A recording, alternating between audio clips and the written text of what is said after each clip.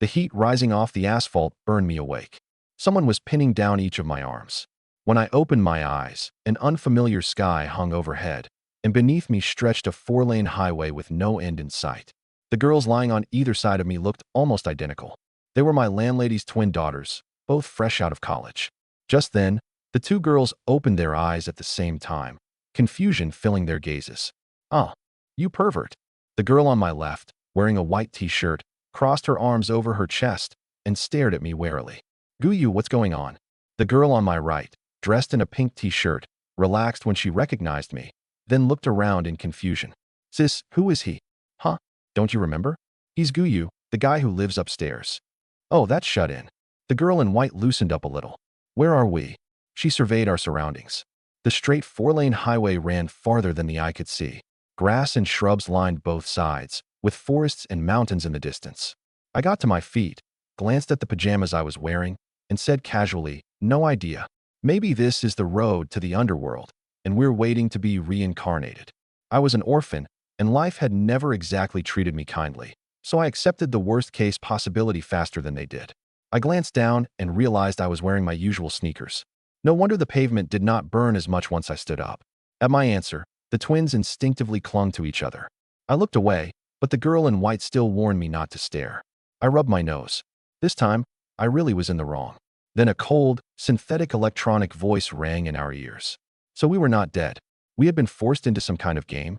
"Welcome, lucky survivors, to the Highway Team Survival World. All humans between the ages of 18 and 60 have been forcibly entered into this survival trial. Initial teams of 2 to 5 people will be formed according to your interpersonal relationships within a 1,000-meter radius. Spouses, romantic partners, and family members receive priority. Those with no qualifying relationships will be assigned nearby teammates at random. Remember to treat your teammates well. It may help you live longer." Was that why I had ended up with the two of them? Listen carefully to the rules. They are important. 1. Once you enter your vehicle, keep moving forward. The reason will be revealed later. 2. Exercise caution when opening any crate you encounter. It may contain resources, or it may contain danger. During the 10-day beginner protection period, no lethal dangers will appear. 3. Pay attention at every intersection. You may discover an unexpected reward. 4. Rewards are doubled when you drive at night, but the probability of encountering danger also increases. 5. A disaster will occur at irregular intervals of 10 to 100 days. Face it proactively. The timing may not necessarily be fixed. 6. Special items may save your life. If you do not have one, do not tempt fate. 7. Your vehicle is your sole means of survival. 8. Expand your team, and you may receive unexpected benefits. For the sake of fairness, everyone will receive the same vehicle. Vehicles may be enhanced and modified with acquired automotive components.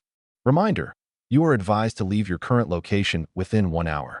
When the voice finally vanished, a white sphere of light appeared about 5 or 6 meters ahead of us. Cracks spread across it until the sphere shattered, revealing a vehicle. The longer I stared, the more speechless I became. This was their idea of a fair starting vehicle? It was a rust-covered van whose original color could no longer be identified, and the upper halves of all its windows were completely gone. Talk about a full 360-degree view. They had not even given us a windshield. A pair of cool hands suddenly grabbed my arm. "Guyu, was everything it said true?" The girl in the pink t-shirt was trembling, clearly struggling to accept what was happening. I could not help patting her on the head. "Don't be afraid, Su Xing. We're on the same team." My reassurance gradually calmed Su Xing. I glanced at the wreck of a van, then turned to her sister. "Suyu, let's get in." Suyu froze. "How do you know my name?" "Your sister told me, of course." I shrugged. Suyu looked at her sister, who was already following me, then silently came along behind us. I hurried to the van, opened the door, and found 3 smartwatches lying on the driver's seat. Survival watch, essential equipment in the survival world. Please put it on. The moment I laid the watch against my wrist, it automatically resized itself and locked into place with a click. I raised my arm, only to find that the clasp had disappeared. Then a pale blue holographic screen appeared before my eyes. 8 options were arranged in 2 columns: World Channel, Regional Channel, Workbench, Mailbox, Trading Hall, Vehicle Information, Inventory, and Personal Information. I turned back to Su Xing and Suyu. "Put yours on too. We need to get moving." Su Xing obediently put on her watch, then stared blankly at the display. After hesitating for a moment, Suyu asked curiously, How did you accept all this so quickly? Haven't you heard the saying, when you find yourself somewhere, make the best of it? What good would refusing to accept it do? Besides, didn't you hear the last warning? We have to leave within an hour. I had already learned to accept being poor. What else could life throw at me that I could not accept? By the way, where's Aunt Sue? I had known something felt wrong. One person was missing. If both Sue's sisters had been placed on my team, there was no reason their mother should not have been here too. Su Xing hurriedly explained. Mom went to Grandma's house the day before yesterday. She was supposed to come back today. Guyu, do you think we can find her? Suyu immediately perked up and looked at me. I shook my head. I don't know, but you can try later. The watch has a regional channel and a world channel, so there might be a chance. Even if we find her, how do we bring her here? Su Xing glanced at the highway ahead. Remembering the 8th rule, I began thinking it through. There may be a way to reorganize teams later. Put on your watches and get in. The instant I sat in the driver's seat, the vehicle's information automatically appeared before me. Vehicle, starter vehicle. Quality, F rank. Level, LV0. Fuel tank, 30L/30L. Fuel consumption, 1L per 15 kilometers. Maximum speed, 35 kilometers per hour. Upgrade requirements. Metal, 0/30 kg. Glass, 0/10 kg. Miscellaneous materials, 0/10 kg. It was not even as fast as an ordinary electric scooter. At least the thing could be upgraded, so its speed should improve later. I turned the key, and the engine sputtered like a tractor. When I pressed the gas, the entire van shook as though it might fall apart at any moment. A lucky survivor has started a vehicle. Talent awakening initiated. Talent ranks range from F, E, to SSS. Good luck. Ding. Congratulations. You have obtained the S-rank talent, Danger Sense. I raised an eyebrow. So there were talents too, and mine was S-rank. My luck was surprisingly good. Name, Guyu. Home planet, Blue Star. Attributes, Strength, 7. Constitution, 7. Agility, 7. Health, 100%. Death occurs at 0. Talent, Danger Sense, S-rank. Note, the average attribute value is 10 for men and 8 for women. Assessment, without your S-rank talent, even calling you useless in a fight would be a compliment. I refuse to believe there were many people on Blue Star with truly impressive physical fitness. Danger Sense, S-rank. Detect the danger level of targets within 100 meters multiplied by the number of team members, allowing the user to evade danger in advance. The closer the target, the clearer the warning. In other words, I could currently sense danger within 300 meters. It was not the highest SSS rank, but I was more than satisfied with this talent. With it, I could at least keep myself relatively safe. I pressed the gas, shifted into gear, and the battered van slowly began moving. Ding. Successfully crossed the world barrier. Host detected. Survival world detected. Modifications in progress. Adapting to female teammates. Infinite blind box system successfully bound. There was another system? Had the heavens finally decided to compensate me for all my bad luck? Su Xing, take the wheel. I needed to investigate this new system. Su Xing, sitting in the passenger seat, froze. But I don't have a driver's license. I did not bother answering that. This is another world. There are no traffic cops, so drive with confidence. I patted her shoulder. Hold the steering wheel and climb over. Okay. Su Xing held the wheel as we traded places in the cramped front compartment. Our arms accidentally brushed, and I immediately moved into the passenger seat. Sorry, it's too tight in here. Humph, pervert, Suyu sneered. I ignored her and began examining the system on my own. Infinite blind box system. Level 1. Points, 0/100. Upgrade progress, 0/100. The interface was simple, but I did not understand the difference between points and upgrade progress. I called out silently, "System buddy? You there?" There was no response, only a brief description. Infinite blind box system. Earning points grants blind boxes. A blind box may contain any item. Higher quality blind boxes yield better items. Ways to earn points. 1. Distance traveled, 1 point per 10 kilometers. 2. Acquiring resources, killing creatures, discovering areas, and similar accomplishments grant varying amounts of points per event. 3. The number, quality, and actions of team members grant varying amounts of points each day. Note: high-rank blind boxes may be obtained directly or through synthesis. At the current system level, the highest available rank is silver. The first two methods were easy enough to understand. I understood how team size worked. More teammates meant more points. But what did their quality and actions mean? I turned my gaze towards Su Xing quality. Did it mean being attractive? Actions. Surely it did not mean what I was thinking. A transparent panel suddenly appeared above her head. Name: Su Xing. Age: 20. Rating: 87. Affection: 45. Ding. Opposite sex teammate points plus 50. Rating points plus 50. Affection points plus 0. Intimate interaction plus 20. The points value on the system interface immediately changed, and an additional line appeared at the bottom. Infinite blind box system. Level 1. Points: 20/100. Upgrade progress: 1/100. Blind boxes. Black iron blind box X1. The system had counted our brief accidental contact as 20 interaction points. The trigger clearly depended on a teammate's emotions and our relationship, but I still could not determine the exact boundaries. I thought it over. If that was how it worked, I might as well collect all the easiest points first. These kinds of points could only be earned once a day anyway. With that in mind, I turned towards Suyu. What are you trying to do? Suyu warily stepped back half a pace. I gave her an awkward look. Nothing. I hurriedly turned away. Although Suyu did not give me any points, the system did display a notice. Target's affection is below 40. Points cannot be obtained. So there were restrictions on earning points.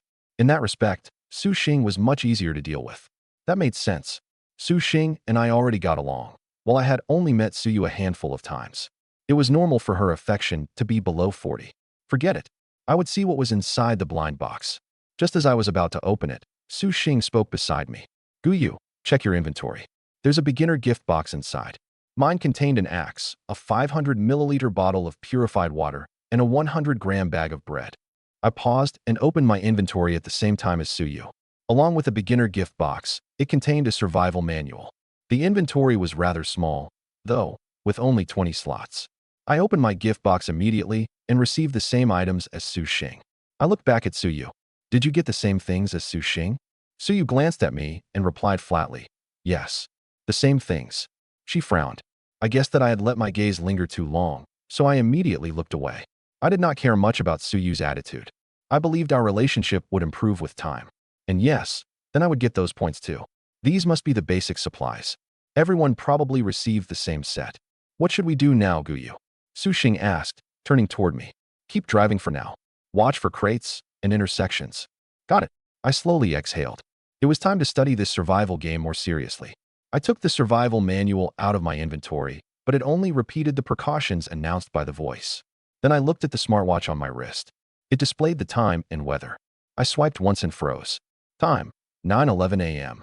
Weather: sunny, 28 to 33 degrees Celsius. Current planet ID: 97872, trial planet. Disaster: 10 days until the heat wave begins. I quickly opened the survival manual. Rule 5 said that disasters would begin at irregular intervals of 10 to 100 days, but it did not say how long they would last. Judging from Rule 7, the earlier warning, and my many years of gaming experience, we needed to upgrade the vehicle as soon as possible if we wanted to survive the disaster.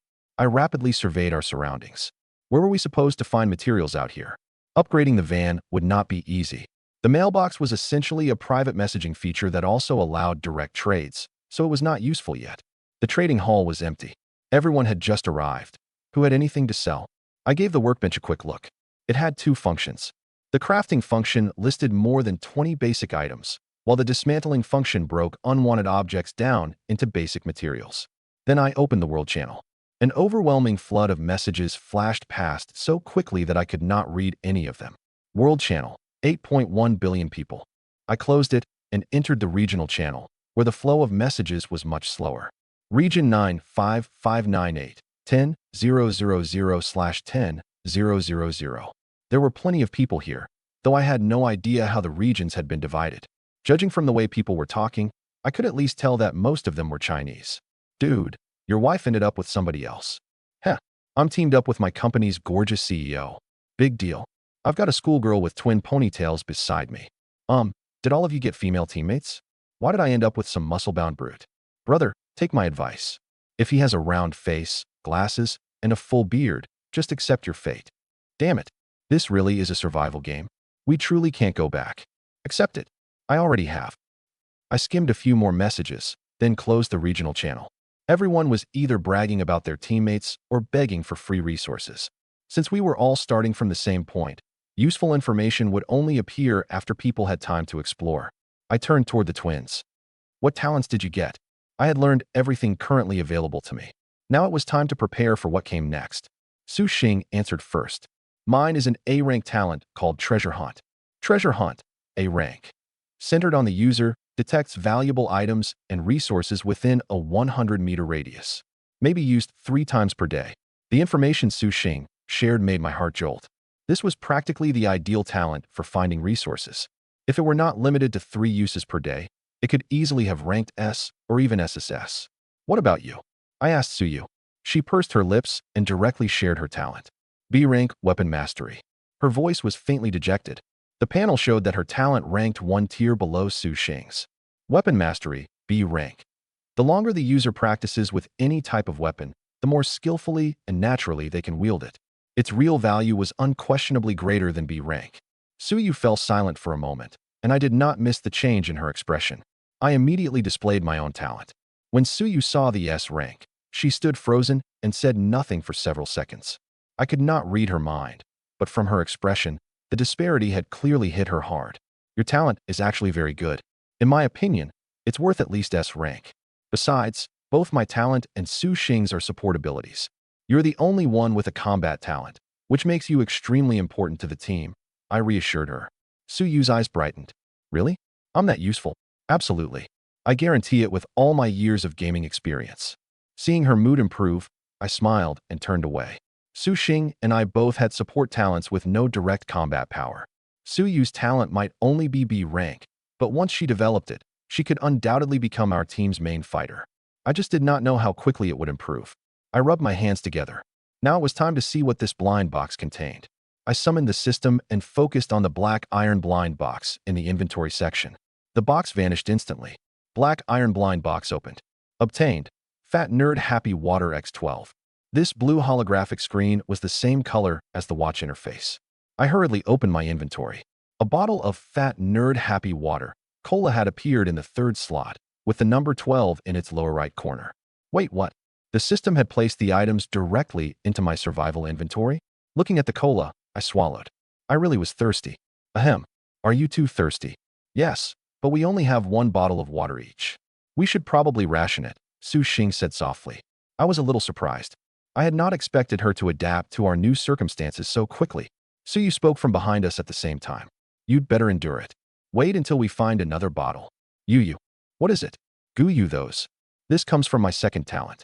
It can generate extra resources, and the better my relationship with a teammate, the better the resources I receive. Su Xing triggered the talent and produced this cola.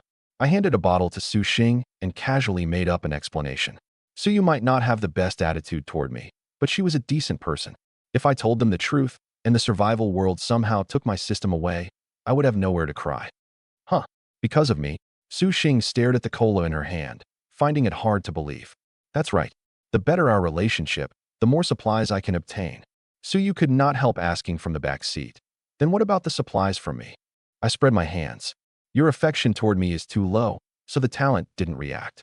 Suyu choked on her response, then muttered, You can't blame me for that. I barely know you. How could I have any affection for you? It's fine. Once we know each other better, it will happen naturally. If only this were ice cold. At a time like this, she was lucky to have any at all, yet she still dared to make requests. And don't throw away the plastic bottles. Whether we use them to upgrade the vehicle or save them as containers, they would be useful. Ding. Traveled 10 kilometers, points +1. We had already gone 10 kilometers? Then where were the crates? Did either of you see a crate? After considering it for a moment, Suyu said, Crates are important resources. We probably need to travel farther before one appears. I sighed. All right. I entered the regional channel, checked the latest messages, and scrolled upward. No one had found a crate yet. Suyu was probably right. It would take more time. While reading the channel, I asked, Have you contacted Aunt Su? At the mention of their mother, bitterness crossed Suyu's face. Messages move too fast in the world channel. Even if I post, there's no way to find hers. I've been sending messages in the regional channel, but no one has responded. She probably isn't in this region. Keep trying. You might still find her, I said reassuringly. Given how the regions had been divided, however, the chances were painfully low. Huh? Is that a road sign up ahead? I quickly looked up. Several dozen meters away stood a black post with what looked like a blue metal sign attached to it. As we drew closer, My gaze shifted toward the forest on the left. A sense of danger surfaced in my mind. For separate locations flickered through my awareness from time to time. So this was how S-rank danger sense worked? As long as I avoided those spots, danger would never reach me. Guyu, should we stop? The post was now directly ahead of us, beside a one-lane road branching off to the left. We could finally read the road sign. Resource area, 200 m to the left. Turn in. Huh? Could there be Dan dash? Suyu stepped back half a pace, then stopped when she saw my signal. I could not tell whether she had remembered my ability. Su Xing had already turned the van and driven more than 10 meters down the side road. From her lack of hesitation, I judged that she still trusted me the way she had before. That was only an inference based on our history together. Is that the ruin of a town? A small town stood amid the forest directly ahead of the van. Ding. Small resource area discovered. Points plus 50. Discovering a single area awarded that many points? But what exactly was a resource area? I took out the survival manual again. It only said to pay attention at intersections because they might offer rewards. It gave no details. What dangers were hidden inside? Was this truly a resource area, or a place designed to get us killed? Perhaps death was unlikely during the protection period, but injury remained a very real possibility. The closer we came to the town, the stronger my sense of danger became. I still did not know what level of danger that feeling represented. This was the perfect chance to find out, which would help me use the ability more effectively in the future. Should we drive in? Su Xing asked. No. Stop here first. We'll observe the situation. I was the first to get out. Guided by danger sense, I swept my gaze across the forest. The sources of danger were all inside the woods. I had no idea whether they would enter the resource area once we went in. Take out your axes. Don't talk once we're inside, and stay close to me. Do exactly what I tell you, and make sure you listen. Understood. The twins nodded immediately. At a time like this, my talent was all we could rely on. I looked at the van and experimentally tried to put it into my inventory. Bound vehicle cannot be stored. If we could not store it, how were we supposed to escape in an emergency? Ahem. Let's get back in the van first. Suyu looked at me in confusion. I explained, I wanted to put the van in my inventory, but obviously that doesn't work. We'll have to park as close to the town's entrance as possible. I sat behind the wheel and started the engine. Instead of driving forward immediately, I watched the sources of danger. If they were heading our way, there would be no point entering the resource area. We would simply leave. I eventually parked near the town's exit. From there, we had a fairly clear view of the place. The town looked as though it had dropped out of the sky and appeared here from nowhere. The ground inside the town was a different color from the highway. On the sides of the surrounding trees that faced the town, branches had been snapped off almost flush with the trunks. If I had been able to read the words on the signs, I might have suspected that the whole town had been taken from Blue Star. I pulled the key from the ignition, got out, and began picking up chunks of stone. Grab some too. They might be useful later. Once we had prepared everything, I quietly led the twins to the town's edge. I continued monitoring the 4 dangers, but none of them moved. Was it because we were still under beginner protection, so they would not approach us on their own? Su Xing tugged on my arm and whispered, "Do you think?" I lowered my head. "What did you say?" Su Xing leaned close to my ear and repeated herself. "Do you think we can chop down these trees for wood? That's how it works in all the games I've played." Her warm breath brushed my face, making it flush. Ahem. We'll test it when we get a chance. Let's get inside a building first. I hurried to the house on our right and opened its door with a gentle twist of the handle. Behind me, Suyu whispered, "Has he always been single, without a girlfriend?" Huh? Yeah. How did you know? Suyu gave her sister an exasperated look. You spoke right next to his face, and he turned red. Did he? I didn't. What are you two talking about? Hurry up and look for supplies. I frowned. Coming. Su Xing quickly joined me and looked at the steel pipe in my hand. What should we take? Anything we can. Put it straight into your inventory. If you run out of room, carry it by hand. Take as much as possible. Okay. Su Xing glanced at the stairs, raised her axe, and headed to the second floor. Wait for me. Suyu hurried after her, afraid her sister might encounter danger. I did not interfere. If there were a threat, I would certainly sense it. Judging by the dust, no one had been here for at least 2 or 3 months. I immediately dismissed the thought. Why waste time thinking about it? I removed several stones from my inventory and tossed them onto the floor, then stored the couch and coffee table. Just as I was about to move deeper into the house, Su Xing poked her head out over the stairs, her voice full of excitement. Guyu, come upstairs. Look what we found. I followed her upstairs and into a bedroom. A wooden crate sat beneath the bedroom window. Wooden resource crate. The voice said crates might contain supplies or danger, so we didn't dare open it, Suyu explained. According to her, Su Xing had reached for the lid as soon as she discovered it, but Suyu had stopped her in time. You did the right thing. If you find another crate, call me first. I can sense danger. I crouched in front of the crate and casually opened it. The instant I touched the glowing contents, 3 spheres of light became streaks that flew into my watch. Wooden resource crate opened.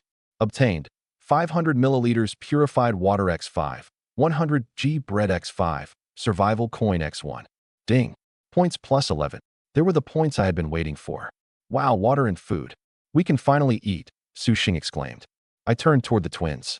You can see what I receive when I open a crate? They both nodded, then exchanged a glance. Suyu suddenly lowered her head, her cheeks reddening.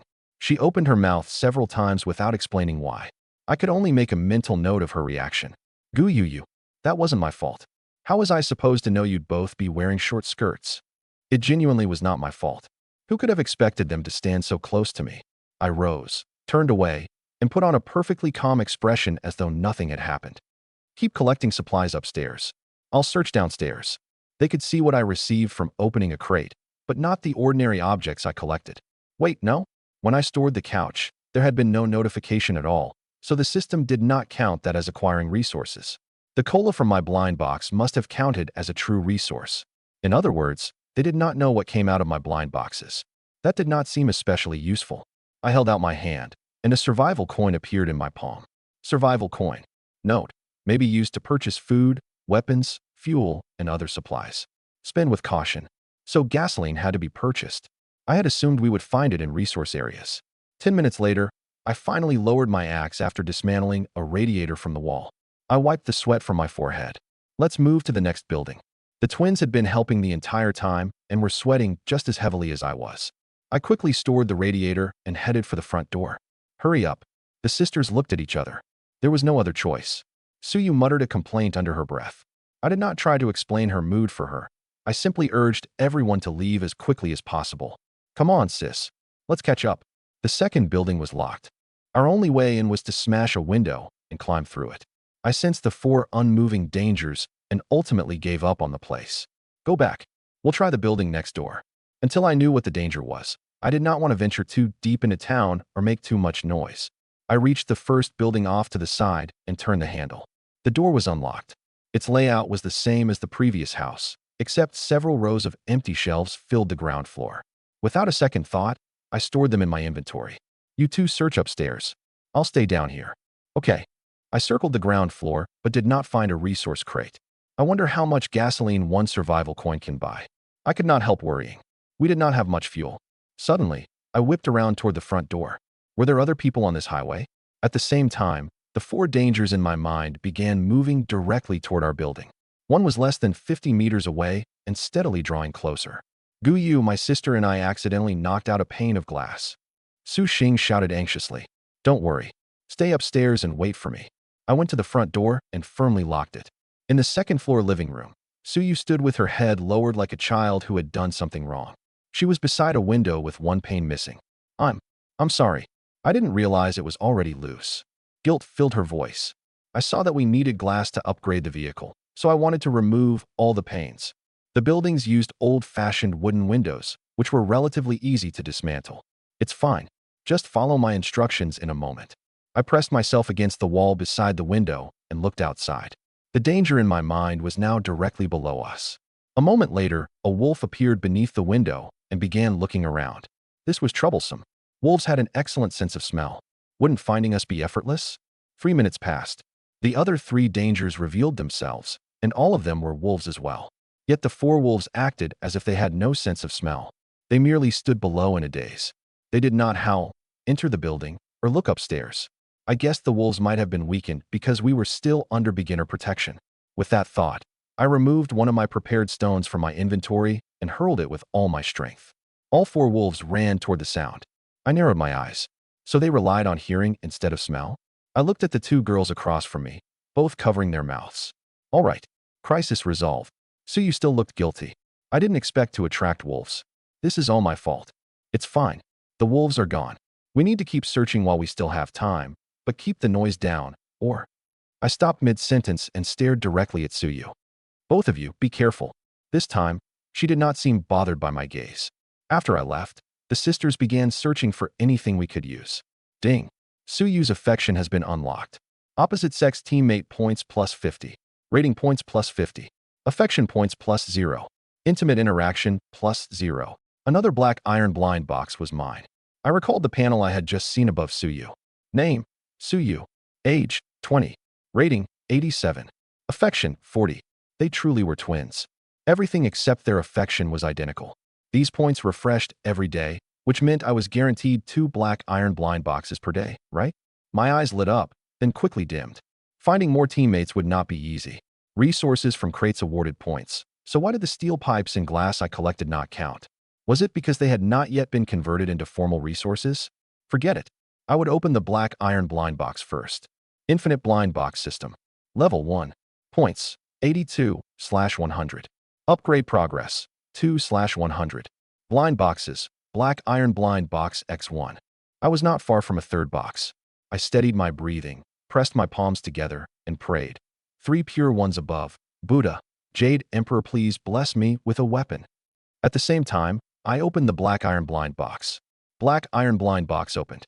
Obtained, M1911X1. Includes 2 full magazines.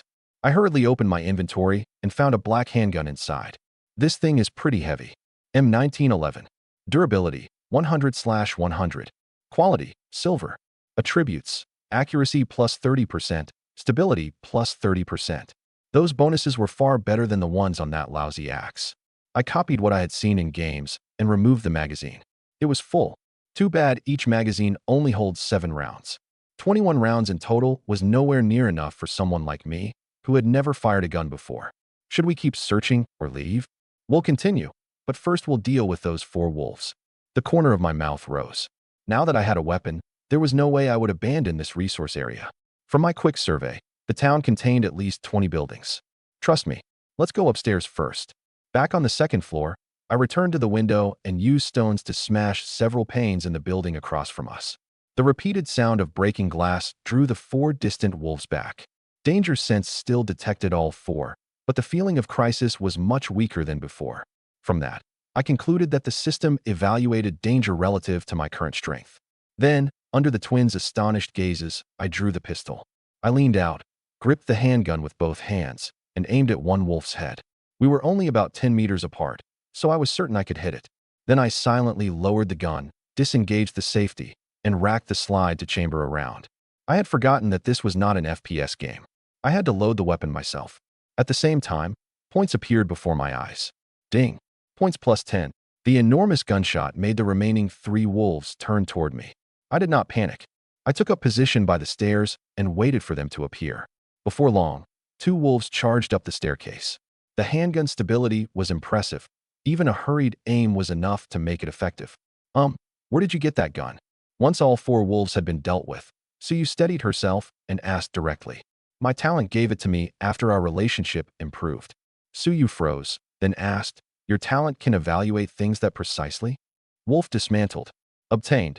500G Wolf Meat X10, Wolf Pelt X1. Ding. Points plus 15. As I finished dismantling the last wolf, its body vanished from the floor, leaving only a pool of blood.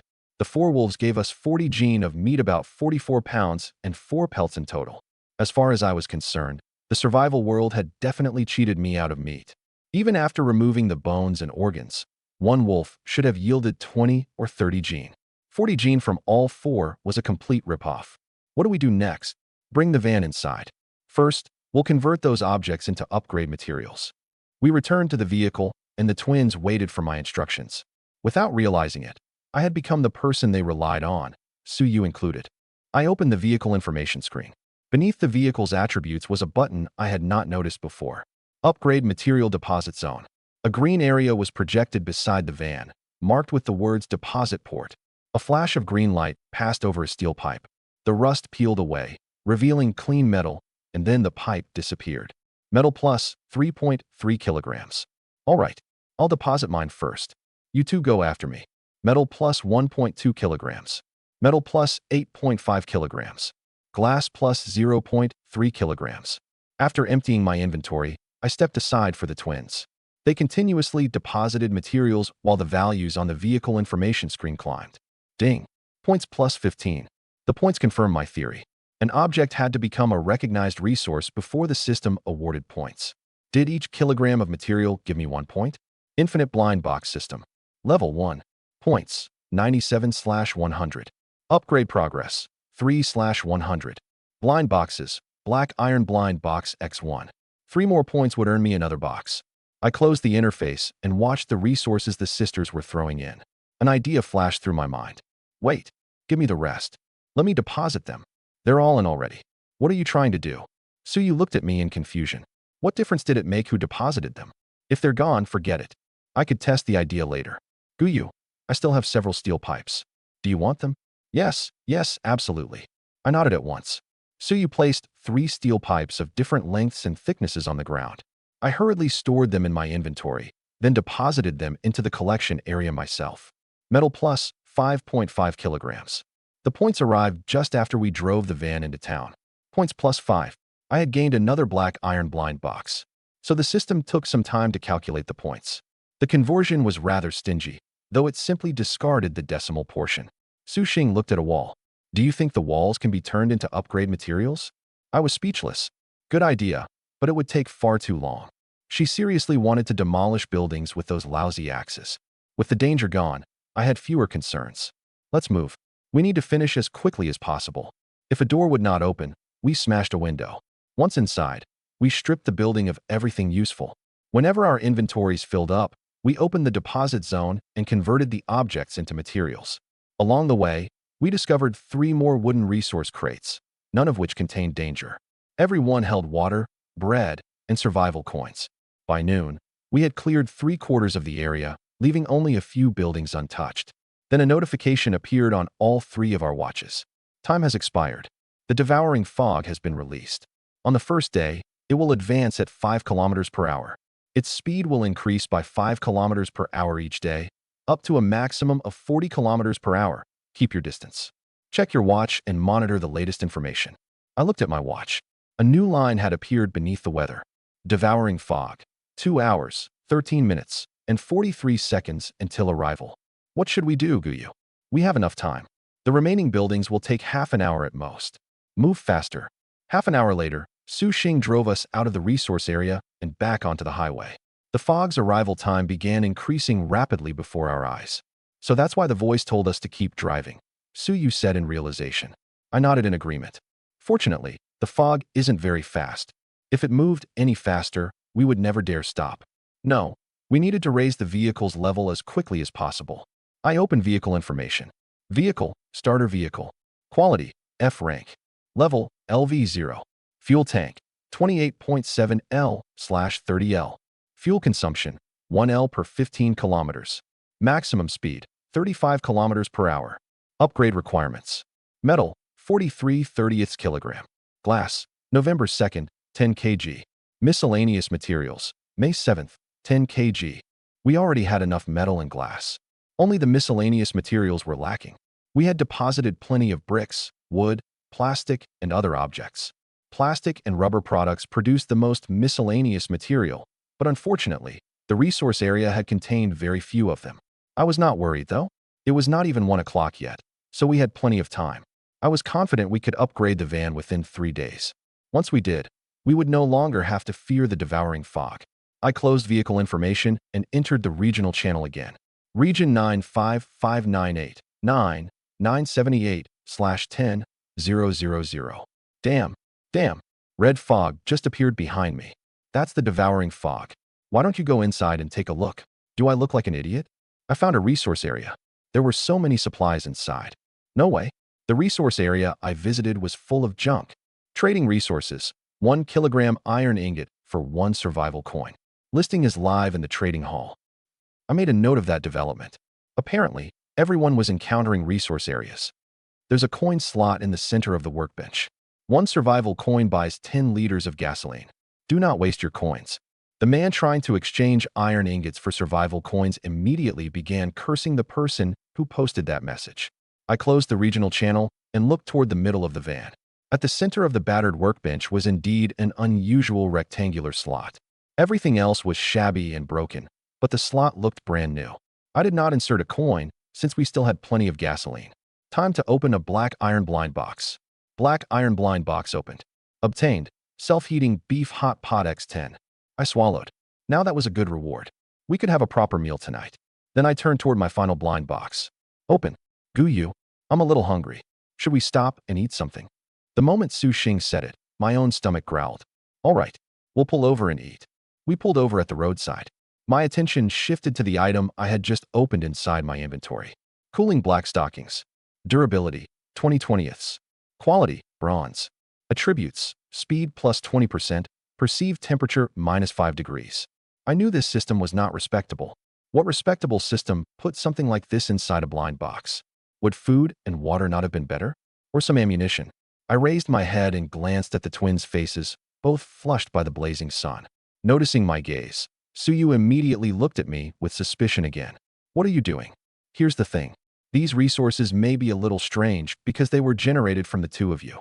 Look at the attributes and decide for yourselves whether to use them. I handed the black pair to Suyu and the white pair to Su Xing. Suyu's face reddened as she accepted them. Wow, it really does feel cooler after putting them on. Su Xing had already pulled the white stockings over her legs. Suyu hesitated, but ultimately put hers on as well. The moment the equipment was properly worn, the perceived temperature really did fall by quite a bit. I glanced at Su Xing, then at Suyu. Su Xing gave me a puzzled look. Don't you need to keep a pair for yourself? I pointed at my own nose. Me? In stockings. Su Xing tilted her head in confusion. There isn't anyone else here. If they're useful, that's all that matters. Behind her, Suyu suppressed a laugh. I completely agree with my sister. If you need them, I can give you the pair I'm wearing. I reconsidered the situation from the beginning. You both make a persuasive argument, but no. I was certain the system would produce other good equipment. There was no way I was wearing those stockings. After lunch, the van returned to the road. Ding. Traveled 10 kilometers, points +1. Ding. Traveled 10 kilometers, points +1. I felt helpless as the notifications appeared from time to time. The distance points were pitiful. Why had we not encountered another resource area? From the corner of my eye, I glanced at Suyu sitting behind Su Xing.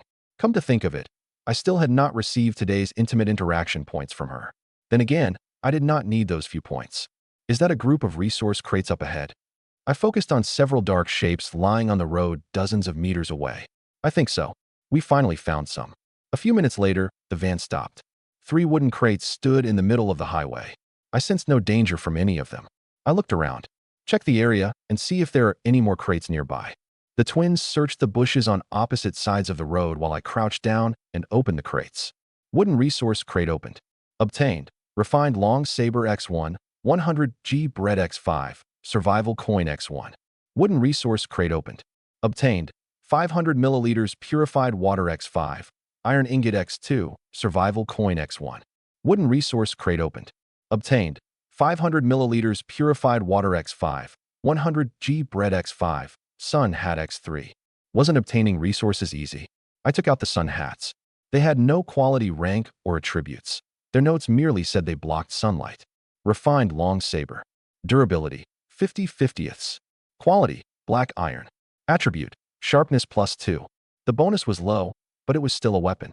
Ding. Points +42. That earned me another blind box. I stood. Did you see any other resource crates? I think they only appear on the highway. Then forget it. Get back in the van. These hats are for you.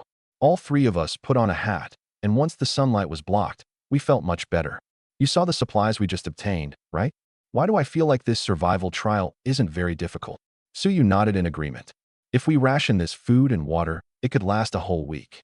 With that thought, I entered the regional channel and read the latest messages. Has anyone encountered another resource area?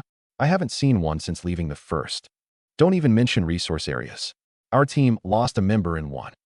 I scanned the channel, but no one was discussing the roadside resource crates. I typed a message and sent it. Anonymous. Is the amount of loot inside a resource crate fixed? I receive at least 2 bottles of purified water from everyone. Huh. Are you the only person left on your team? My 2-person team gets 3 bottles. My team has 5 people. 1 crate gives us 10 bottles of water. So the more members a team had, the more supplies it received. No wonder the voice had told us to expand our teams at the beginning. Looking at the black iron blind box on my interface, I silently prayed, System, buddy, No decorations or ordinary clothes. Give me another weapon. Black iron blind box opened. Obtained, bandage X10. My tension eased. As long as it was not another pair of stockings, I could live with it. I opened my inventory, and a roll of bandages appeared in my hand. Bandage. Quality, black iron. Attribute, bleeding control plus 20%. Uses, 3/3. I stared at everything filling my inventory and fell into thought. At 6 in the evening, the sun was sinking, and nightfall could not be far away. A familiar black post appeared ahead of us.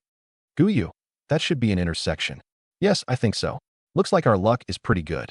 Throughout the afternoon, Suyu and I had checked the regional channel from time to time to learn how the other survivors were doing. So far, the number of resource crates found on the highway appeared to depend on team size.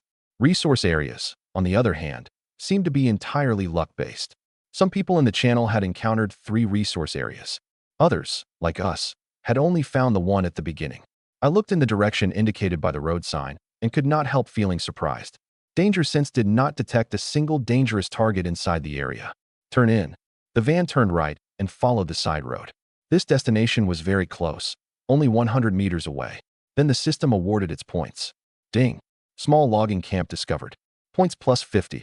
What did it mean by identifying the new resource area so specifically? What exactly did that sign say again? Resource area, 100 meters, Suyu replied. Didn't you see it yourself? In other words, the other survivors only saw the generic label resource area, while my system told me precisely what kind of place it was. The resource areas discussed in the regional channel might not have been small abandoned towns like our first one. Some could have been places like this logging camp. I could not yet tell how useful the distinction would be.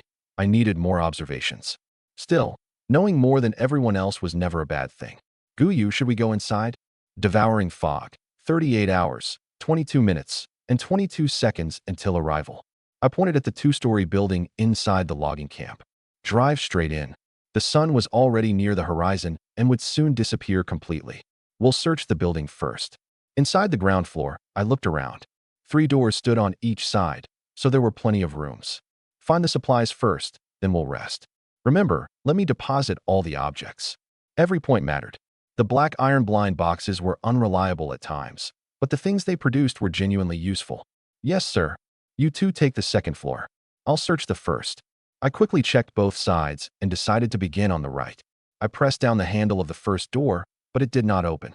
There was no danger here, so why would I care about making noise?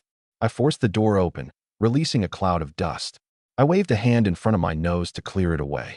The room held a desk, a chair, and a metal filing cabinet against the wall. The cabinet contained many documents, but the writing was once again in a language I could not read. After thinking for a few seconds, I stuffed the papers back into the cabinet and stored the entire thing in my inventory. Naturally, I did not leave the chair or desk behind. I planned to take the window glass before we left tomorrow. The second room contained the same objects as the first. In the first room on the left, I found another wooden resource crate on the floor in addition to the usual furniture. Wooden resource crate opened. Obtained, braised beef instant noodles X3, electronic component X2, summer sleeping bag X3. Braised beef noodles? We could eat well tonight. So even the system knew that miserable van was impossible to sleep in and had kindly supplied sleeping bags. Ding. Points plus 20. Another blind box. My, these things were almost too easy to earn. After clearing the first floor, I returned to the van and opened the deposit zone. Miscellaneous materials plus 3.1 kilograms. 6 rooms worth of desks, chairs, and benches should have weighed well over 100 gene even in rotten condition. Did wooden objects convert into miscellaneous materials at only 1% of their weight? I remembered that depositing the couch had added almost half a kilogram. I weighed the implications carefully. If that was true, we should keep wooden objects and deposit other materials instead.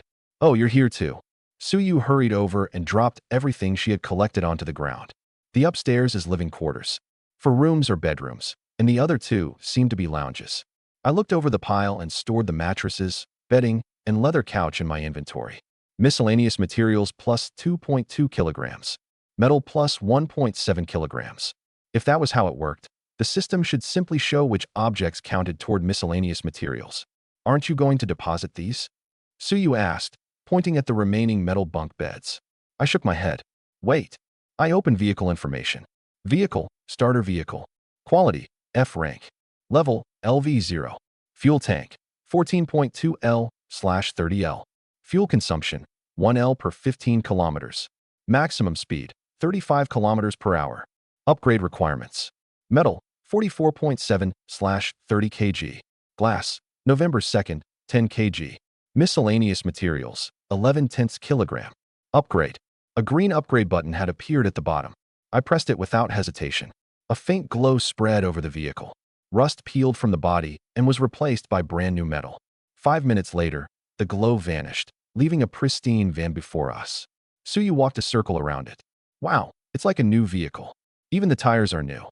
The workbench, steering wheel, and seats had all been renewed. In the rear, the original 2 chairs had become a 2+3 seating layout, like an ordinary passenger van. I closed the door, crouched down, and frowned at the axle. No, it isn't entirely new. Some of the parts are still old. I went to the front and opened the hood. Just as I expected, the engine was still worn out.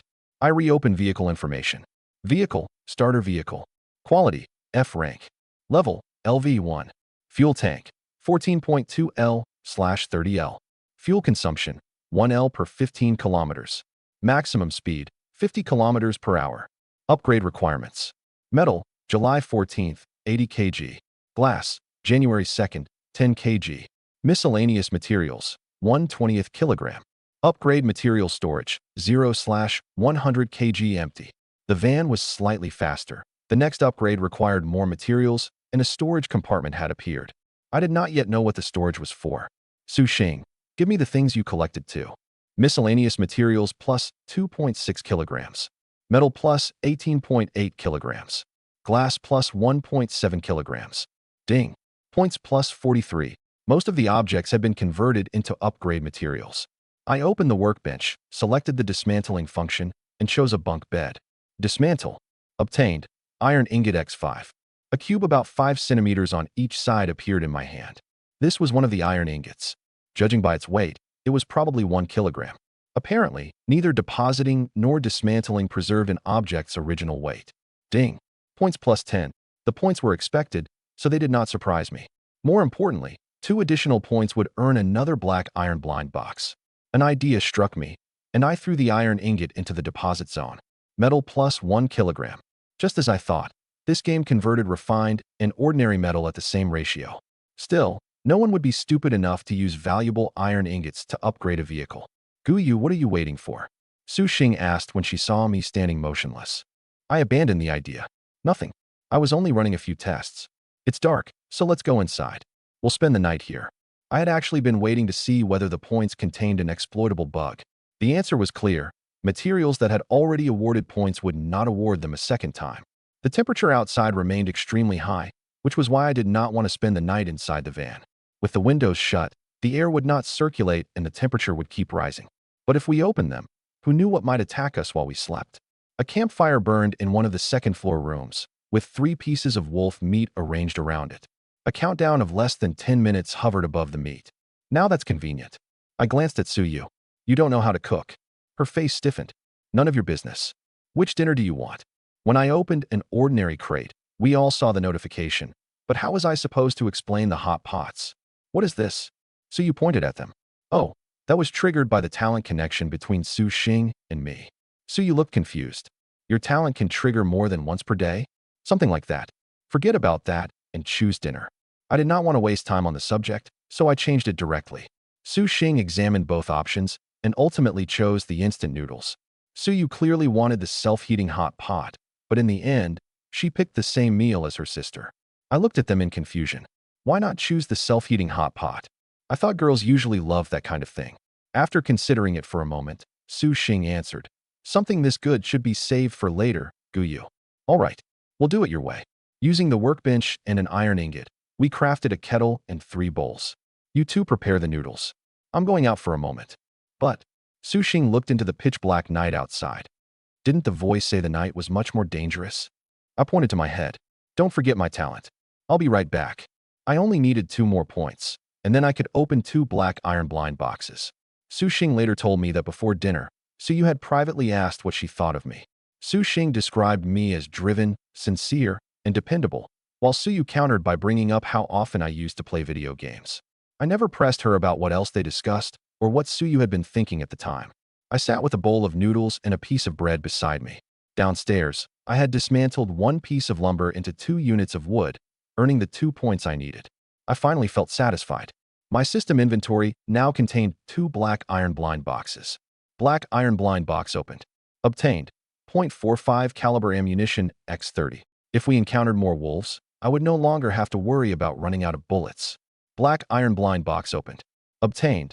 Invigorating cigarettes X1 pack. A white paper package appeared in my hand. Inside were 10 white cigarettes. Invigorating cigarettes. Quality. Special. Effect. After smoking 1 cigarette, the user enters 10 minutes of deep sleep, followed by 10 hours of heightened arousal. Cost. The stimulation affects your entire body. Quantity. 10. After dinner, I extinguished the campfire. It produced far too much heat. Are we sleeping on these metal bunks tonight, Guyu? No, we have sleeping bags. If you're tired, crawl inside and sleep. It was still early, and I was not especially sleepy. The twins were not tired either, so they leaned against the wall and whispered to each other. Region 95598 9 912/10 Was this place really so dangerous? Other than 4 wolves, we had not encountered anything all day. Even without the handgun, I could have led everyone away safely. I focused on the messages. People were already treating the channel like a group chat. I'm bored. I want to share a bed with my teammate, but she won't let me. I'm telling you, be careful with those crates. I opened one, and a freaking wolf jumped out.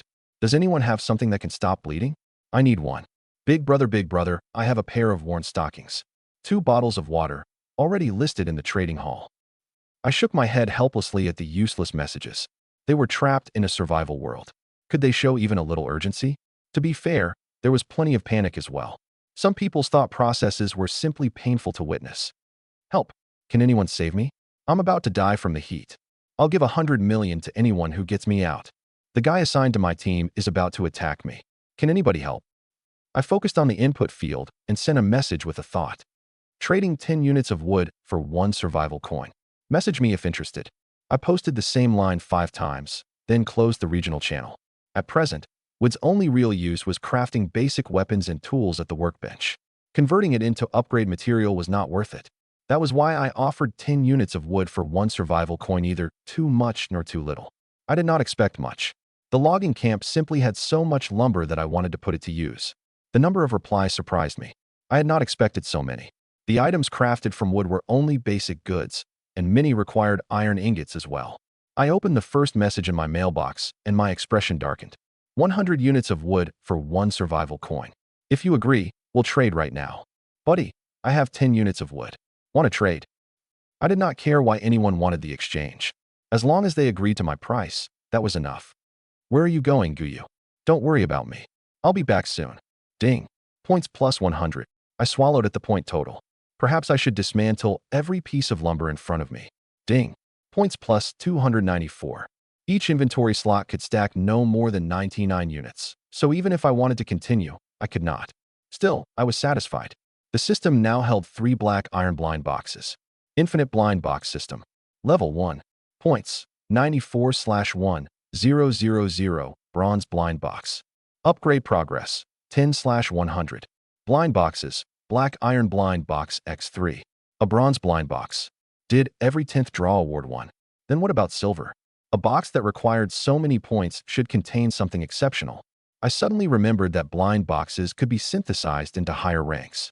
As I thought about it, the interface changed. 2 black slots appeared side by side, along with the words, "Insert blind boxes." The moment the idea entered my mind, 2 black iron blind boxes appeared in the slots. Synthesize into a bronze blind box. Something felt wrong. If 2 black iron blind boxes could reliably become 1 bronze blind box, then the point prices made no sense. I studied the interface and found the word expand beneath the prompt. Success rate, 10%. Failure increases the success rate by 5% to 20%. Come on, kid. Take a chance and turn that bicycle into a motorcycle. It sounded good when the system promised a 5 to 20% increase. But what if my luck was terrible and I only gained 5% each time? Without hesitation, I removed both blind boxes and closed the interface. I would rather open them normally unless I accumulated a large surplus. 100 units of wood had earned me 10 survival coins. Perfect. This was not taking advantage of anyone. We were merely exchanging what each side needed. I opened all 3 blind boxes. They gave me a black iron dagger, a bag of braised pig trotters, and a bar of soap whose fragrance lasted 12 hours. A blind box truly was blind. My inventory was completely full, so I could only hand the items to the twins. At 10 that night, just as I was about to sleep, someone pushed me. I rolled over. "What's wrong, Su Xing?" She was the only one who addressed me so gently. Su would probably say hey, or simply call my name. Su Xing said they needed to leave the room for a moment, and Su woke up as well. I used danger sense to confirm that the hallway was safe, then stood guard outside. When they returned, we secured the door again and safely passed our first night in the survival world. At 7 the next morning, I stared at the points on my system and muttered, "This isn't right. Where are the daily points?" The system had promised fixed teammate points every day. It was already 7, yet nothing had arrived. "Are we leaving now, Guyu?" "Yes, but first we'll collect the glass." "Glass plus 4.4 kilograms. Ding. Points plus 4. Let's go." "Get in." I planned to drive myself today. I had already learned the basic rules and needed to stay focused. The van slowly left the logging camp, returned to the main highway, and accelerated. The distance from the devouring fog began increasing again. At exactly 9 o'clock, 2 notifications sounded one after the other in my mind. Ding. Opposite sex teammate points plus 50. Rating points plus 50. Affection points plus 0. Intimate interaction plus 0. Ding. Opposite sex teammate points plus 50. Rating points plus 50. Affection points plus 0. Intimate interaction plus 0. Why had I still not received any affection points? I looked at Su Xing. Her affection was now 55. Through the rearview mirror, I checked Suyu's panel in the back. Her affection was 50. The values were rising quickly even if they had not awarded points. After we drove a little farther, 3 dark shapes appeared on the road. "Resource crates," Su Xing exclaimed happily. We were not short on food or water, but who would complain about having more supplies? I sensed a faint warning of danger centered on the middle crate. Once the van stopped, I opened the crates on the left and right. Our luck was poor. They contained only supplies and materials, with no survival coins. I stood in front of the last crate without moving. "What's wrong, Guyu? Is there something wrong with that one?" I nodded. "Yes, there's danger inside." At the word danger, Suyu hurried over. "Then we shouldn't open it. I think steadily moving forward without taking unnecessary risks is perfectly fine." I did not answer and continued staring at the crate. "No, it's worth trying. Go back to the van and wait for me. I'll be done in a moment." Su Xing looked worried. "Maybe we should forget it. We don't need to take the all right." When she saw me take out the handgun, she stopped arguing and returned to the van with her sister. Naturally, I had no intention of opening the crate with my own hands. Only after crouching down and gripping the butt end of the spear did I realize how difficult my plan would be. I stared at it helplessly. "Why is this thing so heavy?" Suyu stuck her head out. "Do you need help?" "Yes." With me in front and the sisters behind, all 6 of our hands gripped the rear of the spear and lifted it. We slowly maneuvered the spearhead under one latch, opened it, then did the same with the second. The crate clicked open. At that instant, I held the saber in my left hand and the pistol in my right. A gunshot rang out. The wild boar managed only 2 steps before collapsing. Suyu finally relaxed. "I thought you were going to fight it with the saber." "I'm not that stupid." I said nothing more. Ding. Points plus 10. Points for the kill. After harvesting the boar, I gained another 20 points. Let's keep moving. Before lunch, we encountered 2 more groups of resource crates. Of the 6 crates, I left one untouched because the sense of danger coming from it was extremely strong. Compared with the crate that had contained the wild boar, opening this one would probably leave me crippled. Even a gun would not be enough. I could not imagine what was inside. We parked beneath the shade of a large tree to reduce the temperature as much as possible. With the windows open, I ate while staring at the distant scenery. What interested me was not the view, but whether any wild animals were hiding in the grass. I turned toward the twins. "Do you think resource crates appear according to distance traveled, or at fixed times?" After thinking for a moment, Suyu said, "Probably at fixed times." "No, I think it's based on distance, but the required distance falls within a range, like one group every 50 to 100 kilometers, Su Xing countered. We had driven normally for about 4 hours, from 7:30 that morning until noon, covering roughly 180 kilometers and finding 3 groups of crates. That actually makes sense. Suyu drank some water to wash down the bread in her mouth, then looked confused. Doesn't that make obtaining resources too easy? If they truly appeared according to distance, we only had to keep driving. I pointed at the empty bottles by her feet. Look how much water we used this morning. Since 7:30, Each of us had consumed an average of 3 bottles. If the crates became any rarer, wild beasts would not have to kill us, we would sweat ourselves to death. Suyu wiped the sweat from her forehead, looking a little embarrassed. I guess you're right. I looked out the window, and we're still in the protection period. We don't know what things will become later. Besides, some crates may not contain water or food at all. The last batch of loot had contained only 10 combined units of food and water. Most of it was materials. We can't ignore resource areas either. They contain materials for upgrading the vehicle, and searching them takes time. So the actual number of resource crates we'll encounter will definitely be lower. We had no choice but to enter resource areas. Without them, how would we raise the vehicle's level? And if we could not raise its level, how were we supposed to survive the disasters? Time, 12:22 p.m. Weather, sunny, 29 to 35 degrees Celsius. Devouring fog, 27 hours, 11 minutes, and 11 seconds until arrival. Current planet ID, 97872, trial planet. Disaster, 9 days until the heat wave begins. I sighted our distance from the fog. Yesterday, 1 hour of driving had increased our lead by roughly 6 hours. Today, with the fog advancing at 10 kilometers per hour, 1 hour on the road only added 4 hours to our lead. That was after we had upgraded our vehicle. I could only imagine how desperate the people with unupgraded vans must be. I glanced at the twins. Seeing that they still had a little food left, I entered the regional channel. Region 95598, 9857/10,000. More people had died. I had no idea whether the fog had swallowed them or wild beasts had killed them. Damn, the fog is less than 8 hours behind me. You're finished. Even if you encounter a resource area today, you won't dare go inside. How miserable. The fog is a full 15 hours behind me. I've got plenty of time. The bastard who sold me would yesterday, you damn. Give me back my survival coin, or I'll curse you all day. What happened? I entered a resource area today and found an ATM inside. It takes 100 units of wood to exchange for 1 survival coin. I ignored the insults directed at me. The ATM was far more interesting. From his description, resources could be exchanged directly for survival coins. If so, obtaining survival coins would not be difficult. There was no need to worry about them yet. We're finished eating. We can leave now. I closed the interface, started the engine, and returned to the highway.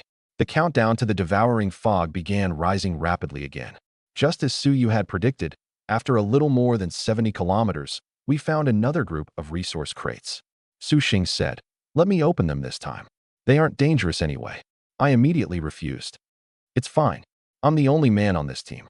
Of course I should handle this kind of work. But your inventory is full, so you'll have to give everything to us in the end. Let us do it." "We aren't delicate," Suyu said, unable to bear watching me. My skin had turned red beneath the brutal sunlight. I hurriedly got out. "It's fine. I'll do it." The sisters had opened 2 crates in the last group, and I had not received a single point. Trading the contents to me afterward did nothing. Only then did I understand that a resource counted only if I obtained it personally.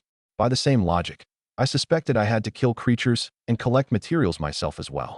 Once our team expanded, surely I could not be expected to do everything personally forever. Unfortunately, the system was mute and refused to answer any of my questions.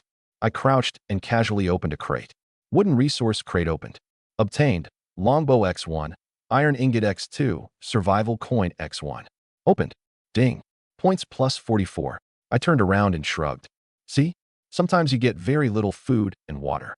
The 3 crates had yielded only 10 bottles of water and 5 bags of bread in total. The point reward was equally pitiful at 44. I did not even need to inspect the longbow to know it had no quality rank, or the points would have been higher. I got back in, started the van, and resumed driving. After only 20 kilometers, Su Xing pointed to the left. Another resource area. I thought we weren't going to find one today. Yesterday, we had encountered a resource area in the morning. This was our first one today. Let's go see what it is. The destination was 15 kilometers away, rather far from the main road. Even if we stayed overnight, the devouring fog would not catch us. We crossed a stretch of shrubs and a broad river before entering a dense forest. The instant we reached the woods, all 3 of us felt the temperature drop noticeably. There shouldn't be any danger here, right? I shook my head. I don't sense anything yet, but we should still be careful. This forest is enormous. My talent only covered a radius of 300 meters. Ding. Small commercial district discovered. Points plus 50. My eyes lit up. If this was a commercial district, it ought to contain a wide variety of supplies. Another 100 meters ahead, a row of storefronts appeared. Suyu frowned at the buildings. These looked like ground floor shops in an apartment complex, but the upper half. Their architecture and decoration did not resemble small-town shops at all. In a city, storefronts like these normally occupied the ground floor of a larger building. That isn't what we should be worrying about. Pay attention and search the stores carefully. Can I use my talent this time? Su Xing asked. Yesterday morning's resource area had been too dangerous, while the one in the afternoon had only contained a single building. She had never found a good opportunity and was intensely curious about her ability. We'll use it near the center so we can maximize its value. I parked near the middle of the district. After locking the van, I walked to a clothing store and gently pushed its door open. This place looks dangerous. Suyu swallowed as she stared at the bloody handprint on the glass door and the bloodstains across the floor. There may be danger, so stay alert. I glanced at the few scattered garments hanging on the wall. Let's go upstairs. The second floor held a bed and 3 cardboard boxes packed full of clothes. Whether we wore them or converted them into vehicle upgrade materials, they would be useful. All right, use your talent. Su Xing nodded. The instant she activated the talent, an invisible ripple spread outward from her. She made a soft sound of surprise. I can see 5 points of light. Let's check those lights first. Okay. Su Xing led us downstairs and straight into the milk tea shop across the street. A wooden resource crate sat on its floor. So treasure hunt detects resource crates. That was close to what I had expected, though I had hoped it might find special objects. I think so. Does that mean my talent isn't very good? I rejected the idea at once. It's excellent. If we had to search on our own, who knows how long finding these would take. I crouched and opened the crate. Guyu, I still have room in my inventory. Let me open the next one. There isn't any danger here, and we're out of the sun, Suyu said while storing the clothes on the floor. I can simply give the items to you afterward. You don't have to do that. Suyu's voice had softened considerably. Unfortunately, this was how the system calculated points. I looked sincerely at Suyu, then Su Xing. I only want to be the solid support you can always rely on. Nothing more. Don't worry. I'll leave the other work to you. Ding. Affection points plus 30. Ding. Affection points plus 30. Both sisters' affection had reached 60. I was speechless. One half-hearted line from me had pushed both of them over 60. I could clearly see something in their eyes. Actually, I could not read anything at all. I only knew their affection had doubled. Still, reaching 60 awarded only 30 points. Wasn't that rather low? Ahem. Enough about that. Let's move to the next place. All 5 white lights were wooden resource crates, contributing 73 points in total. My point total had reached 600.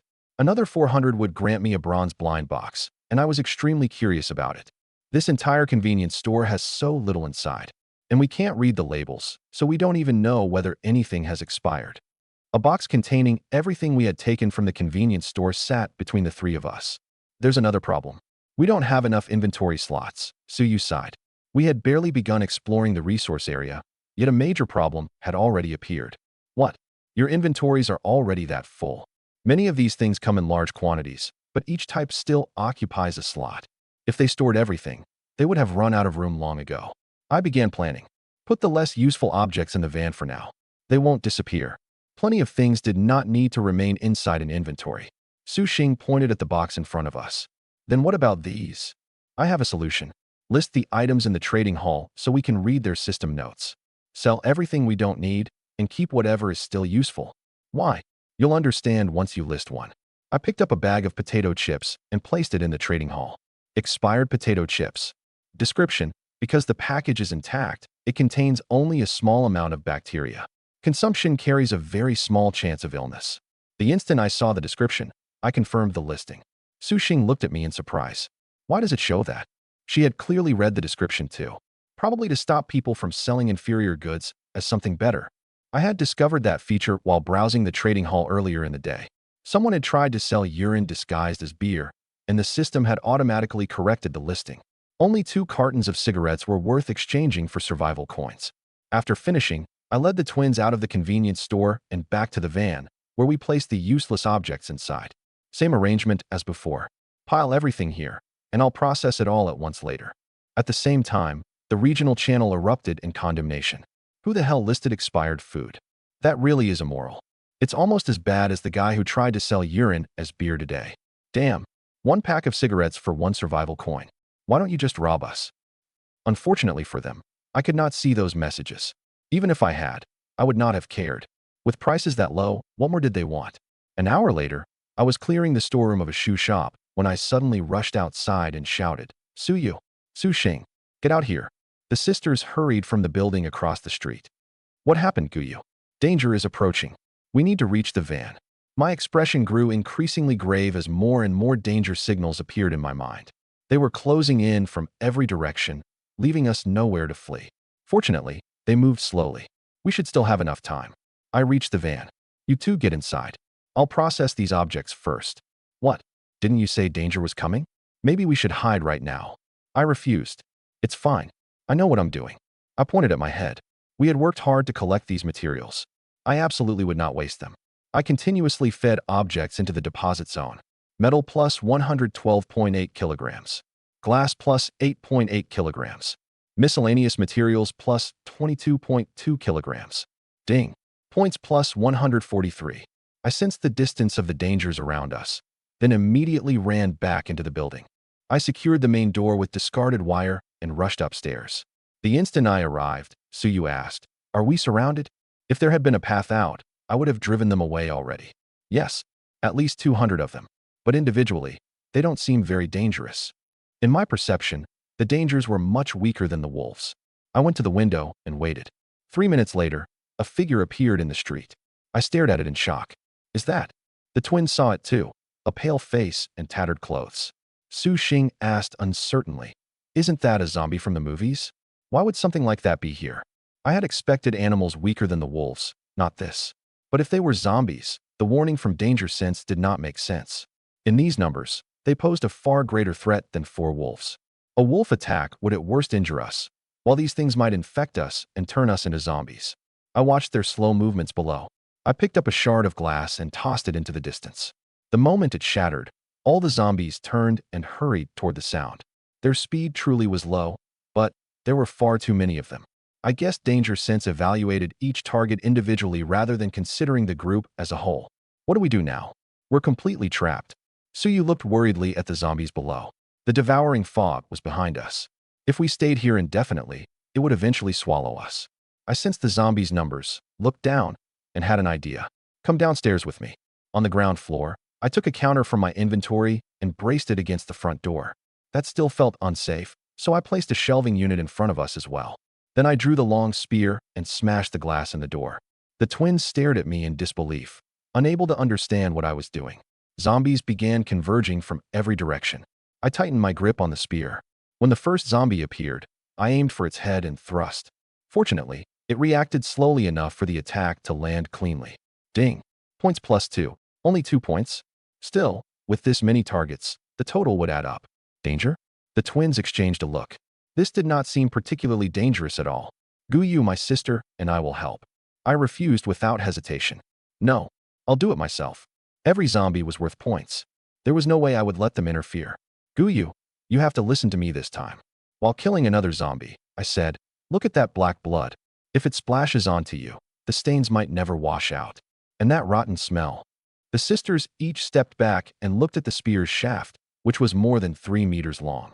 I reminded them that if we maintained our distance, the foul blood was unlikely to reach us.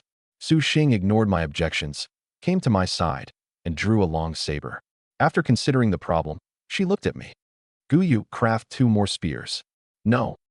I killed at least 100 zombies, gaining more than 200 points. I was just short of earning the bronze blind box.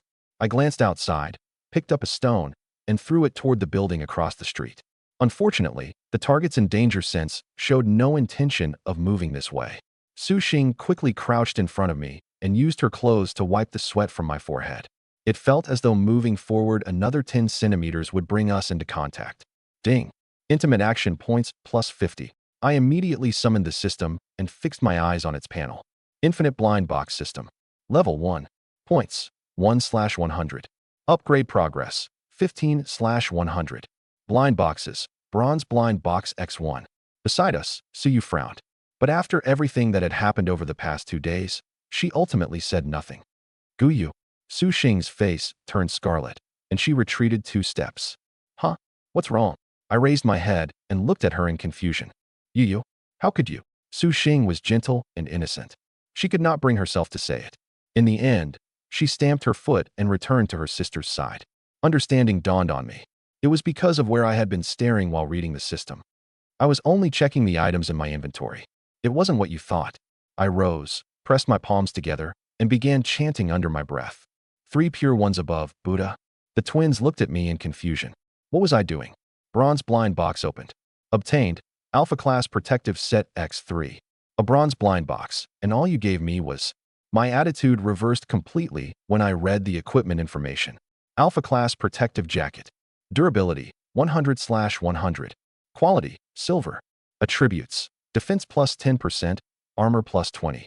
Each set actually contained 5 pieces: helmet, gloves, jacket, pants, and boots. Wearing pieces from the same set activated special attributes. Special attributes. 1. February 5th active, after suffering a lethal attack, generates an energy shield that negates the damage. 3 activations per day. 2. 5/5 active, all attributes plus 5. Note: excellent protection against melee weapons. Cannot stop bullets. It was not a weapon, but it was even better than one. Put the suits on, quickly. Holding the long saber, I hurried toward the locations in my perception. Su Xing noticed her sister's thoughtful expression and asked, "What's wrong, sis?" "Nothing." Su Yu smiled and shook her head. I did not know what she was thinking. I only saw her gaze linger between Su Xing and me for a moment. Perhaps she was connecting it to my so-called affection talent. Su Yu fell silent, and I did not miss the subtle change in her expression. While she was thinking, zombies charged from ahead. I gripped the saber and rushed forward faster than I ever had before. I was no longer the useless fighter with 3 attributes of 7. With all 3 attributes at 12, I felt unprecedented strength and speed. The sluggish zombies were like children before me. As for the Su sisters, I had told them not to attack the moment we left the store. A minute later, I looked at my points inside. The remaining zombies were too scattered. At only 2 points each, hunting them was not worthwhile. Let's go. We're leaving. Okay. As for the resources, very little remained in the final third of the district. Before leaving, however, we upgraded the vehicle again. This upgrade was extremely fast. Vehicle raised to LV2. Inventory slots plus 10. After inspecting it, I found that the vehicle's metal body seemed thicker, as did the glass. Nothing else had changed. Once we got in, I had Su Xing drive. We had seen the modification and enhancement options, but had not yet found any items capable of activating them. I stored the survival manual and opened vehicle information. Vehicle, starter vehicle. Quality, F rank. Level, LV2. Fuel tank, 24.2 L/30 L. Fuel consumption, 1 L per 20 kilometers. Maximum speed, 60 kilometers per hour. Upgrade requirements. Metal, 66.3/200 kg. Glass, June 1st, 50 kg. Miscellaneous materials, 5.8/50 kg. Upgrade material storage, 0/100 kg empty. What exactly was the upgrade material storage for? Guyu, look at the road sign behind us. It changed. Suyu hurriedly patted my shoulder. I turned to look. Danger zone, 15 kilometers to the left. A danger zone? No wonder we had encountered zombies. Do these areas keep changing back and forth? Possibly. We just don't know how often the transformation happens. If the areas were going to transform, the system should at least warn us. We were back on the highway, and since leaving that place at 4 in the afternoon, we had not encountered another resource area. Our dim headlights illuminated only a dozen meters ahead, so we did not dare drive quickly. What do we do tonight? Sleep in the van. If we don't find a resource area, we'll have no choice. But it should be safe. The survival manual says danger appears while driving, so stopping in one place probably won't attract anything. Of course, danger could not be ruled out completely. Devouring fog, 38 hours, 33 minutes, and 46 seconds until arrival. We still had more than a day's lead, so there was no need to worry. Su Xing suddenly slammed on the brakes, throwing Su Yu into a seat. Su Yu sat upright and rubbed her forehead. Su Xing, could you warn us before doing that next time? Su Xing pointed forward. Look, 6 resource crates. Su Yu leaned to the side and confirmed that 6 crates stood ahead of the van. She gave her sister a resentful look. Even for resource crates, you shouldn't slam on the brakes. Su Xing replied helplessly. They were already right in front of us when I saw them. If I hadn't stopped. Enough. Let's hurry. I walked to one crate and casually threw it off the road into the grass. Its danger level was not high, but we still needed to be cautious at night. I opened the other resource crates one after another, receiving supplies as well as points. When I reached the last crate, I froze. Black Iron Resource Crate. Its rank matched my system's blind boxes. Did that mean bronze resource crates existed as well? I crouched and opened it. Black Iron Resource Crate opened. Obtained.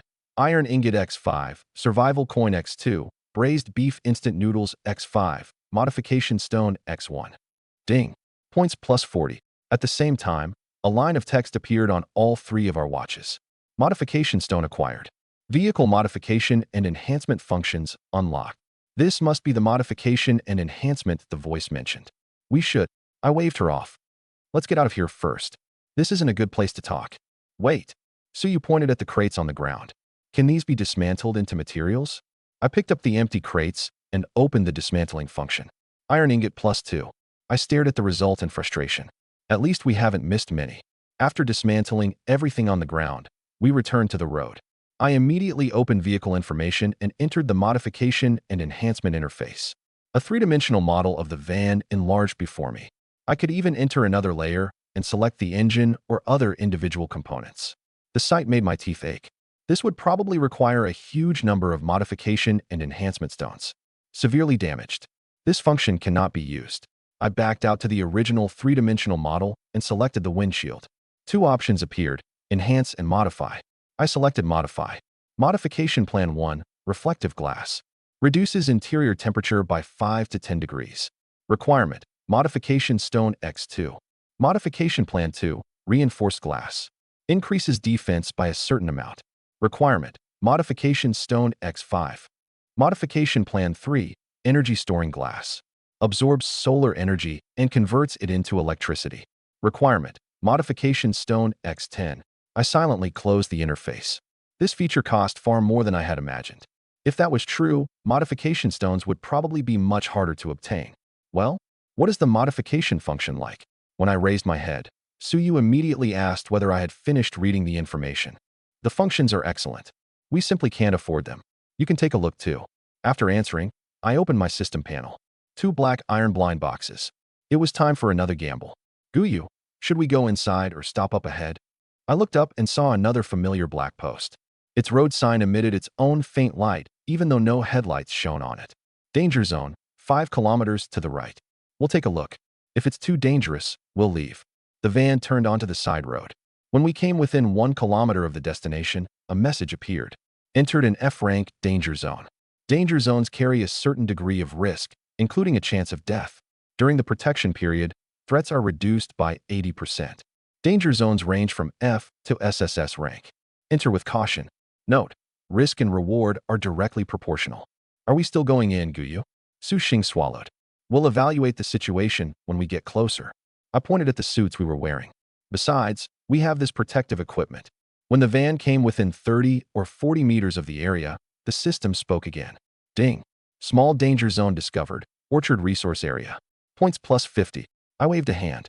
Park outside first. Once the van stopped, I carefully studied the fluctuations from danger sense. The sensations came in ripples, and I desperately wanted to complain about how vague they were. Worse, the farther away a danger was, the broader its ripple became, making its exact position harder to determine. There aren't many, roughly 20-something. Come on, we'll take a look. Each of us now had 10 additional inventory slots, which should be enough for any resources inside. According to the system's description, we would most likely find plenty of fruit. Suyu stared into the darkness outside. Isn't it too dark? I quickly checked the moon overhead. There's enough moonlight. We'll be fine. With no better option, the twins got out and followed me. After our eyes adjusted, we could make out the general scene ahead. The area consisted of greenhouse after greenhouse, like some kind of plantation. The sisters each grabbed one of my arms tightly. Unfortunately, through the protective suit, I could not feel a thing. Relax. We're the only living people here. I sighed helplessly. If you hold me like that, what am I supposed to do when danger appears? Only then did they release my arms, though they remained close beside me. Following the direction of the danger, I opened the greenhouse in front of us and led them inside. But this was strange. If the system called it a resource area, shouldn't there be resources here? Su Xing, use your talent. Okay. Su Xing activated treasure hunt, and white lights appeared in her vision. Huh. She sounded surprised. These lights are different from the ones during the day. One is extremely faint, and another has a gray core. We'll understand once we inspect them. Point out their locations first. Su Xing indicated 4 directions. I compared them against the sources detected by danger sense. Looks like we'll have to eliminate the threats before we can search. 3 of the routes overlapped with danger. And if we wanted to rest here, we needed to clear every threat anyway. The protective suit's defense was impressive, but its breathability was terrible. My clothes underneath were already soaked through and clinging unpleasantly to my skin. Maybe we should forget it. We don't desperately need these resources, Suyu said hesitantly. I turned toward her. We're in a survival world. Every resource matters. This was only an F-rank danger zone. If we retreated here, what would we do when we encountered A or even S-rank zones in the future? I drew the long saber. Stay behind me. If I tell you to run, run. Understood. Understood. We left the greenhouse and headed toward one of the dangerous fluctuations. The closer we came, the narrower the ripple grew. Before long, I pinpointed the location. The threat felt only slightly stronger than a zombie and weaker than a wolf. It should not be a problem. I held the saber horizontally. With all my attributes at 12, I was more confident than ever. A figure soon appeared. I froze for an instant, then charged. The saber met sudden resistance, telling me I had landed the cut. At the same moment, a panel appeared over the shadowy figure. Orchard worker. Danger rank, F. Note, my job is to stop every thief. This was not the time to examine it. Danger sense warned me that the remaining threats were approaching. Back away. Keep your distance from me. We can help too. A dagger appeared in Su Xing's hand, the one I had given her. Suyu drew the longbow. No need. I can handle this myself.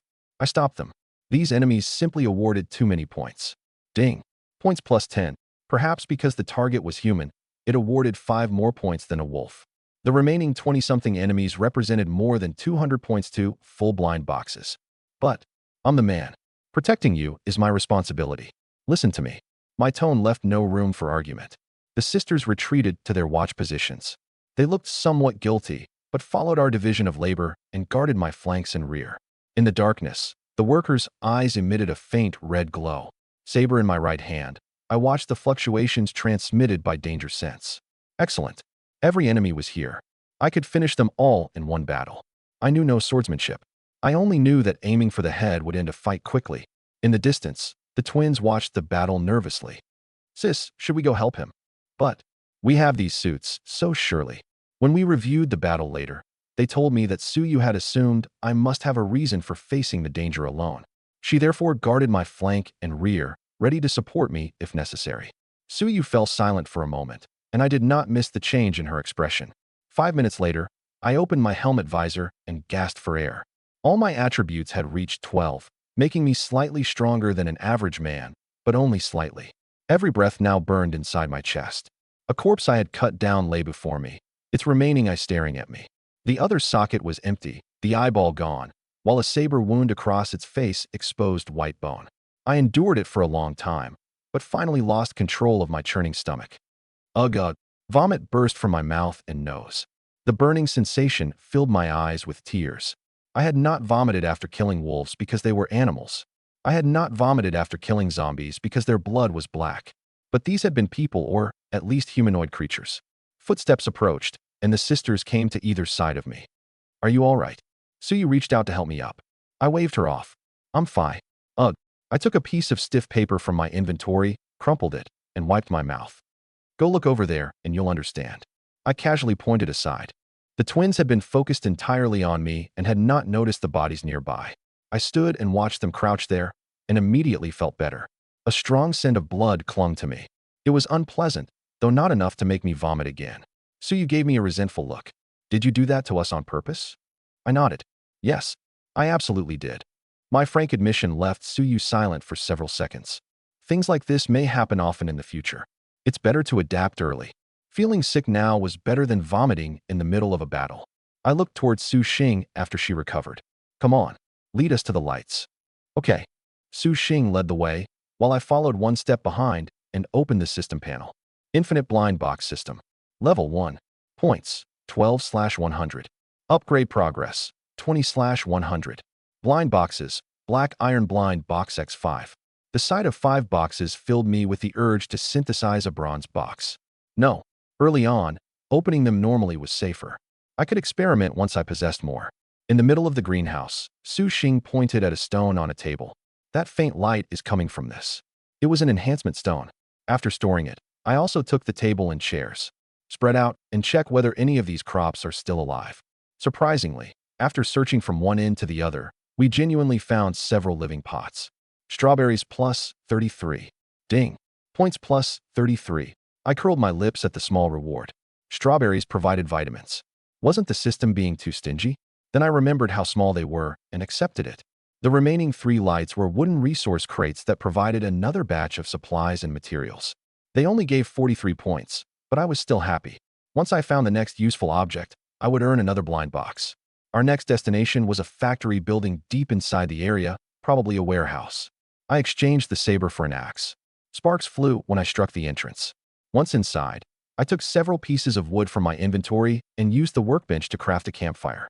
Find that light first. Su Xing walked to the left edge of the building, where a black iron crate sat. Black iron resource crate opened. Obtained. Flashlight X1, Survival Coin X2, Purified Water X10, HK USP Handgun, 9mm, X1. Ding. Points plus 40. I froze as a heavy handgun appeared in my hand. HK USP Handgun, 9mm. Durability, 50/50ths. Quality, black iron. Attributes, accuracy plus 5%, penetration plus 1. I frowned. I had assumed the survival world revolved mainly around melee weapons, but firearms existed here too. We would have to be extremely careful around other teams. After thinking it over, I decided not to give the pistol to either sister. I was genuinely worried they might shoot me by accident. Flashlight. Quality, black iron. Attribute, brightness plus 20%. Note, 2 hours of power remaining. The warehouse was empty except for many wooden crates at the far end. I led the twins over and opened one. It was packed with strawberries. Help me gather all the strawberries together. Remember, don't put them in your inventories. There were at least 400 or 500 crates, though most were empty. Even among those containing fruit, the majority had rotted. In the end, we recovered 3 crates of strawberries. The fruit inside was plump and perfectly fresh, as though picked moments ago. It almost felt as if someone had deliberately prepared them for us. Ding. Points plus 300.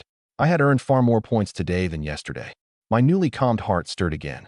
Should I attempt synthesis? After earning one more box, the next reward would be bronze, which meant a long stretch without any ordinary boxes. I steadied myself. Let's bring the van over. We'll spend the night in this warehouse. After we returned with the van, the sisters closed the warehouse doors and used the vehicle to block them. Meanwhile, I turned away, pressed my palms together with a reverent expression, and began chanting. This time, however, my prayers did not seem very effective. Black iron blind box opened. Obtained. Ziyun cigarettes X1 carton. The first box's contents left me speechless. Black iron blind box opened. Obtained. High-proof liquor X5. Opened.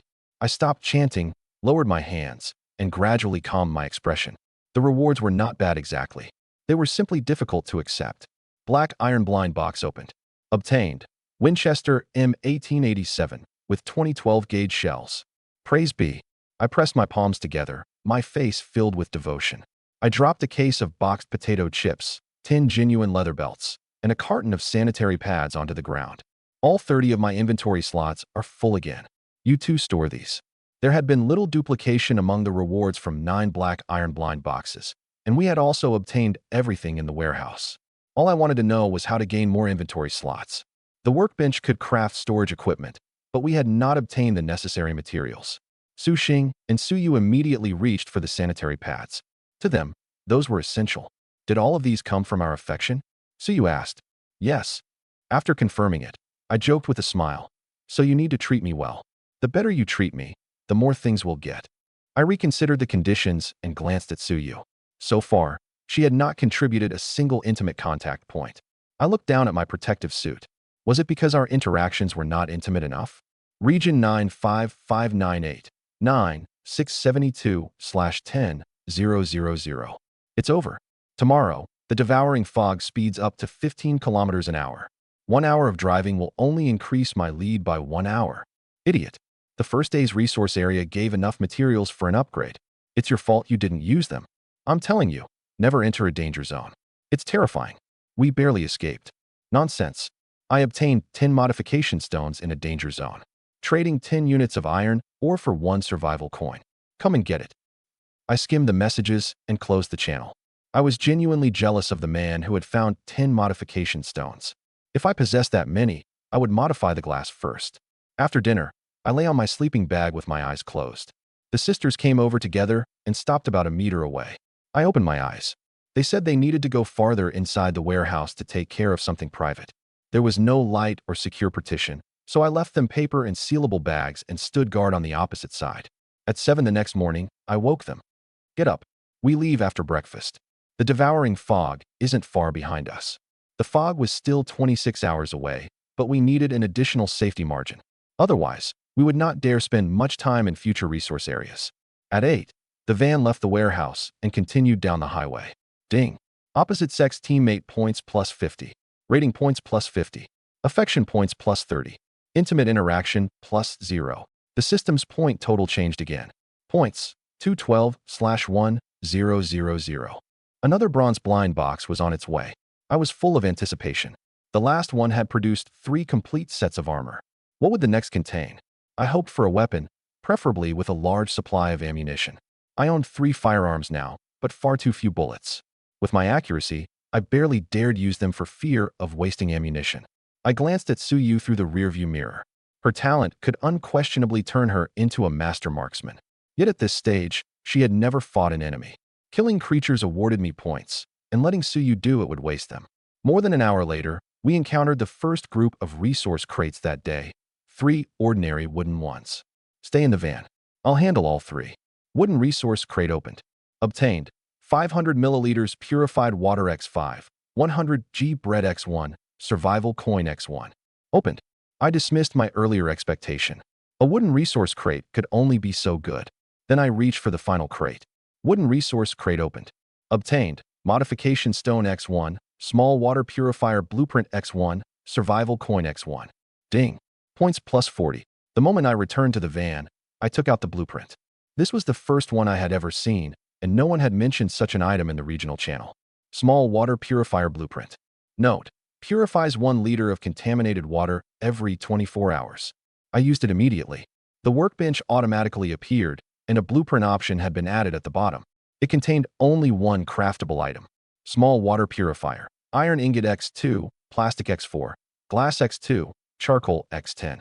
I had the iron ingots, but none of the other materials. Do either of you have plastic or glass products? Suyu answered. We used all our materials to upgrade the vehicle. Our inventories didn't have enough space, so we left a lot of things behind. Fine. We would have to wait until the next resource area. At that moment, a voice rang in all 3 of our ears. A game zone has been discovered. The discoverer has invited all survivors to participate. Teleportation begins in 10 minutes. Prepare yourselves. Should we keep driving, Guyu? I waved a hand. No. Teleportation begins in 10 minutes. The van slowly stopped. Suyu asked worriedly, do you think the game will be dangerous? I shook my head. I don't know, but the survival trial has only just begun. Even if it's dangerous, it shouldn't be too deadly. I pointed at our protective suits. With this equipment, we shouldn't face anything lethal. I entered the regional channel and found it filled with curses. Is that person insane? It's bad enough that you opened a game zone yourself. Why invite everyone else? Damn it. Who the hell has manners that bad? I checked the world channel. Every survivor has to join this game. Don't believe everything that voice says. The game might be mandatory no matter what. This game is Zombie Paradise. Survive for 6 hours. Reminder: time in the outside world will not stop during the game. Maintain sufficient distance from the devouring fog. Food, water, supplies, and every other kind of resource may be obtained inside. Search diligently. Teleportation initiated. Blinding white light enveloped the van, and all 3 of us closed our eyes. When I looked around again, we were on a city street filled with wrecked vehicles. Abandoned high-rises stood on both sides. Most of the lettering on the storefront signs resembled Chinese characters. A little more than 20 meters ahead, gray-skinned humans wandered aimlessly zombies. I looked into the rearview mirror and saw scattered zombies behind us as well. Danger sense no longer displayed isolated signals. The fluctuations came in broad, overlapping waves. Suyu swallowed. What do we do?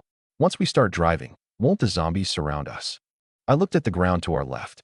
An AK-47 lay there beside several magazines. In a place where we could barely read the writing, the presence of such a familiar weapon felt suspicious. Move every useless item from your inventories into the van. Free as many slots as possible. Food, water, weapons, and survival coins obviously had to remain in our inventories. We threw a scattered pile of other objects into the rear until it was almost full. I immediately went to the weapon on the left and stored the spare magazines. I removed the magazine already attached to the AK-47, confirmed that it held ammunition, and put it back. Let's move. We'll use melee weapons first. At this point, I was no longer thinking about points. When I came within 10 meters of the zombies, several turned toward me at once. So their detection range was 10 meters. I simply did not know whether they sensed movement or smell. Ding. Points +8. A zombie reached me and clawed at my body. Its sharp nails scraped across the suit with a harsh squeal, but did not tear the material. Then it opened its mouth and lunged to bite. I was willing to test its fingernails, but not its teeth. I trusted the suit, yet there was always a chance something could go wrong. Once I had confirmed the armor's protection, it was time to search for the resources the voice had mentioned. Su Xing, use your talent. Yes. Treasure hunt activated, revealing more than a dozen lights in her eyes. There are lots of them. 2 are even black iron resource crates. Let's go. 10 minutes later, after crossing a narrow street, we arrived outside a residential complex. More than 100 zombies wandered inside. Suyu moved half a step closer to me. I could not know what she was thinking, so I only reminded her to guard my flank and rear. Through the crowd, I saw a crate lying on the ground, a black iron resource crate. We'll climb over the wall. Under ordinary circumstances, I probably could not have made it. With the complete protective set, it was easy. I warned them. No matter how hot you get, do not open your visors. The helmets sealed extremely well. They allowed some airflow, but remained stiflingly hot. And don't panic if zombies scratch you. The suits can withstand it. Let's begin. Don't move too far from me. The 3 of us approached the zombies, lured the nearest group aside, and began killing them. Ding. Points +2. Ding. Points +2. Ding. Points +2. The reward per kill was low, but with enough zombies, the points accumulated quickly. I estimated that I would earn a bronze blind box within an hour. I grabbed the black iron resource crate and ran toward the sisters with more than 30 zombies following me. After putting the crate down, I helped them eliminate the entire group. Su Xing steadied her breathing. Guyu, I think I'm going to throw up. Suyu immediately raised her hand and nodded. I turned my gaze into the distance. Then hurry up and do it. Ugh. Suyu slowly exhaled and looked at me. I thought you weren't going to vomit. I wiped my mouth. I wasn't planning to, but watching the 2 of you made me lose control. The rotten stench filling my nose, combined with 2 women vomiting beside me, had finally become too much. I lowered my visor again and crouched to open the black iron crate. My pupils contracted. Run, run, run. I shoved the twins and sprinted toward the side of the building. What do we do now, Guyu? I drew the AK and chambered around. We eliminate them, of course. The bullets had come either from the opposite side or from somewhere on the street. I did not know whether the shooters were local inhabitants or survivors like us. Unfortunately, I was not a professional and had no idea how to locate them from the gunfire. As for danger sense, the signals had completely exploded. I watched the zombies' movements and had an idea. Following the direction in which they were walking, I spotted a figure on the roof of a car in the street. Wait here. I'll retrieve the crate first. Revenge could wait. The crate came first. I burst from cover, grabbed it, and ran back. With their guns making that much noise, it would be a miracle if they survived the zombies. A bullet struck my lower back, making me feel as though someone had shoved me. Once I reached cover beside the building, I called to the twins. Check my back. There's nothing there. I froze. Was this protective suit so powerful that it could even stop a bullet? Outside, gunfire thundered, accompanied by occasional explosions. I peeked around the corner and saw the charging zombies falling one after another. I narrowed my eyes. There was not one muzzle flash, but 4. I crouched and opened the black iron resource crate. Black iron resource crate opened. Obtained. Modification stone X4, survival coin X2, 9mm ammunition X20, high explosive grenade X2. Ding. Points +60. When I saw the grenades, the corner of my mouth rose. Come on. We'll circle around them. Damn it, I'm out of bullets again. The man on the vehicle's roof pulled another magazine from his waist, inserted it, and sprayed the approaching zombies. He shouted, Boss, those people took the black iron crate. Don't worry. They can't escape. We'll drive in right now. They must be hiding inside. Hold on. I'm moving the car. The young man on the roof clenched a cigarette between his teeth and dropped to one knee. There are too damn many of these damn zombies. Damn. The three men inside the car looked helpless. Why did this guy curse so much? One of them sighed. How did we get so unlucky? Every other team has women, but ours doesn't have a single one. Forget women. This is a survival world. I'd rather not have one join our team. Then let me have one. The vehicle slowly entered the residential complex with a pack of zombies following behind. It turned around the side of the building. When they did not see us, they were not surprised. Boss, that kid ran away. A grenade detonated at the corner, instantly killing the man on the roof. The man aiming from the side was covered in wounds, with blood pouring from a long gash across his neck. He spat a mouthful of blood and opened and closed his mouth soundlessly. The other two jerked in shock. What had exploded? Hello. I suddenly climbed through a window. The shotgun blasted its pellets directly into the driver. The only man left inside chose not to fight back and jumped out of the vehicle. Knowing how poor my marksmanship was, I had not used the AK or a handgun. Even I could not miss at this range. Eliminating 4 men with 1 grenade and 2 shells was far easier than I had expected. Ding. Points plus 200. I froze. Killing them awarded points too? I steadied myself and quickly instructed, strip the battlefield as fast as possible, then we'll go upstairs. Okay. The twins had followed when I began the pursuit and were already stuffing weapons and ammunition into their inventories. An idea struck me. See whether you can store their van. Suyu tried, and the vehicle entered her inventory immediately. It works. Good. I looked at the zombies pursuing us, pulled out the last high-explosive grenade, and threw it into the crowd. Ding. Points plus 2. Ding. Points plus 2. Ding. Points plus 2. When I reached the bodies, I paused and summoned the long saber. I cut off 3 of their hands, picked up the blood-covered watches, and sprinted after the twins before climbing through the window. There were zombies inside the building as well, but not many. We found an open room and closed the door. I went to the window, looked down at the zombies, and slowly exhaled. All we have to do is wait here for 5 hours, and we'll be sent back. Suyu looked confused. We aren't searching anymore. No. I paused before explaining. If we hadn't encountered that team, I would keep searching. But after this, safety comes first. The suit had stopped rifle ammunition, but what about grenades or a sniper rifle? Su Xing looked at the lights in her vision. What about those resource crates? We'll watch the situation. If an opportunity appears, we'll go out. If no more gunfire sounded later, I would take the chance. How many weapons did you collect? Su Xing and Suyu placed everything on the floor. There were 2 pistol magazines with 7 rounds each and 4 full AK magazines. You two can use these, but be careful not to fire accidentally. Their expressions were perfectly normal for Chinese civilians touching real guns for the first time. I took out 3 watches. The 4th remained surrounded by zombies. When Suyu saw them, an idea flashed in her eyes. Do you want to extract the materials inside? I nodded. Yes, but I don't know how to get them out. Inventory was a function of the watch, so the contents had to be stored inside it somehow. Could it work like the tap to connect feature? Maybe touch the watches together, Su Xing suggested. I nodded. That makes sense. Unclaimed survival watch discovered. Collected supplies? My eyes lit up. Collect. Iron ingot plus 7. Wood plus 22. 500 milliliters purified water plus 12. Survival coin plus 12. Modification stone plus 1. As one resource after another appeared, my frown deepened. Seeing my changing expression, Suyu asked curiously, does it not work? It works, but there are too few things inside. Oh, I thought they were unusable. A small amount is normal, isn't it? Everyone only just started. Suyu fell silent for a moment, and I did not miss the change in her expression. I was still delighted, because the supplies had directly awarded 143 points. Then my expression froze as the text changed after the resource collection ended. Absorb survival watch. The watch in my hand liquefied and flowed directly into my own watch. Absorption successful. Inventory slots plus 10. I could imagine how sharply the probability of conflict would rise once everyone discovered this.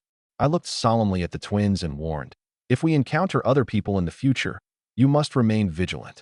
They did not understand why, but trusted that I had a reason. The next watches contained fewer supplies than the first. I guess the first watch had belonged to their team leader. The reduced supplies also meant my points barely increased. Seeing that I was only 20 points short, I had an idea. Ahem. You two absorb these watches. Su Xing, come outside with me in a moment. I went to the neighboring room to study the conditions that triggered interaction points. As agreed, Su Xing came to find me. The moment she entered, she asked, what were you talking about, Guyu? Her innocent expression appeared before me. I glanced around the room and led her to the side. You know about my second talent. I've encountered a problem, which is... Su Xing shook her head. You don't have to explain so much. Just tell me what you need me to do. I stopped circling the subject. You can refuse if you don't want to. Could you kiss me on the cheek so I can confirm one of the point rules? Su Xing froze for several seconds as her ears gradually reddened. Goo. Goo you. I can't believe your talent works like that. You're overthinking it. Although when she put it that way, perhaps she was not wrong. I only... A flash of warmth brushed my cheek, and then Su Xing ran all the way back to the other room. Ding. Ultra-intimate interaction points plus 80. My eyes widened at the notification. I opened the system panel, reviewed the records, and found the points received at exactly 9 o'clock. After weighing the evidence carefully, I understood. An interaction awarded points only if it was intimate. In addition, there was an ultra-intimate interaction category worth 30 more points. Infinite blind box system. Level 1. Points. 53/100. Upgrade progress. 30/100. Blind boxes. Black iron blind box X1, bronze blind box X1. Here we go, another round of blind boxes. I hoped the bronze box would finally give me something excellent. Black iron blind box opened. Obtained. 0.01 ultra-thin protective covers, X10. I sealed away the batch of waterproof protective supplies and did not discuss them further. I focused on the final bronze blind box. You had better deliver. Bronze blind box opened. Obtained. Air conditioner, component, X1. Air conditioner, component. Quality, silver. Attribute, energy consumption minus 50%. Note, one modification stone is sufficient to add air conditioning functionality to the vehicle. It was not the weapon I wanted, but it was still extremely useful. An hour later, we finished lunch. Let's go. Throughout that hour, we had monitored the situation outside. There had been gunshots, but they were far away and posed little danger to us. The noise had also drawn the zombies away from the building. Downstairs, I looked at Su Xing. How long does your talent last? She shook her head. I don't know. I can still see the lights right now. I nodded, jumped outside, and headed straight for the side of the building. I guessed the missing corpse had turned into a zombie and wandered away. What a waste of a survival watch. Let's go. Take us to the nearest resource crate. Under Su Xing's guidance, we opened 3 wooden resource crates in succession and obtained plenty of supplies. We also picked up several magazines and weapons. Then we opened another black iron resource crate and received 2 more high-explosive grenades. Looking at the grenades, I guessed, do all the higher-rank crates here contain weapons? At the same time, my system accumulated 2 more blind boxes, one from killing zombies and one from opening crates. I needed fewer than 70 points for a third. I quickly checked my watch. We had spent nearly 5 hours in the game, which meant only 1 remained. Let's go somewhere else. The final 3 lights were modification stones and enhancement stones, and there were quite a few of them. What do we do next? Suyu asked, looking around. Return to the van and collect materials. There isn't much time left. We raced back. Who has the captured van? Give it to me. Suyu took it out. I hurriedly stored it in my inventory, then opened the deposit zone and paused. Do you think this vehicle might be useful? I glanced at the wrecked cars around us and ultimately chose not to deposit the captured van. Put the surrounding vehicles into the deposit zone instead. Once again, I had to handle every deposit personally. Metal plus 12.3 kilograms. Miscellaneous materials plus 0.8 kilograms. Metal plus 22.3 kilograms. The vehicle's glass was shattered, and the objects inside had deteriorated. Most of what we obtained was metal. When I reached the 10th vehicle, however, the deposit zone stopped responding and a message appeared. I hurriedly opened vehicle information. Vehicle, starter vehicle. Quality, F rank. Level, LV2. Fuel tank, 24.2 L/30 L. Fuel consumption, 1 L per 20 kilometers. Maximum speed, 60 kilometers per hour. Upgrade requirements. Metal, 200/200 kg. Glass, 6.4/50 kg. Miscellaneous materials, September 9th, 50 kg.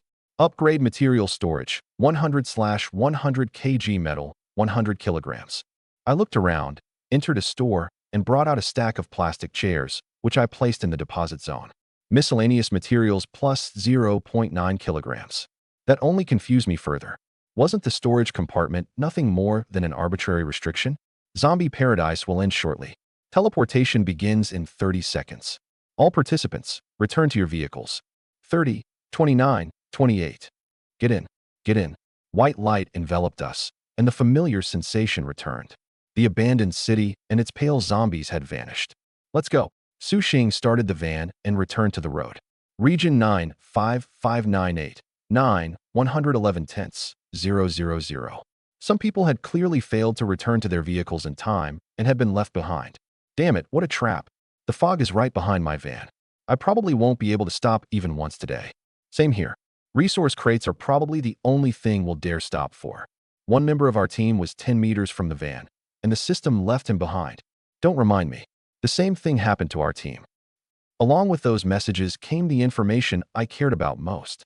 Most survivors had obtained rifles and handguns.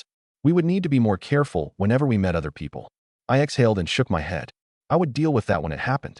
I quickly put the newly obtained supplies away. There was no way I would use that, at least not now. I opened vehicle information and entered the modification interface. Air conditioner, modification. When I selected it, my inventory appeared beside the menu, and I chose the air conditioner component. Spend 1 modification stone to perform this modification. The air conditioner component disappeared from my inventory, and faint white light escaped through the seams of the console. Su Xing's hands jerked on the wheel. "Goo you this. Don't panic. I'm modifying the vehicle. It'll be finished soon." I pressed the air conditioning button on the workbench, and warm air initially blew from the vents.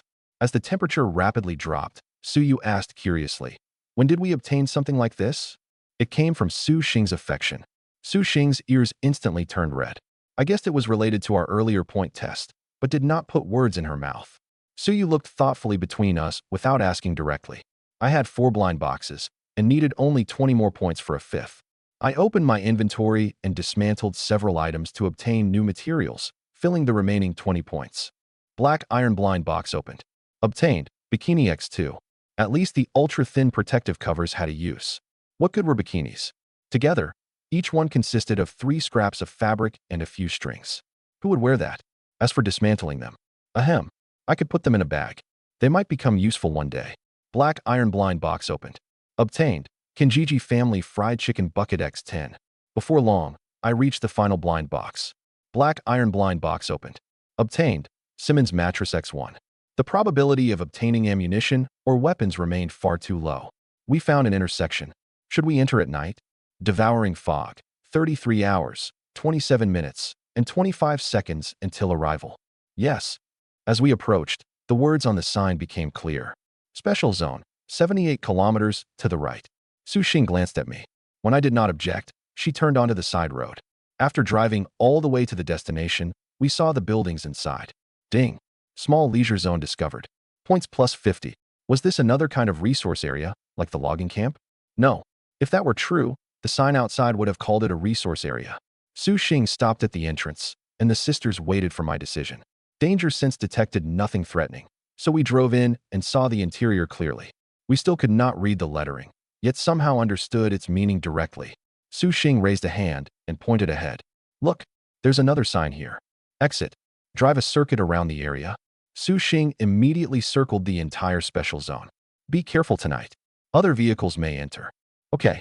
We eventually parked near the center, where Su Xing activated Treasure Hunt.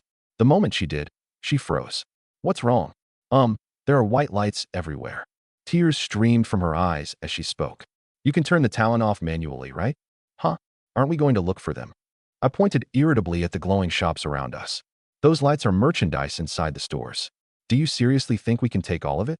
Even if some lights were outside the stores, we could search until we collapsed and never identify them amid this glow." "Oh, let me try." Su Xing attempted to deactivate the talent, and the lights vanished. "What should we do next?" I read the store names and pointed at a 3-story building. "That's an inn. Let's go see if we can stay there." Parking spaces were marked in front of the inn. The instant Su Xing stopped in one, a mechanical voice announced, "Parking fee, 1 survival coin." Su Xing looked at me. I frowned. Survival coins were extremely useful. Try parking at the roadside instead. Su Xing shifted into reverse, pulled out, and parked along the road. A gun barrel extended from beneath a round floating sphere and aimed at us. "Please park in a designated area. Please park in a designated area." A 10-second countdown appeared across its round face. Clearly, refusing to pay was not an option. "Park there." We returned to the space and paid 1 survival coin. Vehicle parking is free for 24 hours. Monitor the time limit. The inn's entrance opened onto an unstaffed reception desk. When the 3 of us approached, a screen lit up on the counter. Single room, 1 survival coin. Twin room, 3 survival coins. King room, 2 survival coins. Suite, 5 people, 10 survival coins.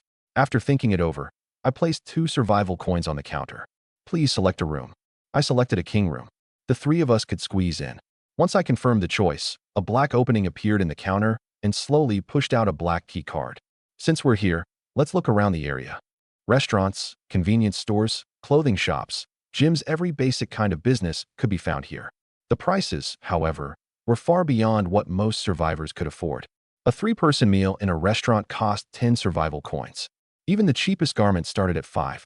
1 survival coin could buy 10 liters of gasoline, which showed how expensive everything was. We returned to the inn and entered our room. It was nicer than expected, comparable to a budget hotel on Blue Star. Propping her chin on one hand, Suyu looked worried. Did we make a mistake coming here? In other areas, we could obtain materials. Here, everything cost money, and we did not dare steal anything. I rejected the conclusion. No, we may be able to exchange resources for survival coins here. The sisters looked at me in confusion. Wasn't this place designed entirely for spending money? I only remembered it on our way back. We passed something resembling a vending machine. I think it may be an exchange terminal. I had always assumed the ATMs mentioned by others looked like the machines on Blue Star. Apparently, they did not. I had spent 2 days searching for one, only to encounter it here. Then why did we come back? Let's go. Suyu started to rise, but I raised a hand and motioned for her to sit. Repeated battles had left everyone's outerwear filthy. I briefly touched the side of her shoulder, then immediately withdrew my hand. Suyu stopped moving and looked up at me. Ding. Intimate interaction, plus 20. The awarded points differed slightly from what I had expected, but not by much. Physical contact itself was not the key. The interaction had to produce an emotional change. On the first day, Su Xing's face had turned scarlet. In Zombie Paradise, even her ears had gone red. Now Suyu had abruptly frozen. I removed my hand from her shoulder and said calmly, "It's almost 8. Aren't you hungry?" At my reminder, Suyu rubbed her stomach and admitted it. We really should eat. As usual, I surveyed the area and confirmed that ours was the only vehicle before leading everyone toward the neighboring street. An object resembling a vending machine stood between 2 stores. Looking at it, Suyu said, "Your eyesight is impressive. You even noticed this." I couldn't help it. The machine looked too unusual. Exchange, purchase. 1 survival coin equals 80 units of wood. 1 survival coin equals 80 kilograms of metal. If I remembered correctly, someone had said that 100 units of wood could be exchanged for 1 coin. Buying it back cost only 80 units, meaning the terminal took a direct 20% cut. Then another exchange appeared on the interface. 12 survival coins equals hand crossbow blueprint, black iron. From that, I understood that every item available for purchase in the so-called ATM had originally been exchanged by a survivor. I opened the exchange menu and tested the useless objects in my inventory one by one. Whenever the price was fair, I accepted immediately. After freeing more than 10 inventory slots, I had gained 25 survival coins. My eyes shifted, and I placed a Kinjiji family bucket into the terminal. Exchange value, 15 survival coins. That was a large number of coins, but I did not want to trade away the food. I held out a hand. "Give me those 10 belts." I accepted the belts from Su Xing and placed them in the terminal. Insufficient quantity. It appeared that the coin value depended on rarity. At least, that was my current theory. I stepped aside. Exchange everything you don't need for coins. While Su Xing operated the terminal, the sound of an engine came from the distance. I turned and saw headlights on the road ahead. I immediately lowered my helmet visor, and an AK appeared in my hands. Suyu also drew a gun at once. Su Xing looked back. Should I keep going? Continue. They were already inside. There was no point stopping now. As long as no conflict occurred, everything would be fine. The distant vehicle moved slowly, clearly entering the zone for the first time. Its headlights grew brighter until a van came into view. Suyu and I pressed ourselves against the wall so we would not stand out. The van slowly passed, and its engine noise moved onto another street. Once Su Xing finished exchanging her items, Suyu took her place. Those newcomers were not cautious, they were reckless. If I guessed correctly, they planned to rob the shops. That part of the street contained a convenience store, a clothing shop, and an auto repair garage. What the hell are those things? Shoot them. There are too many. Get back in the van. Flames shot into the sky, and their voices vanished. Guyu, did they? They're probably dead. I knew a place like this could not possibly be unguarded. Fortunately, I had been cautious enough not to entertain any foolish ideas. When Suyu finished, both sisters gave all the survival coins to me. I now held 132 survival coins. Should we go back? Suyu asked. I peered through a gap toward the opposite street. No, we'll take a look. There may be something to salvage. Flames still burned on the ground, with only a vehicle frame visible inside. Nothing stopped us as we approached it. Before long, the fire exhausted its fuel and revealed what remained. Search the wreckage. Focus on finding survival watches. I used the long spear to move charred debris aside. Su Xing and Suyu each found an intact watch. The vehicle had suffered both explosions and cuts from sharp weapons, showing that the attackers had used more than fire. The floating spheres in the distance had probably participated. After recording the evidence, we left immediately. Back in our secure room, we took turns using the bathroom and balcony to change out of our sweat-soaked clothing. Once everyone had finished, I took out the 2 intact watches and collected their contents into my inventory. Ding. Points plus 175. I absorbed 1 watch and tossed the other to the sisters. One of you absorb this. Su Xing should take it. Su Xing nodded and absorbed the watch, expanding her inventory to 50 slots. That eased our storage problem again. I looked at the time. It's late. Let's sleep. The sisters glanced at the bed.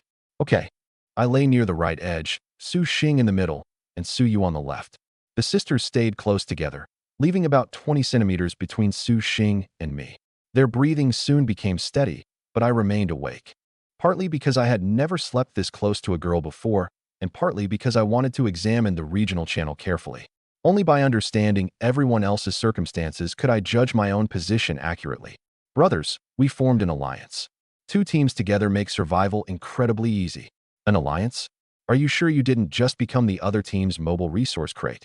He's right. Teaming up improves everyone's survival rate. Huh. Ever heard that killing and looting is the road to riches? Besides, absorbing watches increases inventory capacity. Let me tell you something. You can find fruit in some roadside shrubs, and you can hunt wild animals in the forests. Alliances could certainly improve the chance of survival, but they could also end with one team being killed and their watches absorbed. I suspected the recent rise in deaths might not be caused entirely by environmental dangers. Other survivors could be responsible. As for exploring the bushes and forests, I had realized that possibility long ago. But once I saw the rough ground beneath them, I abandoned the idea. If the vehicle became stuck, we could only wait to die.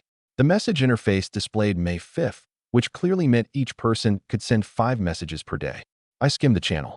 Everyone was anonymous, with a country name shown after each message. I closed it and opened the system. The recovered watches had earned me 2 more black iron blind boxes. Ammunition. Ammunition. Ammunition.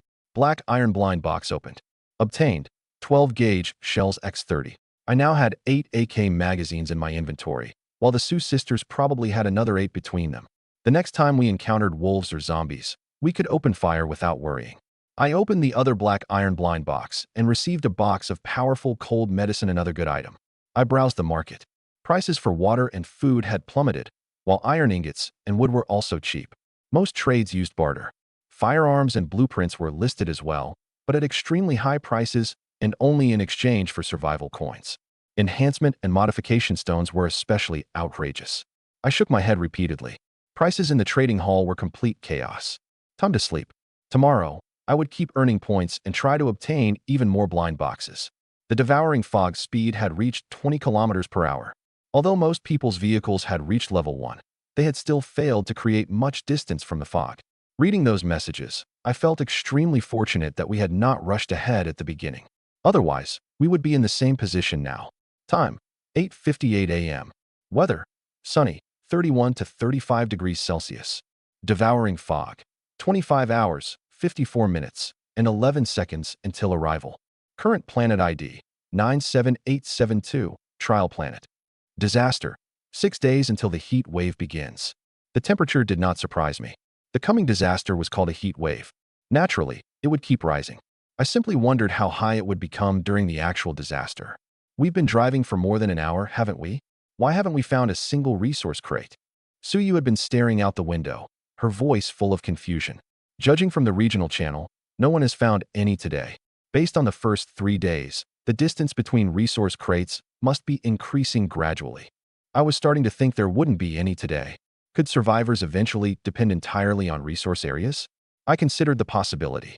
It was plausible. Every resource area we entered contained crates. Ding. Opposite sex teammate points plus 50. Rating points plus 50. Affection points plus 30. Intimate interaction plus 0. X2. The fixed points had arrived. But why had the affection reward not increased? I looked at the sisters. Su Xing's affection was 81, and Su Yu's was 79. Perhaps 30 points was the maximum. I would find an opportunity to test it today. Ideally, I could push both of them to the next threshold at once. Huh? Is that a resource crate? Is that a resource crate? Why is it over there? The crates should have appeared on the highway, but these sat in the grass on both sides. Probably. Slow down. The van stopped beside 3 resource crates. I frowned. No wonder Danger Sense had been registering fluctuations. I got out, went straight to the safest crate, opened it, and collected the supplies. What about those 2? I'll need your help with them. The first contained a snake about 3 meters long. Dismantling it produced 1 damaged snake skin, a venom sac, and 5 gene of snake meat. The second held a bear 2 meters tall. 2 shots ended the fight. It contributed 20 gene of bear meat, 2 pairs of paws, and 1 damaged bearskin. Together, they awarded 100 points, most of them from the brown bear. Excellent. We had barely started the day and already earned 3 black iron blind boxes. Tonight, we'll make snake soup and roast some bear meat. If it tastes good, we'll keep it. If not, we'll exchange it for survival coins. If someone bought the meat, great. If no one did, we could exchange it for miscellaneous materials. Don't make those faces. I'm sure it'll taste good. Suyu rejected the idea immediately. If it's so good, eat it yourself. We aren't touching it. At noon, the van pulled over. Having air conditioning is wonderful, Suyu sighed. Even in our protective suits, we did not feel hot. Why say that all of a sudden? Everyone in the regional channel is complaining about the temperature, especially during combat. Under direct sunlight, it feels even hotter than the watch reports. With sunlight this intense, the road surface must have been scorching. After lunch, we resumed driving. It looks like we'll find far fewer resource crates today. Should we drive for a while tonight? The number of crates doubles after dark, Suyu suggested. I refused without thinking. Don't forget that the danger doubles along with the crates. But we haven't encountered much danger during the day. We'll decide according to the situation. If we found a resource area or similar location, I would certainly remain there overnight. At 2 in the afternoon, we found the day's first afternoon group of crates. At 4:30, we found the second. What? Are we really this unlucky? We haven't encountered a single resource area. I disagreed. Maybe our luck is simply bad. Ha ha ha. Excellent. I didn't encounter a single resource area, and I'm delighted. What? You didn't find any? I found 2, but had to abandon both. It hurts so much. I thought everyone in the same region encountered identical areas. Apparently not. Damn. Guess what I found? Treasure chests everywhere. I'm rich. Ha ha ha. Idiot. Be careful. Every one of them could contain danger. So our team's situation was not unique. Some people had not encountered any resource areas either. I was curious about the place filled with treasure chests. Others might fear the dangers inside, but I did not. At 7:30 that night, I repeatedly checked both sides of the highway. We had entered a forest, with dense woods stretching beyond sight in every direction. Danger sense produced occasional ripples, signaling threats nearby. Suyu leaned against her seat. My legs feel like they're going to fall off. Sitting from morning until night was genuinely painful. Recline your seat if you can't stand it. Suyu refused at once. How could I? Her sister was driving, and I was monitoring our surroundings. She could hardly lie down alone. Then a reflected glint appeared beneath a large tree ahead. A resource crate and a black iron one. I took out the AK. Ready your weapons. We're getting out. The moment the van stopped, I sensed 4 danger signals approaching. Judging by their intensity, they were probably wild boars or something similar. Suyu, aim this way. Su Xing, cover that position. Don't conserve ammunition. Saving bullets in the middle of the night was foolish, especially with our mediocre accuracy. Branches scraped loudly in the darkness. A tusked wild boar emerged from the woods. Our hit rate was poor, but 3 or 4 bullets still struck it. The final danger signal actually fled. It simply ran away. Stay where you are. I'll handle the rest. I handed several items to the twins, then carried my gun toward the boar I had killed. The kill awarded 10 points, while harvesting its materials awarded 45. The other 2 boars killed by the sisters were smaller and yielded only 70 harvesting points combined. I dismissed my earlier thought. If we relied on these animals alone, point gains really were low. A single resource area would provide far more. I still preferred yesterday's zombie paradise. That had been a true windfall. It's safe. Only the crates remain. There were 6 in total, 5 wooden resource crates, and 1 black iron resource crate. Without hesitation, I went straight to the black iron one. Black iron resource crate opened. Obtained. Modification stone X2, survival coin X3, purified water X5, headlight, component X1. Headlight, component. Quality, black iron. Attributes, illumination range plus 20 m, brightness plus 10%. Note, 1 modification stone is sufficient to give the vehicle normal lighting functionality. Ding. Points plus 121. Together with my remaining points, that earned me 2 blind boxes. The moment we returned to the van, I installed the headlights. When the engine started, bright beams illuminated the distance, with even the roadside trees caught in their glow. Guyu, I don't think they have a high beam mode. Let me check. I opened the modification interface and stared at it in frustration. Adding high beams cost 2 modification stones. What a ripoff. 10 seconds later, the van possessed high beams. Once we returned to the road, our speed increased immediately. Before long, a blue sign above a black roadside post caught our attention. Resource area, 22 kilometers to the left. So you stretched. We can finally rest. My legs feel swollen. Then you should be more concerned about Su Xing. Su rolled her eyes at me. Why don't you drive? I have my own work to do, of course. I shrugged. Distance points did not require me to drive personally, so why would I? Driving isn't difficult. It's actually pretty simple. Su Xing hurriedly explained when she saw us about to argue. The van entered the side road, still surrounded by dense forest. Under our headlights, the resource area soon came into view. Ding. Small treasure chest area discovered.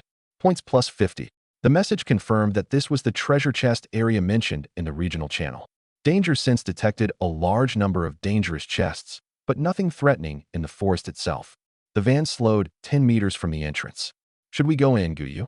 Asking me had already become a habit for Su Xing. I nodded. Yes, drive in. There's a 2-story building ahead where we can rest. Su Xing brought the van to the building. Beyond the reach of our headlights, the night remained pitch black despite the moon. The moment Suyu got out, she moved directly beside me.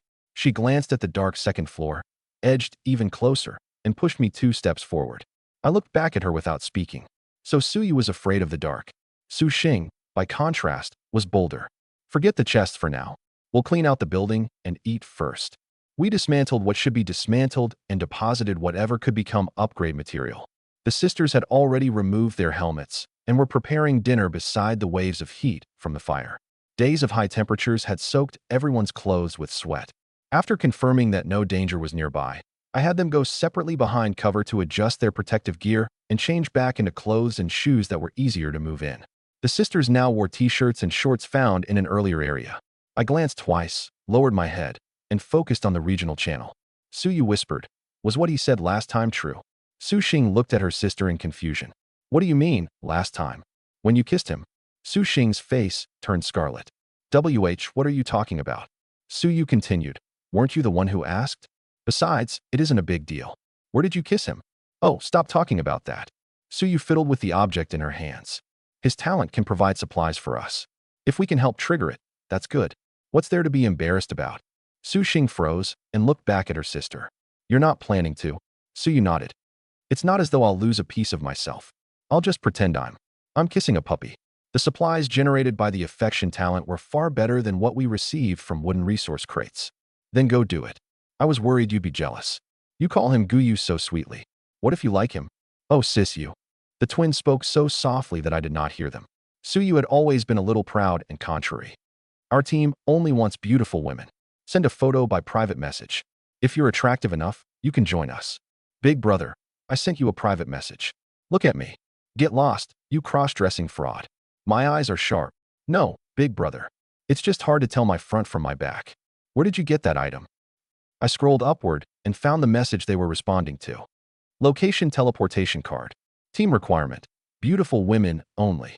The 5 words location teleportation card were green. I focused on them. Location teleportation card. Quality, silver. Effect, locates a team within the current region and teleports the user beside that team. Note, the target team must consent. If I had a card like that, I would certainly search for beautiful women to teleport over. It was not that I refused to accept male teammates. The system itself rewarded female teammates. This had nothing to do with me. Unfortunately, no matter how many people questioned them, The card's owners revealed nothing. Have you found Aunt Sue? I regretted the question the instant it left my mouth. If they had found her, the twins would have told me excitedly long ago. My question immediately depressed them. Suyu shook her head.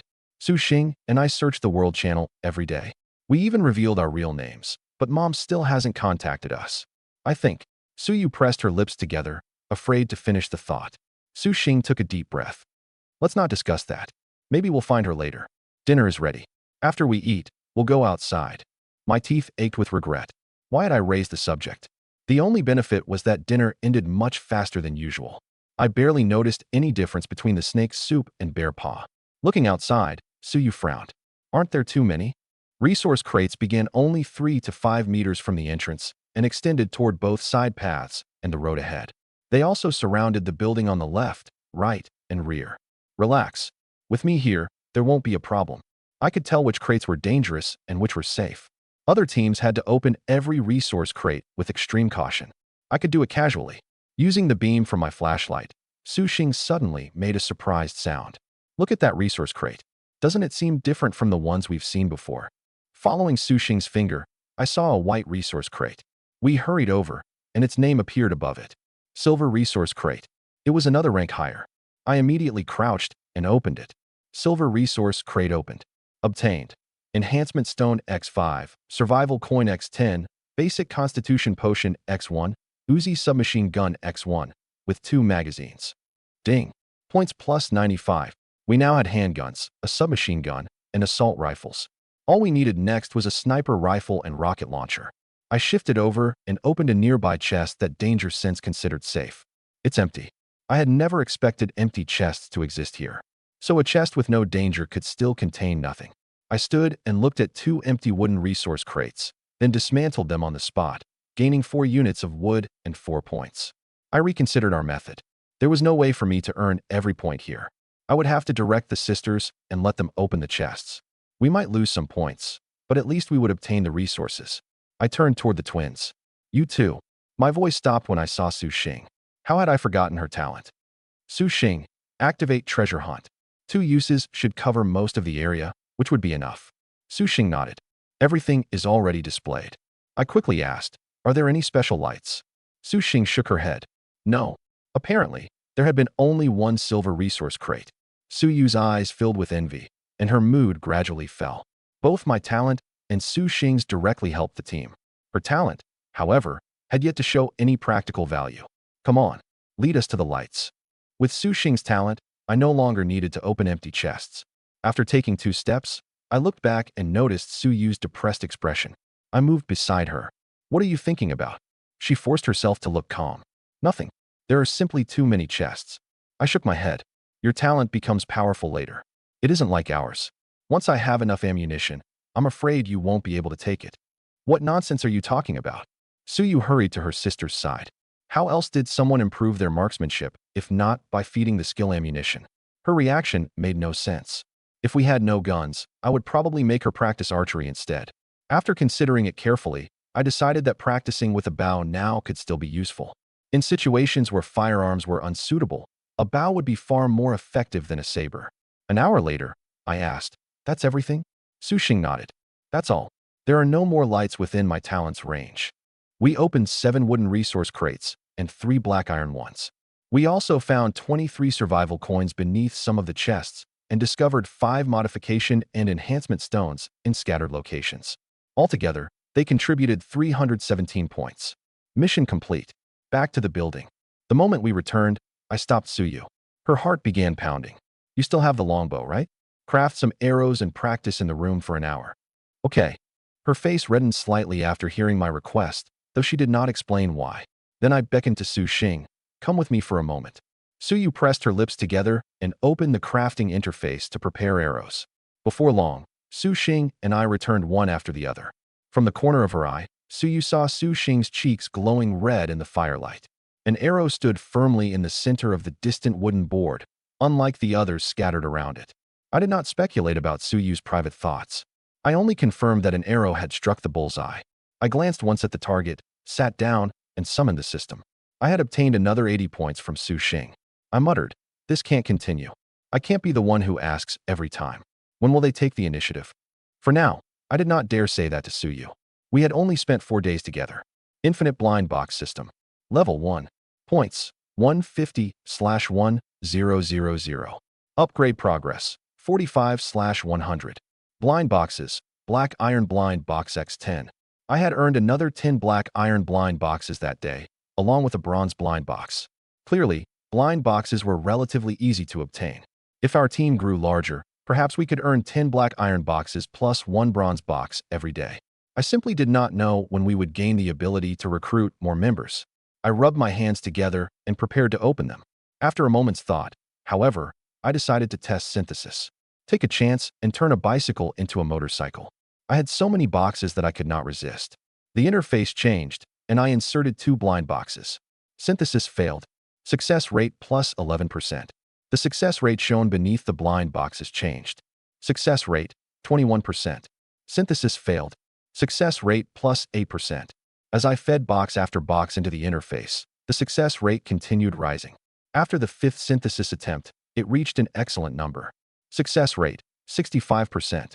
The 6th box had increased the rate by 20%. Even if every previous failure had added only 5%, I should succeed now. Congratulations. Synthesis successful. My upgrade progress did not increase, but that did not matter. Seeing the additional bronze blind box at the bottom of the system, I finally relaxed. Bronze blind box opened. Obtained. 3-in-1 sunglasses X1. What? I spent all those blind boxes, and you gave me sunglasses? 3-in-1 sunglasses. Durability, 30/30ths. Quality, bronze. Attribute, vision plus 10.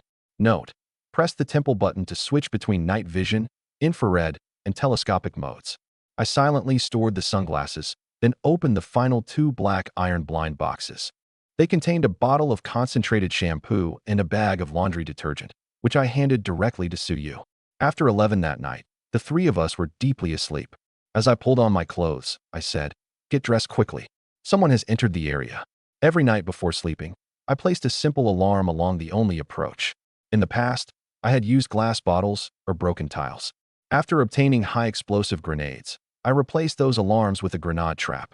We kept our clothes beside us without even folding them. In barely more than a minute, all 3 of us were fully dressed, and footsteps sounded outside. I pressed the button on my sunglasses, switched to infrared, and saw 2 figures at the top of the stairs.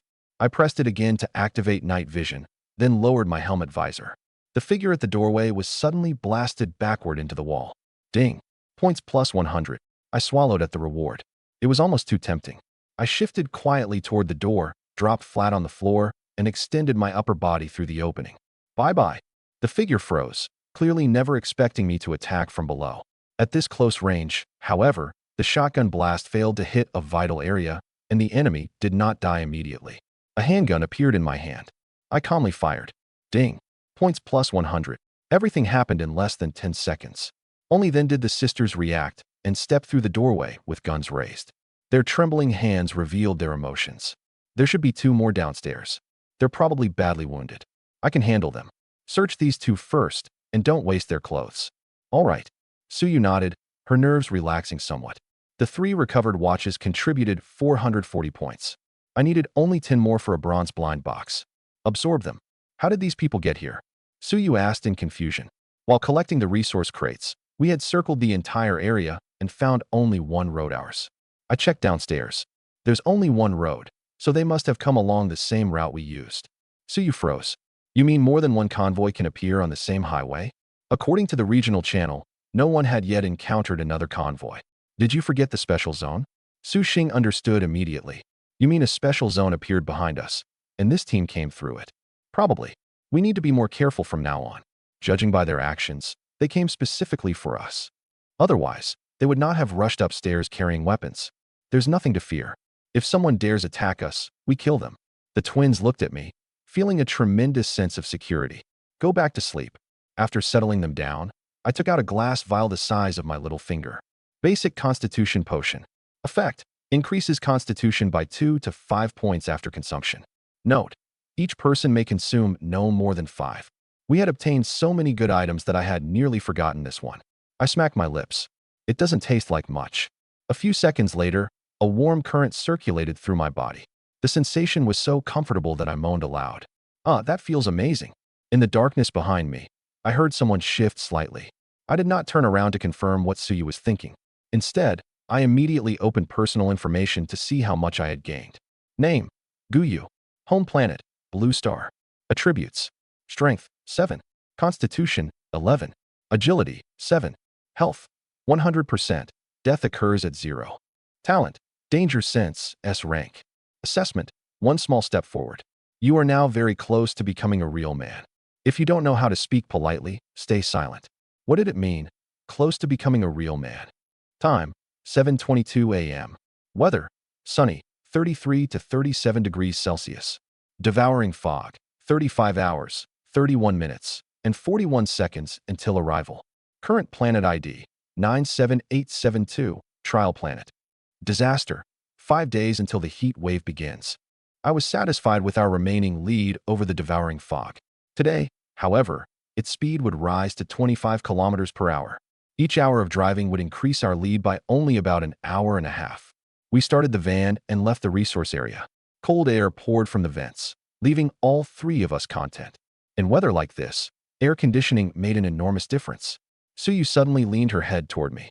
Have you checked the regional channel? I just opened it. Look at the population. It's fallen a lot. Region 95598. 8 for 13/10/000. Do you think it was the fog or people like that team last night? Probably both. Even today, some people still haven't upgraded their vehicles. Resource areas were among the least dangerous zones. As long as someone searched carefully, raising a van by 1 level was simple. A convoy I knew was swallowed by the fog. How is that possible? Another convoy blocked them. What? Was the other team unharmed? I don't know. Let me tell you something. Never let your health reach 0. Isn't that obvious? Check the trading hall. Water prices have risen. People are already exchanging survival coins for it. Damn, how can they charge that much? Purified water X10. Price: 1 survival coin. I considered the listing. Was that really so expensive? The rising temperature had increased consumption, and not everyone possessed air conditioning. Another factor was the changing contents of resource crates and the wild beasts lurking in forests. I looked at the 2 inventory slots filled with purified water. Should I sell some? I had managed to craft the water purifier we obtained earlier, but I had no source of contaminated water to feed it. Small water purifier. Durability: 50/50ths. Quality: black iron.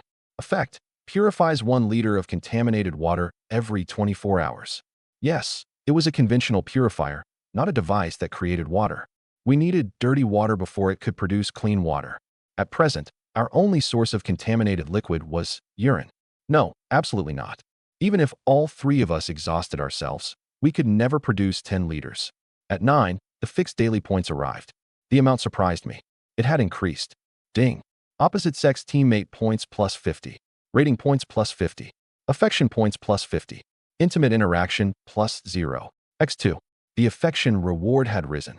I looked at Su Xing, and a blue panel appeared. Name: Su Xing. Age: 20. Rating: 87. Affection: 88. Her affection had reached 88. Did any value above 85 award 50 points? I checked Suyu. Her affection was 86. So the reward only increased once the score passed 85. With the points secured, it was time to open blind boxes. I looked at the 2 black iron boxes, hesitated, and left them closed. The items from bronze blind boxes were generally more useful. If I did not accumulate enough black iron boxes by night, I would open them then. At this early stage, building our supply reserves came first. Bronze blind box opened. Obtained.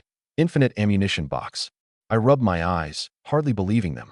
I hurriedly opened my inventory and looked at the final slot. Infinite ammunition box. Durability: 200/200. Quality: bronze. Effect: at 9 a.m. each day, select an ammunition type. Randomly generates 5 to 100 rounds. Ammunition.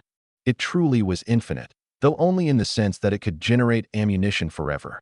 I quickly checked my supplies. 47.45 caliber rounds, 51 12-gauge shells, and 33 9mm rounds. What I really lacked were high explosive grenades, but those were not ammunition. A rectangular box about 20 centimeters long and wide and 5 centimeters high appeared on my legs. The ammunition entry on the items panel changed. Ammunition: 9mm, generating. Ammunition: 9mm, 47 rounds. Suyu, I want to give you something. Open a trade. I transferred all 47 newly generated rounds to her. She stared at the ammunition in surprise. I don't know how to use it. We're Chinese. Which of us doesn't know how to shoot? I already have a gun. Why are you giving these to me? Between Zombie Paradise and the 2 hostile teams we had encountered later, we owned enough AKs for each of us to carry 2. Use this. I handed the USP to Suyu. As long as neither Su Xing nor I is in front of you, attack with this handgun. I paused. Weren't you worried that you had no role on the team? Set aside 2 hours every day, 1 for shooting practice and 1 for archery. Suyu nodded firmly. I understand. 2 hours a day was manageable. This was why I had selected 9mm ammunition. Of all our guns, the USP was the lightest. If we encountered a Glock later, I would replace it for her. After instructing Suyu, I turned to Su Xing. Don't overthink it. As a support specialist, you only need an AK for self-defense. Huh? I wasn't thinking anything. I only believe we should help you. The next time we meet enemies, we'll attack immediately. No. Just focus on your own responsibilities. I hurriedly refused. A little after 10, I suddenly shouted, Stop! Stop the van! The van braked sharply. This time, all 3 of us had fastened our seat belts, so no one was thrown forward. What happened, Guyu? Su Xing asked. While driving, she had watched the highway in both shoulders, but had not seen any resource crates. There's a crate. I got out and walked backward. Su Xing climbed out in confusion and looked at her sister. Did you see it? No. Suyu shook her head. She frequently watched the roadside as well, but had noticed nothing. After they spoke, they saw me standing still and staring toward a large tree. Is there a resource crate? Following my finger, they finally spotted a wooden resource crate in the shadow beneath the tree roots. Suyu's mouth fell open. How could you possibly see that? The van had been traveling at maximum speed. How had I spotted it? I didn't see it. I pointed to my head. Danger sense detected it. The crate probably contains a wild animal.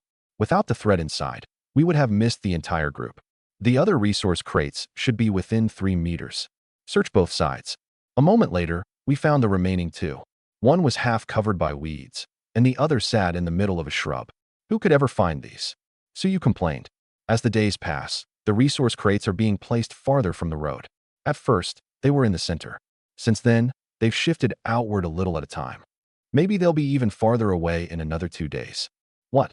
Surely not. If they move any farther, we won't see them at all. I shrugged. It's only a guess. Maybe this is the final distance. I stepped off the road, opened the 2 wooden resource crates, and collected their supplies. Let's go. Everyone needs to watch carefully while we drive. Okay. So you thought it over. I could not be responsible for everything. I'll sit in the passenger seat so you can rest properly. I accepted the suggestion. Good. Once the van resumed driving, I sat in the back and opened the trading hall out of boredom. The resource crates we had just found were the reason. Damn, where are the resource crates? Don't tell me the game stopped giving them. I've been driving since 8 and haven't found one. Just as I had expected, most teams that left that morning had not encountered any resource crates. One convoy had even departed at 6 in hopes of finding more. Some people had discovered them, however. Listen up. Resource crates are now placed 3 to 5 meters from the highway. Watch the roadside. What? Both sides of my road are covered in shrubs. Then I'm lucky. I'm crossing a broad grassland. Differences in terrain now affected how easily each team obtained resources. The rules for distributing resource crates had never been clearly stated. I suspected the survival world had done this deliberately so the devouring fog could catch up. Our supplies were not excessive at all. I still had to prepare for the coming disaster. If we had 500 bottles of water, I would certainly sell some. Near noon, we encountered another group of crates. Suyu sat in the passenger seat, watching both sides with complete concentration. The instant she spotted one, she told Su Xing to stop. What? Wooden resource crates again? It looks like we can only find wooden crates during the day. She sounded disappointed. Yes, based on what we've seen. Higher quality resource crates appear only inside special areas or while driving at night. I nodded. We're almost out of the forest. Stop at the edge so we can eat. The trees ended not far ahead. I did not know what terrain would come next. In the direction of the highway, rounded hills rose in the distance, probably the beginning of a large mountain range. It should be much easier to find resource crates in the next area. In weather like this, the grass hung limp and could not conceal crates. Suyu asked curiously, but from here, it doesn't look as if there are any resource areas. She could not see a single building. I sighed. Can you see buildings 100 kilometers away? Sometimes I genuinely questioned Suyu's intelligence. I added, and the same thing that happened yesterday could happen again. Suyu fell silent. I could not know what she was thinking, so I explained the problem again. Enough. Eat and drink quickly, and take care of whatever personal needs you have. Unless we were inside a resource area, danger zone, or similar location, meals in the van had to remain simple. While we ate, a rumbling sound came from the right. All three of us turned. The ground behind and to the right of the van shifted, revealing a dirt road. The previously sparse trees slowly grew dense. Light spread along the dirt, and when it faded, a brand new paved road had appeared. Su Xing murmured, "So that's how intersections appear?" At the same time, a black post rose from the ground with a blue sign on top. Resource area, 33 kilometers to the right. My eyes lit up. We could upgrade the vehicle. Finish eating. We're going to collect materials. The sisters nodded and accelerated their movements, washing down each bite of bread with water so they could swallow faster. 5 minutes later, the van turned around and entered the side road. When we reached the resource area's entrance, I removed the sunglasses. I sensed danger and wanted to test infrared mode. The result was an entire field of red. The glasses were useless in daylight. I took out the shotgun and loaded it. Ready your weapons. There are 5 threats in this shopping center, each about as dangerous as a wolf. Ding. Small shopping center discovered. Points plus 50. Suyu immediately drew the USP I had given her and checked its ammunition. I saw it through the rearview mirror. Be ready to switch weapons. The handgun only had 1 magazine. Once it was empty, she would have to reload it round by round. Understood. Su Xing, follow my directions. I pointed left. Drive slowly. The van entered the area and turned left. A large 3-story building appeared before us, with a central entrance and several stores on both sides. Finding the 5 threats would be much easier here than in other areas. Suyu, try controlled single shots. A zombie dog stood ahead of the van, drool spilling from its mouth. A gunshot rang out. The dog stumbled, then charged us. At 5 meters, a shot tore open its skull. Ding. Points plus 10. If I had waited any longer to fire, it would have reached us. You saw the panel. Since it's a zombie, the head must be its weak point. Suyu pressed her lips together. I aimed for the head, but who knew the bullet would hit its shoulder? It's fine. For remain. By the end, Suyu had fired 6 rounds and killed only 1 zombie dog. Su Xing asked, should we try harvesting them? I steadied my breathing. I'll test it. The system refused. No, they can't be harvested. Let's enter the building. Most of the shops are empty. Suyu shook her head at the 4 stores flanking the entrance. That's expected. The earlier resource areas were similar. Let's reach the shopping center's middle first. Farther inside, we could still see objects in some stores. Later, we could feed them directly into the deposit zone and convert them into materials. Just as I was about to ask Su Xing to activate her talent, she shouted, "Look, is that an engine? Can we replace the one in our van?" It was a large showroom. From the decoration and remaining merchandise, it must have sold cars. The cars themselves had probably been driven out through the shattered entrance. Let's inspect it. The instant I entered the store, I focused on the engine. PT8 engine component. Durability, 1000/1000. Quality, black iron. Attributes, performance plus 10%, fuel efficiency plus 5%. I stored it without hesitation, then searched the showroom. For usable snow tires, 1 set of tire chains, for wheel rims, and a jack. Everything without an item panel went directly into the deposit zone as material. Su Xing, use your talent. 8 lights in total. Su Xing made a circle and added, 5 are upstairs. Then we'll find the ones down here first. The 8 lights represented 4 modification stones, 3 wooden resource crates, and 1 black iron crate. Their contents were fairly ordinary, without anything especially unusual, but they contributed 93 points. This was why I loved areas like this. They practically handed out points. I now had 5 black iron blind boxes, and upgrade progress had reached 55. I wondered what the system would become after leveling up. Bring the van inside. We'll deposit the objects here. You 2 collect them and bring them to me. I'll handle the deposit zone.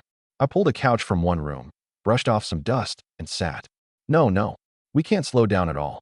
The devouring fog keeps getting faster. I discovered a large special zone. 8 teams appeared inside. I'm completely surrounded. How is that possible? Aren't there at most 2 adjacent highways? This is the survival world. Who knows how anything works? I had assumed only small zones appeared during the protection period. Apparently, large ones could appear as well. 8 teams gathering in one place was interesting. How had they reached each other? I quickly asked in the regional channel. Are all the other teams Chinese? Now that you mention it, some are blonde, blue-eyed, and built like bears. I reconsidered the evidence. Large zones might not be reachable by ordinary roads at all. Regardless, we needed to be cautious whenever we encountered one. And large special zones might not be the only places where multiple convoys could gather.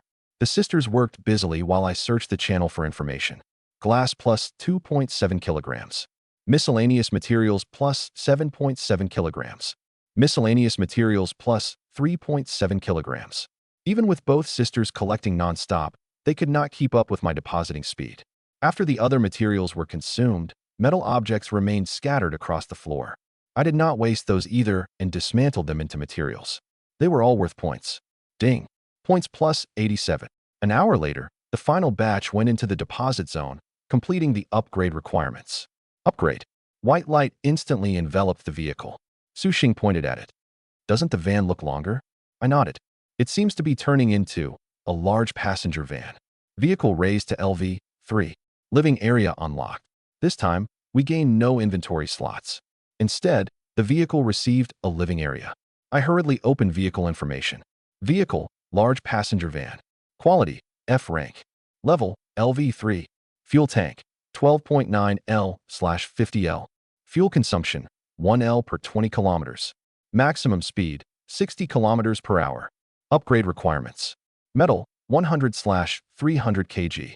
Glass, 0/100 kg. Miscellaneous materials, 0/200 kg. Upgrade material storage, 0/200 kg empty. Note: congratulations on leaving the beginner stage and obtaining your own distinctive vehicle. Remember, to survive, modification and enhancement are indispensable. The changes did not seem significant. Wasn't the only obvious improvement a slightly larger fuel tank? The upgrade requirements had risen too. As for the note about modification and enhancement, I already understood. We simply had too few resources to use the features recklessly. A new option had appeared beneath vehicle information. Attributes. Vehicle attributes. Power, F rank. Defense, F rank. Attack, F rank. Temperature control, F rank. Note: corresponding modifications raise the corresponding ranks. Hint: for the heat wave disaster, temperature control must reach E rank. Seeing these attributes confirmed that saving the modification and enhancement stones had been correct. I opened the 3D projection and installed the engine, which still cost 1 modification stone. When the modification succeeded, power rose from F to E rank. Fuel consumption improved from 1 liter per 20 kilometers to 1 per 25, and maximum speed jumped to 100 kilometers per hour. Modification and enhancement truly were the key. The panel doesn't explain the living area. Let's look inside. The front remained unchanged. In the rear, there were now 4 seats, one at the front and back of each side with an aisle through the middle. The final 3 seats had become a metal wall with a wooden door aligned with the aisle. The living area had to be behind it. I opened the door. A space of roughly 10 square meters appeared, extremely plain, with only a bed about 1.5 meters wide and a small table. Suyu frowned. There's only one bed. It's fine. We can squeeze in. The words left my mouth without thought. As if I'd squeeze in with you. Suyu spat the words and turned out of the van. Let's move faster. This shopping center is huge. Blushing, Su Xing followed her sister. Through the window, I confirmed that they had begun searching and continued inspecting the living area. If we did not sleep on the bed, were we supposed to stay on a mattress on the floor? And now that we had a proper living space, we no longer needed to remain here overnight. We did not stay long. At 2 in the afternoon, we left the shopping center. With the higher maximum speed, we encountered 3 groups of resource crates in only 4 hours, further confirming that the distance between groups was increasing. At 7 that night, we reached a small resource area. We could now sleep beside the highway thanks to the living area, but a resource area still felt safer. After dinner and a short rest, all 3 of us entered the living area at 9. Looking at the small bed, Su Xing blushed. Who sleeps in the middle? Last time, she had taken the middle because the mattress was large enough. It makes no difference. I'll sleep there. Suyu lay down in the center. A palm fiber mat covered the bed, topped with the bedding I had obtained. Su Xing naturally lay to Suyu's right. Although the van had air conditioning, an invisible barrier seemed to cover the living area's door. Even with the system running, no cool air entered. All 3 of us remained fully dressed and kept as much distance as the narrow bed allowed. Deep in the night, Someone lightly patted my shoulder. Turn around. I need to ask you something. I touched my lips. Had I just been kissed? If the girl before me were Su Xing, I would only have been surprised. But this was the proud, stubborn Suyu. So this is what you meant. Suyu lowered her head, her hair hiding her face. She whispered. Both times Su Xing came back, I asked her about it. She said it helped you. And you mentioned something about affection, so I thought I could do it too. Suyu clearly said it had been her own choice, and that she wanted to contribute resources to the team.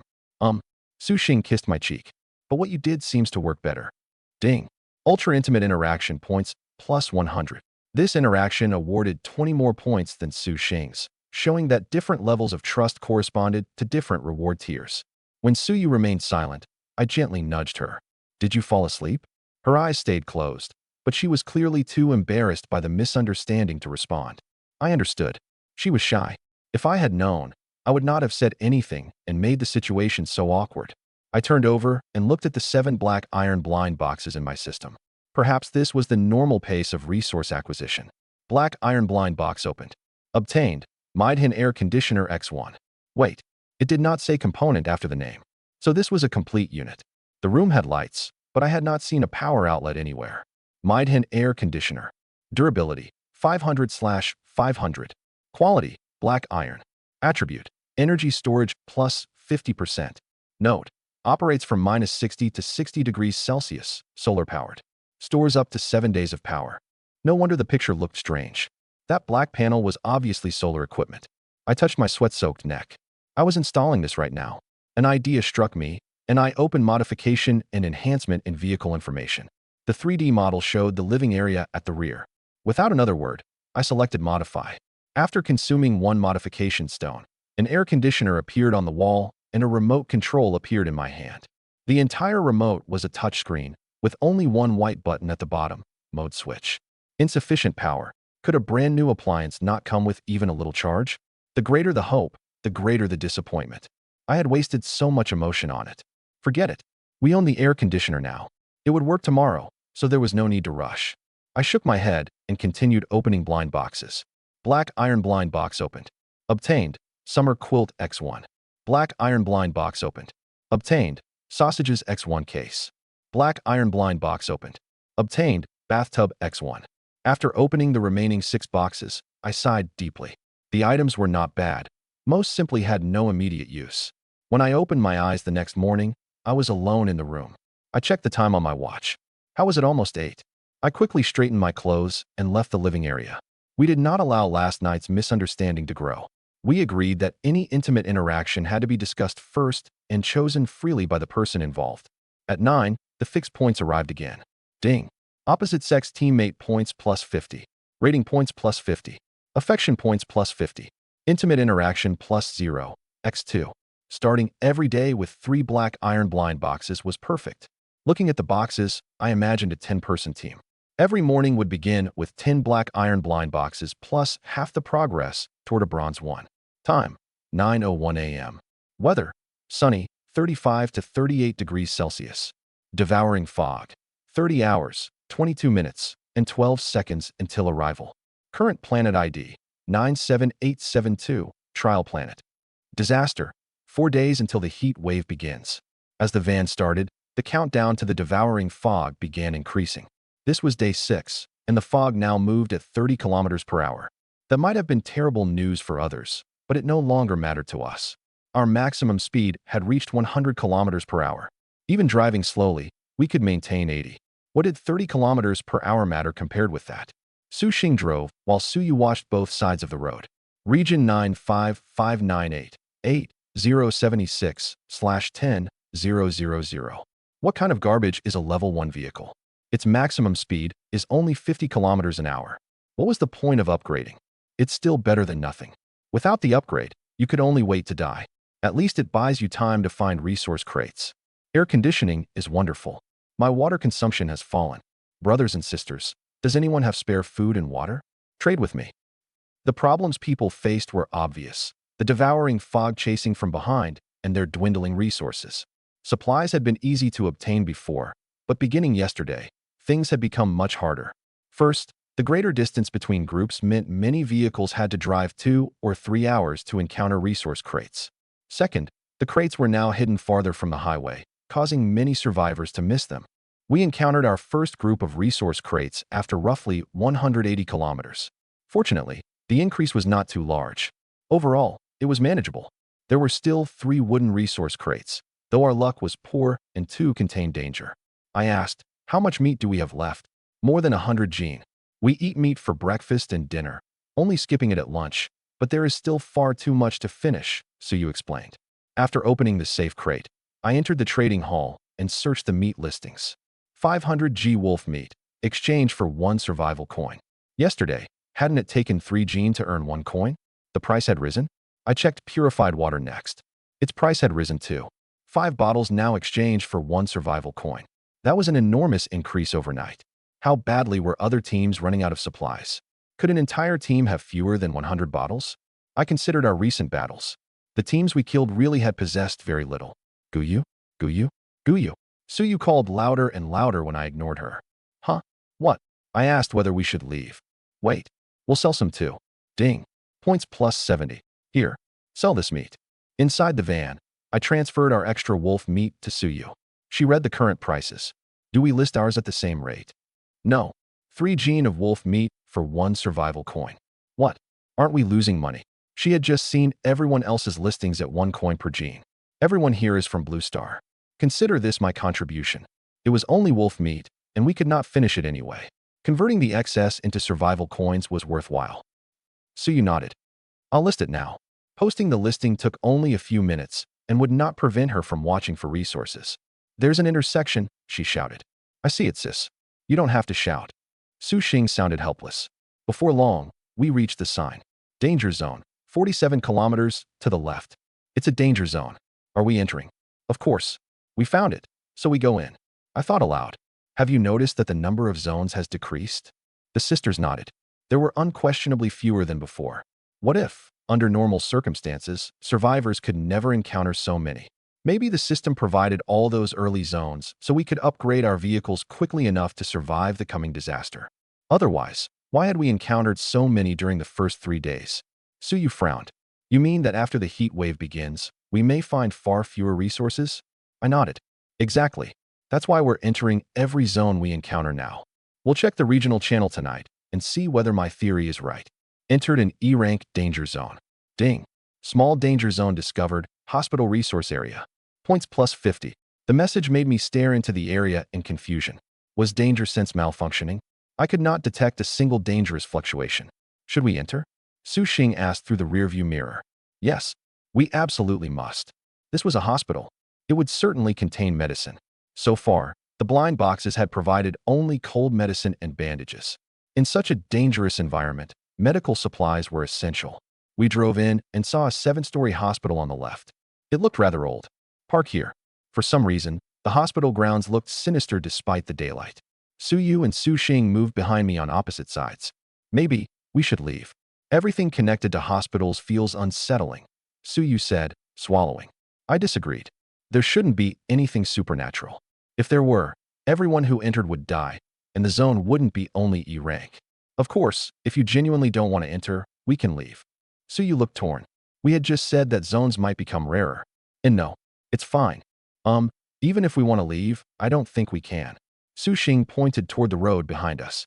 A pale blue barrier covered the entrance. I frowned. Did our last danger zone have one of those? The sisters shook their heads. They had not noticed at the time. I approached the barrier, and just as I reached out, a line of text appeared.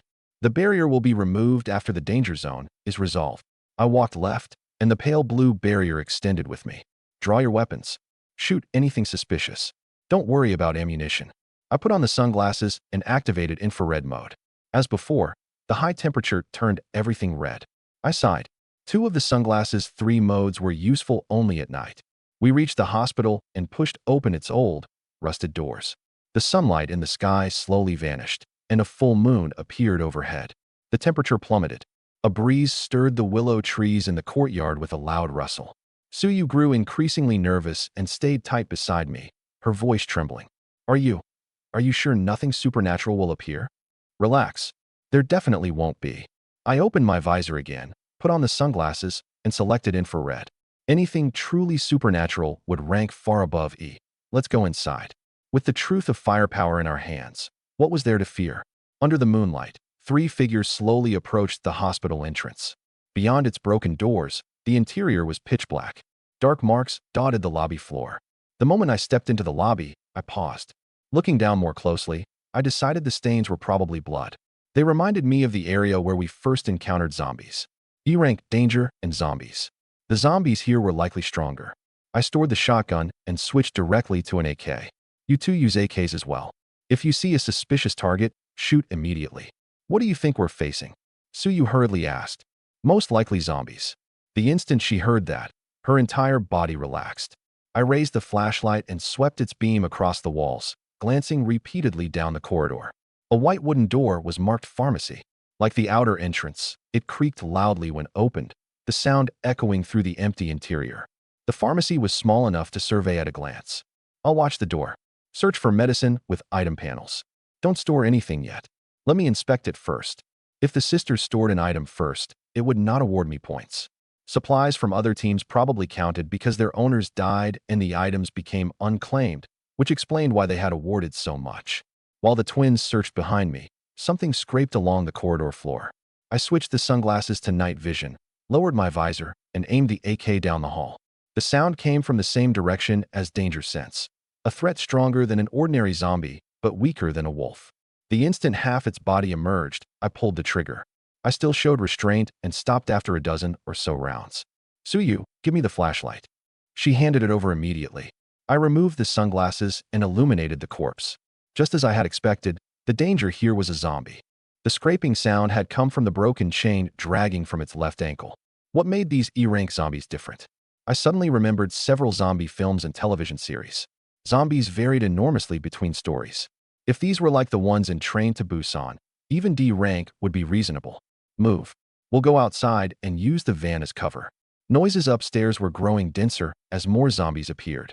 At the entrance, I used the workbench to craft an iron chain and wrapped it around the doors. Phew, good thing the doors could still open. We'd be finished if they couldn't, Suyu said, patting her chest. If they couldn't come out, we'd fight our way in. With this much ammunition, I refused to believe we could not defeat them. Guyu, I don't think these medicines are useful. Su Xing took 6 glass bottles from her jacket pocket. Just as she had said, the medicines seemed useless. Mental suppression potion. Effect: slows thought processes by 50% for 4 hours. Uses: 10 out of 10. There were also mental excitement potions, mental stabilization potions, and others. Seeing them reminded me of the broken chain around the zombie's ankle. These zombies seem different. They are, I agreed. But that doesn't stop us from killing them. Open fire. 3 tongues of flame poured into the distant zombies. Did it matter that some carried weapons or had large bodies? 10 minutes later, empty AK magazines covered the ground around my feet.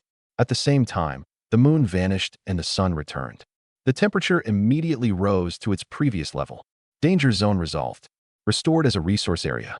It's over. Our accuracy was poor. At a distance of only 30 or 40 meters, nearly 1/3 of our shots had missed. The sisters' hands trembled from both tension and recoil. I took out the carton of Ziyun cigarettes, opened 1 pack, and removed 3 cigarettes. 1 each. Read the attributes. I tossed the pack to the twins, took out a lighter, and lit mine.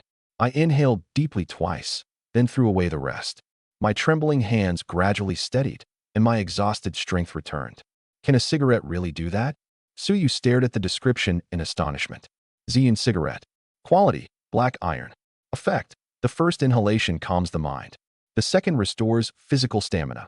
I didn't expect that effect either. Recover quickly. I casually tossed them the lighter. Su Xing lit her enhanced cigarette. After the first inhalation, her shoulders relaxed, and she voluntarily said that she felt much calmer. Cough, cough. Then she coughed until tears streamed from her eyes. The first 2 inhalations had carried no flavor or sensation. Why was the third so harsh? The panel clearly says only 2 inhalations have an effect. I pointed at the 3/4-length cigarette, but on the ground. Su Xing kept blowing air from her mouth, trying to remove the foul taste. She looked aggrieved. I was afraid of wasting it. Su Xing complained that the panel should have displayed the number of useful inhalations more prominently. Cigarettes count as scarce goods here, right? Even without the effect, couldn't we sell the remaining cigarette for 1 survival coin? Suyu asked, looking at the cigarette that had only been smoked 1/5 of the way. I gave Suyu a long look. She truly had the soul of a profiteer. I immediately collected all 3 cigarette butts. Are you recovered? If so, let's go. The sisters hurried to their feet and followed me toward the hospital. Entering the courtyard, Suyu looked at the bodies. Should we finish them off? No. If any were alive, this place wouldn't have converted into a resource area. After checking the entire pharmacy, I held 3 new boxes of medicine. You're certain you inspected every section before, right? The sisters exchanged a look. Su Xing hesitated. My sister and I were sure we had looked through every medicine. I accepted their judgment. Then I can confirm one thing. After a danger zone is cleared, new items spawn inside it. If that was true, we needed to search every cleared danger zone again in the future. All right, we'll search the hospital from the beginning. For hours later, darkness approached. I stood in front of the van and threw a pile of materials into the deposit zone. Glass plus 3.7 kilograms. Miscellaneous materials plus 12.3 kilograms. For full hours of work had filled 1/4 of the vehicle's material requirements. If we encountered more zones like this, another 4 would be enough for the next upgrade. With Su Xing's talent, we had also discovered 1 bronze quality crate. Inside was a card. Enhancement discount card. Quality, special. Effect, reduces enhancement stone consumption by 50% for 1 enhancement. In other words, an enhancement that normally required 10 enhancement stones would cost only 5. A saving of 5 did not seem enormous now, but what if an enhancement normally required 100? I suspected vehicle modifications and enhancements would grow increasingly expensive. I opened the 3D model and immediately selected the windshield. Modification Plan 1, Reflective Glass. Reduces interior temperature by 5 to 10 degrees. Requirement, Modification Stone X2. After a long period of thought, I selected the first option. Modification Plan 1, Defensive Modification. Increases defensive capability by a certain amount. Requirement, Modification Stone X2. Modification Plan 2, Thermal Insulation Coating. Effectively improves temperature stability inside the vehicle. Requirement, Modification Stone X5. Modify. When vehicle attributes had first unlocked, the system had warned that temperature control needed to reach E rank. After I confirmed the modification, a faint glow enveloped the van. Once the entire body turned bright silver, a message appeared. Vehicle temperature control raised from F rank to E rank. We had satisfied the basic requirement for surviving the heat wave. Are we really not leaving? The sisters had barely reached the ground floor when I called them back. It's after 7. There's no need to leave this late. We have a large lead over the devouring fog and don't need to rush. As I spoke, I built a campfire. Then I opened the system, looked at the points, and sighed softly. If I had known, I would have saved the earlier blind boxes. Perhaps I could have synthesized another bronze one. I had not expected this danger zone to provide so few points. I still needed more than 500 for a bronze box. With that thought, I looked at the 3 unopened black iron blind boxes. Black iron blind box opened. Obtained. Popping candy X30. An unmarked package appeared in my hand. Explosive popping candy. Quality, black iron. Attributes, none. Note, an extremely explosive mouthfeel with extraordinary stimulation. Due to its production process, the popping effect lasts 5 minutes. Remember, use only 1 packet at a time. What a waste of a blind box. Despite my complaint, after storing the candy, I deliberately adjusted its position. The 0.01 protective covers were on its left and the bikinis on its right, placing it securely in the second row. I glanced at the busy sisters and opened the remaining 2 boxes. Black iron blind box opened. Obtained. Hemostatic gel X10. Black iron blind box opened. Obtained. Temperature regulating thermal underwear X3 sets. I had to admit my luck was good today. All the items were useful. The hemostatic gel came in small plastic bottles and had an almost unbelievable effect. Once applied, it stopped bleeding within 5 minutes. It was an extremely important resource. The thermal underwear was even better, maintaining a consistently comfortable temperature. We could wear it beneath the protective suits and no longer feel stiflingly hot. The temperature-regulating base layer was thin and had to be worn beneath ordinary clothing or the protective suit. After sharing its attributes, I looked away and let the sisters decide whether to use it. Then I checked Su Xing's status. Name, Su Xing. Age, 20. Rating, 87. Affection, 89. Affection approaching 90 represented deep trust, not permission to override their choices. Suyu left the fire and approached me. Come with me, she whispered. I looked at her retreating back in confusion, stood, and followed. Sis? Guyu? Where are you? It's nothing. Keep cooking. I waved a hand. Su Xing remained behind obediently despite her curiosity. In the corridor, Su Yu had changed into clothes more suitable for resting. When she saw me, she asked casually, "Last night, was that useful?" I instinctively touched my lips. Yes. It had directly awarded the equivalent of one black iron blind box. Just as I wondered why she had asked, Su Yu first confirmed that I did not object, then completed the test she had proposed with a brief kiss and immediately stepped away. I stared at her blankly as question marks filled my mind. "I'm telling you, I don't mean anything else. I did it only because of your talent." I did not press her. I let her finish speaking. Ding. Su Yu's affection point tier increased. Affection points plus 10. Gu Yu, why are your lips bleeding? Oh, I encountered a little wildcat. It scratched me. I waved dismissively. Across from me, Su Yu glared and touched her slightly swollen lips. Are you all right? Could there be bacteria? I remember we have high-proof liquor. Pour some on the wound. Ahem. It's fine. Don't worry. Then Su Xing noticed her sister repeatedly touching her lips. Sis, what happened to your mouth? A mosquito bit me. It hurts a little. Be careful too. The mosquitoes here are always waiting for a chance to strike. Su Xing stared at her sister in confusion. Was she sure she meant a mosquito? After dinner, we left the hospital building and returned to the van's living area. Su Xing rubbed her eyes. Why is there an air conditioner in here? When she woke that morning, she had not noticed it at all. That came from the increase in affection between me and your sister. At the mention of last night's point result, Su Yu looked away in embarrassment. By the way, put these on. I tossed out the thermal underwear. The sisters initially refused after seeing the unusual appearance, but once they confirmed that it was a temperature-regulating base layer worn beneath ordinary clothes, they accepted it. What happened? Aren't you calling me a pervert? I sat on a newly crafted wooden chair. 1 minute earlier, the sisters had read the clothing's attributes and put it on without delay. Following the instructions, both wore it as a base layer beneath ordinary clothes so the thin functional material was not exposed. Blushing, Su Xing said, "The attributes are good, but..." After several seconds, she still did not finish the sentence. I shrugged. You can't blame me. That's simply what it looks like. Enough about this. Rest while you can. We need to leave early tomorrow. When it came time to rest, I did not test our relationships again. Points were important, but not if earning them meant disturbing my teammates. I looked at the regional channel. Everyone seemed unusually resentful today. What the hell? Some danger zones actually seal the entrance. Our team almost died inside. At least everyone on your team got out. Only 2 of our 4 survived, and both are injured. Does anyone have medicine? I'll pay survival coins. At least you encountered a zone. My team didn't see a single one all day. Were so many things changing because the protection period was nearing its end? This was not because I was especially smart. Many games I had played used the same mechanism. Resources were easy to obtain early on. Once you used them up, the only way to get more was to pay.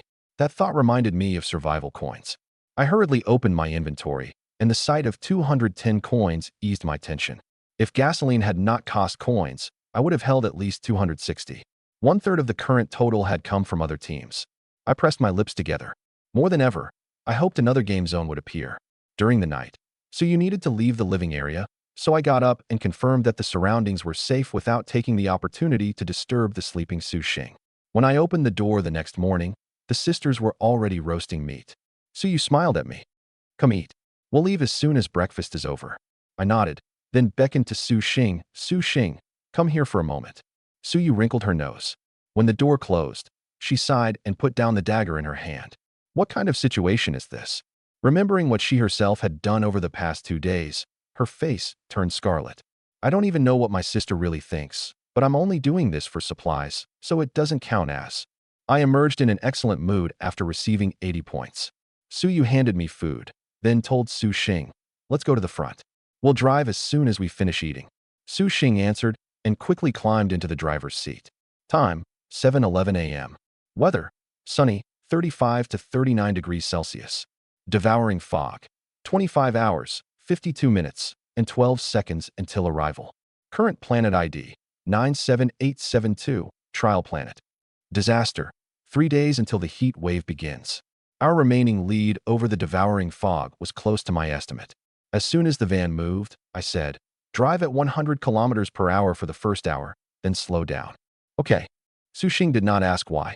She only followed my instructions, and I was extremely satisfied with her attitude. This was day 7, so at 9 o'clock the fog speed would rise to 35 kilometers per hour. At yesterday's driving speed, 1 hour on the road would increase our lead by only 1 hour. If that happened, we would have to choose future resource areas carefully. Or we could keep moving tonight instead of stopping. But that meant facing nighttime dangers, which I did not want. So far, no one had spent a long period traveling at night. Even the sisters had only driven for 1 or 2 hours after dark. Of course, some people might have tried and simply died. That was why I had Su Xing begin at maximum speed. 1 hour would add 2 hours to our lead, which was extremely advantageous. Ding. Opposite sex teammate points plus 50. Rating points plus 50. Affection points plus 50.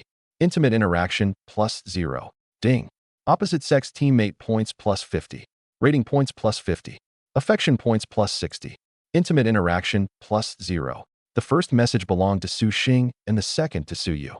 As expected, reaching 91 affection added another 10 points. The intimate interaction entry also showed that its daily calculation period began at 9. With these 310 points, my total rose above 740. A bronze blind box would soon be mine. I checked the Devouring Fog. Devouring Fog, 30 hours, 11 minutes, and 32 seconds until arrival. Resource crates. Stop. Su Yu, who had been watching the roadside, shouted immediately. We had traveled far more than 200 kilometers this time. The distance between crate groups had unquestionably increased. Their positions, however, had not changed much. One crate was even beside the road, which was why we saw the group directly ahead. Black Iron Resource Crate opened. Obtained. 500 milliliters Purified Water X5, 50G Crackers X5, Survival Coin X2, Lighter X1. The supplies were largely the same, though the food had become slightly more varied. The 3 crates contributed 52 points. Not much, but better than nothing. After noon, we encountered the second group of resource crates, again after a little more than 200 kilometers. Looking at the 3 crates, I frowned. At this rate, we'll find at most 4 groups during daylight, and that's only if we don't enter any special zones. We were not short on supplies now, but if the situation continued, I would have to build reserves in advance. Then prices in the trading hall may keep rising? Probably. Should we keep listing our supplies? I nodded. Continue listing meat at the normal rate. Until we knew what was coming, we should keep other resources in our own hands. I glanced at the widening valley ahead. We should reach it that afternoon. At 1:30, the van returned to the road. Just as I expected, by a little after 6 we had found 2 more groups of crates, 3 of which contained meat. What do we do? We didn't encounter a single zone today, Su Yu asked instinctively. If we find one, we'll enter. If not, forget it. At worst, we won't stop tonight. In my opinion, that cost was acceptable. Infinite Blind Box System. Level 1. Points. 998/1000. Upgrade progress. 60/100. Blind boxes. None. The point number suddenly changed. Ding. Traveled 10 kilometers. Points plus 1. Another 10 kilometers would earn me a bronze blind box. We're entering the valley. I looked up. The highway ahead already passed between the valley walls. Stop at the entrance. We'll eat first. Okay. I raised my wrist and checked the Devouring Fog. Devouring Fog. 51 hours, 23 minutes, and 11 seconds until arrival. Because of my talent, we could open crates without hesitation. With this much time, we could freely enter any resource area we encountered. Ding. Bronze blind box obtained X1. Bronze blind box opened. Obtained. Fully stocked refrigerator X1. I did not entirely understand the name, but anything from a bronze blind box would be useful even if it was not ideal. I opened my inventory and read the refrigerator's description.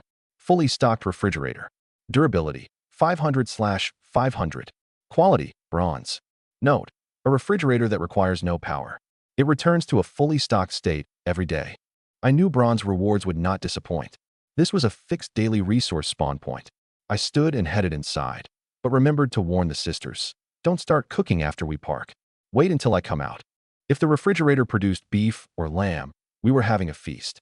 The wild meat we hunted was edible, but honestly did not taste very good. After looking around, I placed the refrigerator near the living area's door. The moment I saw it, my mouth twitched. It stood barely more than a meter tall, only half the size of an ordinary refrigerator. Still, it was free. What more could I demand? I steadied my breathing and nervously opened the refrigerator compartment. Seeing the contents, I finally relaxed. At least everything looked normal. It had 2 shelves. 10 yellow metal cans occupied the top, while 10 unlabeled bottles of purified water filled the bottom. I ignored the water and picked up one of the unmarked yellow cans. Energy drink. Quality, none. Note, restores 20% physical stamina after consumption. I immediately stored both kinds of items. The freezer held more than 20 completely ordinary ice pops, as well as chicken. Chicken was far better than wolf meat. My only regret was that I still had no seasonings. I closed the door and hurried outside, holding up a whole frozen chicken. Look what I found. Suyu looked confused. Why is it still frozen? She stared at the frozen shrimp and the refrigerator door for 2 seconds, then asked, "Do we have a refrigerator now?" I confirmed that the supplies came from my special ability. That's right. Su Xing triggered it this time. Ding. Su Xing's affection increased. Points plus 10. We're eating this tonight. Okay. Su Xing glanced outside. But we'll have to cook out here. This place. The valley began 50 meters ahead, while we were still on open grassland. Relax. There's no danger. If there were, I would know. To thaw the chicken faster, Su Xing periodically held the pot over the fire. In only 20 minutes, it had mostly defrosted. You. Ahem. What is it? Where did you come from? I sensed danger approaching, so I went to see what it was. Then where's my sister? Su Xing looked around worriedly. She didn't get lost, did she? I only went to the bathroom. Suyu emerged from the front of the van. Sis, did another mosquito bite you? Cook. I'm starving. My interruption stopped Su Xing from asking further. She took the long saber from my hand and began chopping the chicken. After 2 strikes, she said gloomily, "Habit really is dangerous. I feel like I could have cut this without thawing it first." Right. Exactly. Beside us, Suyu touched her lips and rolled her eyes at me without explaining. I did not cross the boundary by questioning her. The familiar aroma made me pick up a piece and taste it immediately. Despite the lack of seasoning, the texture was far better than our other meats. There was no gamey odor, though we had used some of the high-proof liquor to remove it.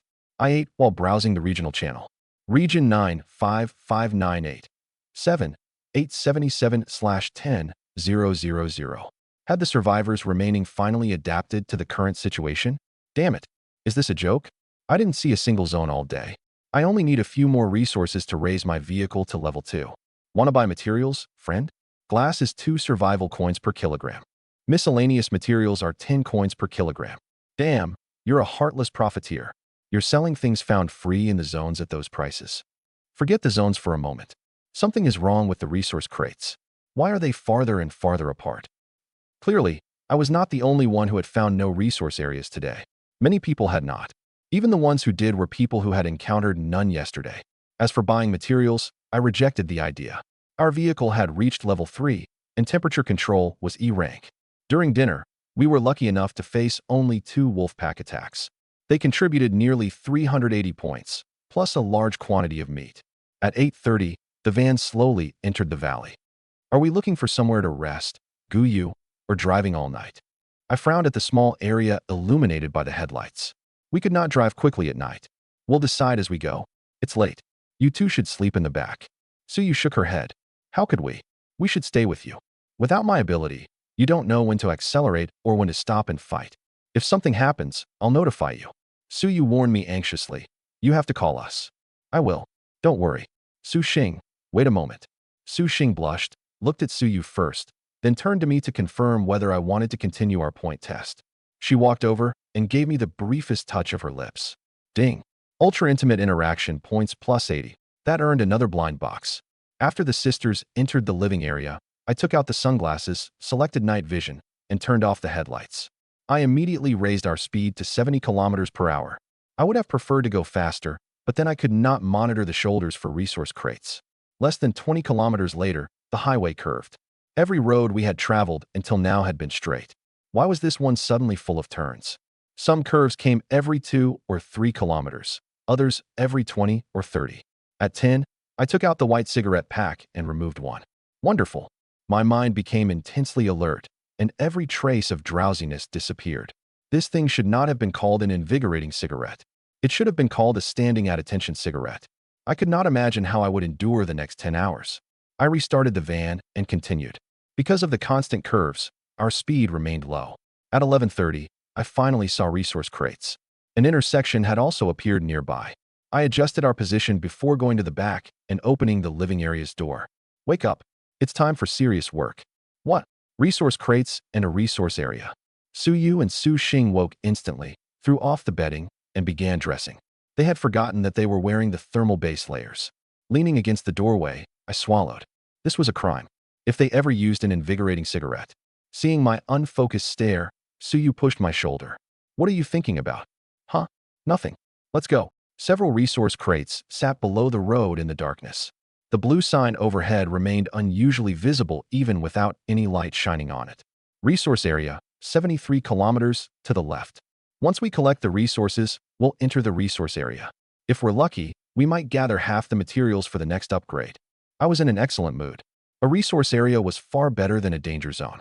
I surveyed the crates and focused on the only black iron one. Black iron resource crate opened.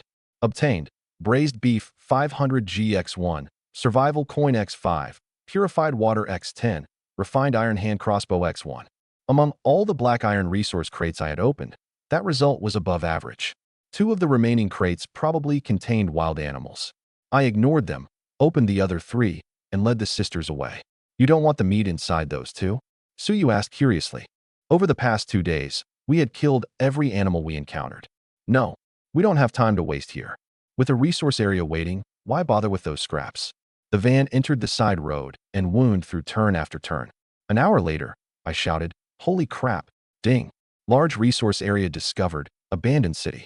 Points plus 200. A large resource area. This would be an enormous haul. Do we have to pass through that?" A blue ring lay on the ground ahead. Yes, I think so. Are we going in now? Devouring fog. 52 hours, 52 minutes, and 9 seconds until arrival. Of course we're going in. The van entered the blue ring. My vision blurred, and we appeared in a parking lot. Judging by the surroundings, it belonged to a park. I drove forward, got out, and inspected the area.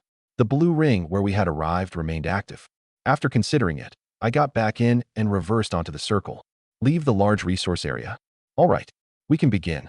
Once I had confirmed our escape route, all that remained was gathering resources. The van slowly left the abandoned park.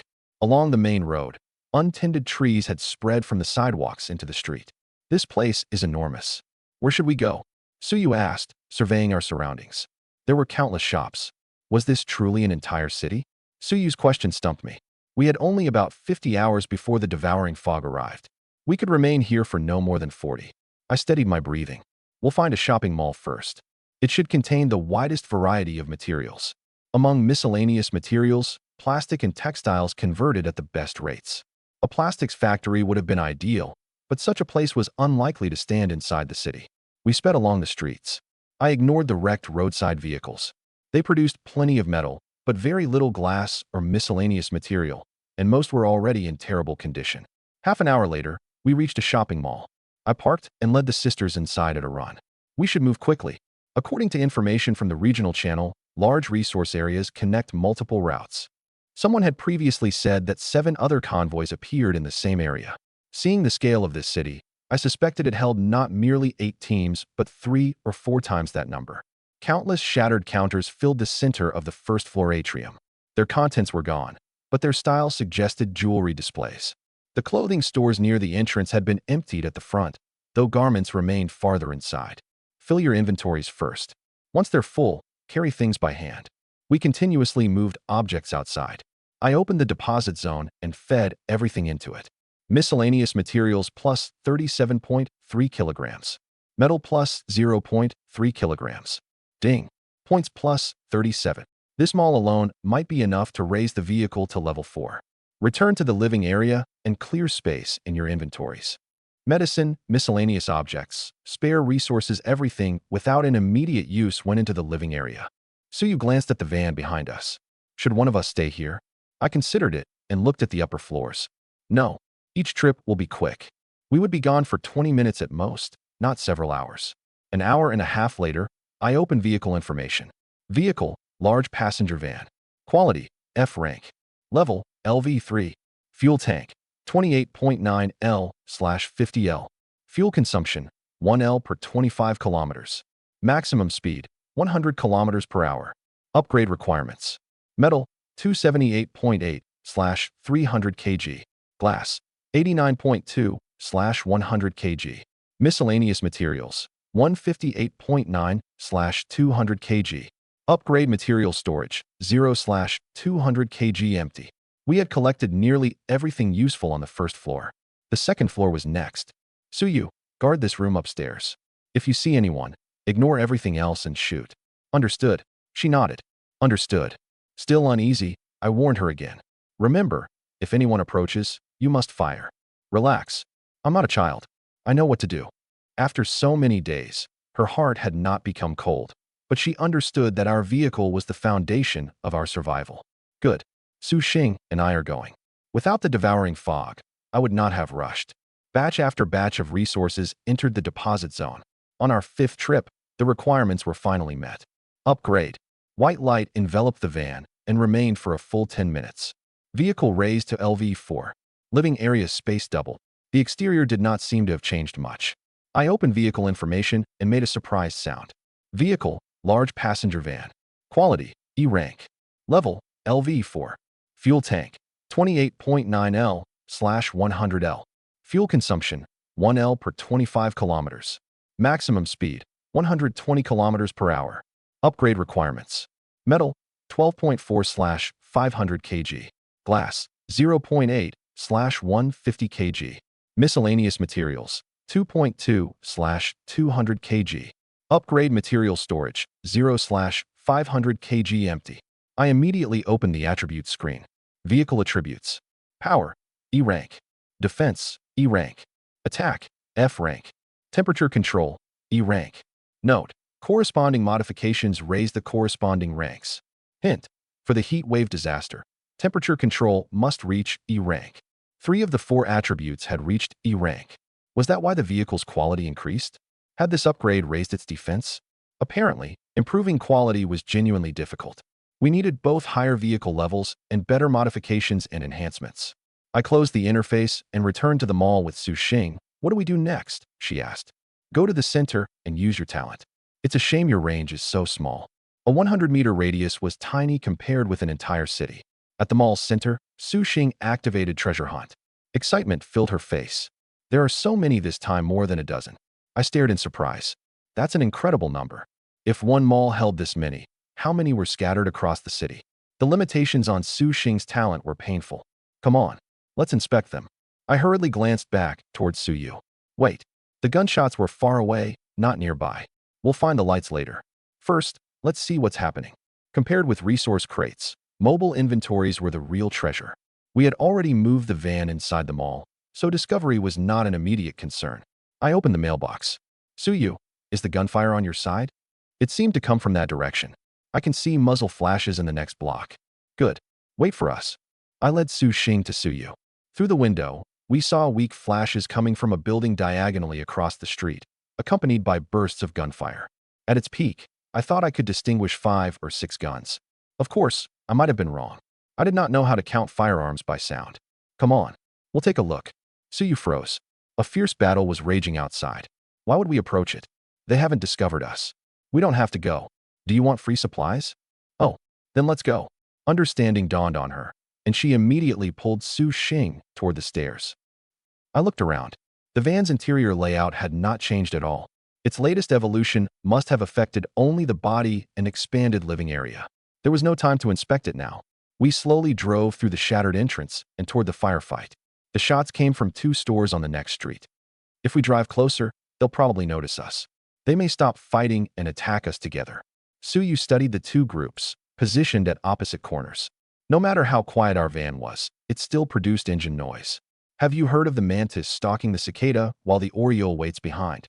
Jack, how can the other side's firepower be this heavy? Who knows how many weapons they found? I thought our haul was already huge. 3 blonde men crouched beneath a window, with 7 or 8 empty magazines at their feet.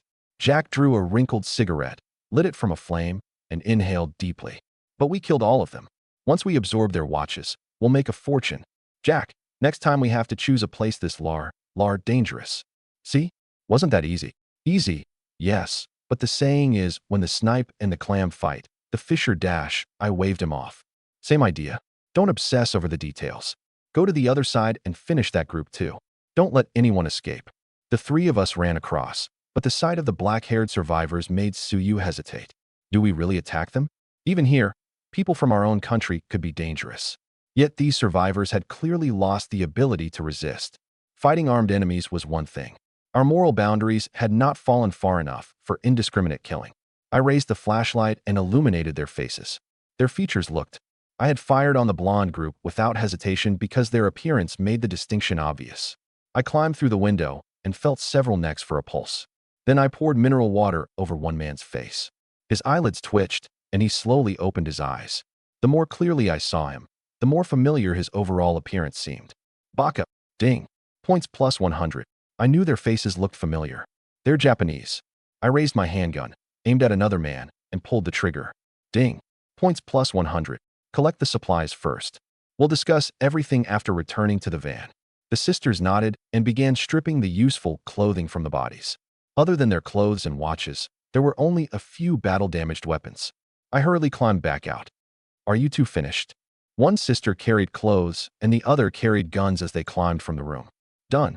Are we still going to collect free supplies? Suyu glanced toward the distant gunfire. Yes, but first we get the van. Back inside, I lowered a window and listened to the shots echoing around us. This large resource area is far more complicated than we expected. Gunfire came from at least 4 or 5 nearby locations. There was no telling how many battles raged farther away. Add those avoiding combat, and this large resource area had to contain at least 40 or 50 teams. Are we still going? Suyu asked, sounding eager. No rush. We'll process these items first. I dismantled all the clothing and stored the weapons. Ding. Points plus 88. Obtained. Purified water plus 32. 100G bread plus 42. Survival coin plus 65. Obtained. Ding. Points plus 1,867. Only 3 watches had increased my points by that much. The system would soon level up. I quickly distributed the supplies in my inventory to the sisters, freeing most of my slots. My luck with the remaining 4 watches was poor. They added only a little more than 800 points. I gave 3 watches to Suyu, while Su Xing and I absorbed 2 each. My 2 watches expanded my inventory by 40 slots. How much did you gain? 40, Su Xing answered. I gained 50. I thought it through. Did watches with larger inventories grant more slots when absorbed? Unfortunately, I could not see how many slots an unclaimed watch contained. Su Xing, drive toward the gunfire. I sat in the passenger seat and opened the system interface. Infinite blind box system. Level 1. Points, 19/100. Upgrade progress, 91/100. Blind boxes, Black Iron Blind Box X21, Bronze Blind Box X2. Merely picking up another battle spoils had earned 11 Black Iron Blind Boxes plus 1 Bronze Box. The system was also close to leveling up. I wondered what function it would add. I still had not seen a silver blind box. Did those have to be obtained through synthesis? Guyu? Aren't we taking their vehicles? Su Xing's question pulled me from my excitement. I slapped my forehead. I had almost forgotten. I did not know whether survivor vehicles had any use beyond conversion into materials, but we should take them. Turn back. We'll find those 2 vehicles first. Every local vehicle in the city was badly wrecked. A survivor's van, even at level 1, was easy to identify. We found both on that street. They were riddled with damage, but that did not matter. I had plenty of inventory space. All right, keep moving. Before we reached the next source of gunfire, the distant shot stopped. We had simply been too far away, and the van could not safely move at full speed. Should we continue? I shook my head. Forget it. We'll return to the mall and collect everything inside first. Without gunfire to guide us, searching would take too long. Back at the mall, we spent an hour finding Su Xing's lights. Most came from ordinary supplies. There were only 3 resource crates, all wooden, contributing 87 points in total. The city outside remained silent. The final gunshots had ended half an hour earlier. Perhaps everyone realized shooting would attract others, or perhaps they had already obtained what they wanted. Either way, my plan to collect free spoils had failed. I had hoped to level the system soon, but apparently that would not happen. What do we do next? Without other survivors, I would normally continue gathering materials and try to raise the vehicle another level. We'll circle the surrounding blocks. If we find nothing worthwhile, we'll leave. Finding an area rich enough in useful material was difficult. By dawn, we had gathered only 1/10 of the next upgrade's requirements. No, the stores around here contained too little. At this rate, even a full day would not fill the vehicle's material needs. We had encountered another mall late in the night, but when I saw its shattered doors, I refused to enter. I looked at the wrecked vehicles along the street. They were in terrible condition, but could still contribute some metal. A ripple appeared in my mind, followed by another and another. It reminded me of the zombies in the commercial district. Those had approached from the perimeter, however. These dangers appeared suddenly. The pavement ahead cracked open, and green shoots emerged. A new danger signal appeared in my mind, more than twice as threatening as a wolf. I immediately told Suyu to move aside. We're going back to the park. I made a U-turn and accelerated toward it. During the next half hour, danger sense proved invaluable. It allowed me to avoid countless strange plants. What are those? They don't look dangerous. Suyu stared at a vine ahead that had grown as tall as a 7 or 8-story building. I don't know, but anything that can break through concrete and grow that quickly isn't normal. Besides, danger sense says they're dangerous. I turned onto the sidewalk and drove close against one side. A plant across the street suddenly trembled, then gradually became still. Guided by the ripples, I threaded the van through gaps between their detection areas. Not a single plant attacked us. In the past, I had assumed the broad ripples existed because danger sense could not pinpoint distant locations. As for the ripples at close range, I thought they were merely intensified warnings. Only after I accidentally alerted several plants did I understand. Within my 100-meter perception range, each ripple marked a target's detection radius. No wonder the ripple remained so large even when the plant itself was visible. 10 minutes later, we finally returned to the original park. From a distance, we saw the blue circle in the parking lot. What do we do? A tree nearly 30 meters tall stood to the circle's left. I studied its thick trunk and crown spreading across dozens of meters. Wait. I had 2 bronze blind boxes. They had better deliver. I had not obtained a weapon in ages. Give me one now. Bronze blind box opened. Obtained. Seasoning gift pack X10. You're a bronze blind box. Why give me seasonings? This was unquestionably the worst bronze reward I had ever received. I focused on the final box. If it failed too, we would have to kill the tree with bullets.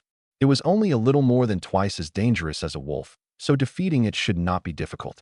Its enormous size would simply take time and, more importantly, waste ammunition. Bronze blind box opened. Obtained. Flamethrower, component, X1. System, buddy, I take back what I just said. You have to burn a bad draw before the good one appears. I judged you unfairly. After muttering, I hurriedly inspected the attributes. Flamethrower, component. Durability, 500/500. Quality, bronze. Attributes, temperature plus 30%, consumption plus 20%. Note, fill the fuel tank before use. The attributes were genuinely excellent. I frowned. Why did the bronze blind boxes sometimes seem to respond to what I needed? I thought back over their other rewards, then looked up at the distant tree. In a moment, I would roast it. I opened the 3D model and installed the flamethrower on the roof for only 1 modification stone. I had discovered a rule. When we already possessed the physical component, modification cost only 1 stone. A flamethrower button appeared on the workbench. Before using it, I filled the fuel tank and pressed the button. The windshield displayed the roof's viewpoint, centered on a long, narrow barrel. Open up. Community warmth delivery has arrived. I squeezed the control trigger. A narrow stream of flame shot from the barrel and struck the huge tree more than 30 meters away. Guyu, the gasoline is dropping really fast. The tank I had just filled dropped by 10% in an instant, and the gauge kept falling at almost 1% every 2 seconds. Fortunately, the giant tree ahead was already burning, so I did not need to keep spraying. I released the control and waited for it to burn to ash. Then I immediately reversed out from beneath the canopy. Ding. Points plus 50. All right, we can leave now. The points meant the giant tree was dead.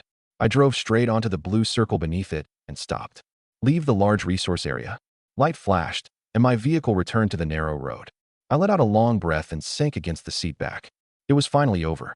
This large resource area had been an incredible windfall. I had raked in more than 2,000 points. It felt amazing. Time, 11:21. Weather, sunny, 37 to 41 degrees Celsius. Devouring fog, 39 hours, 44 minutes, 25 seconds until arrival. Current planet ID, 97872, trial planet. Disaster, 2 days until heat wave begins. We had not spent too long inside, so we could take things easier from here. I surveyed the surroundings and spotted a patch of shade ahead. I drove over, parked beneath it, and shut off the vehicle. Guyu, aren't we going to keep moving? It's already noon. Let's stop and have a proper meal first. We had neither rested nor eaten properly since last night. With 39 hours to spare, wasting 3 or 4 points meant nothing. I hurried into the living area and opened the refrigerator at once.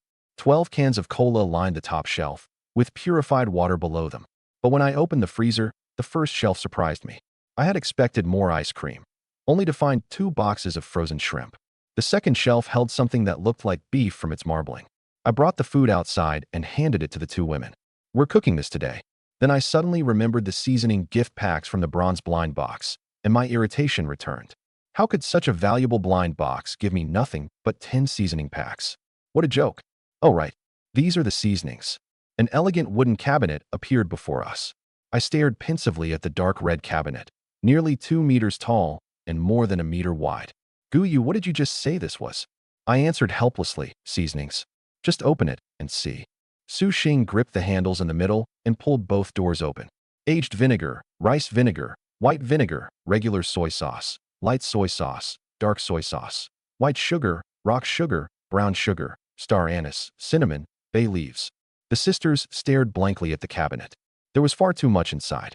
Neither of them had received a related notification, which meant this had to be the work of my other talent. Suyu fell silent for a moment, and I did not miss the change in her expression. "Come on, sis. Let's cook. With all these seasonings, it'll definitely taste good." Okay. How could I still not have learned my lesson after being proven wrong so many times? It was all those black iron blind boxes' fault. Speaking of black iron blind boxes, I quickly opened my system. Infinite blind box system. Level 1.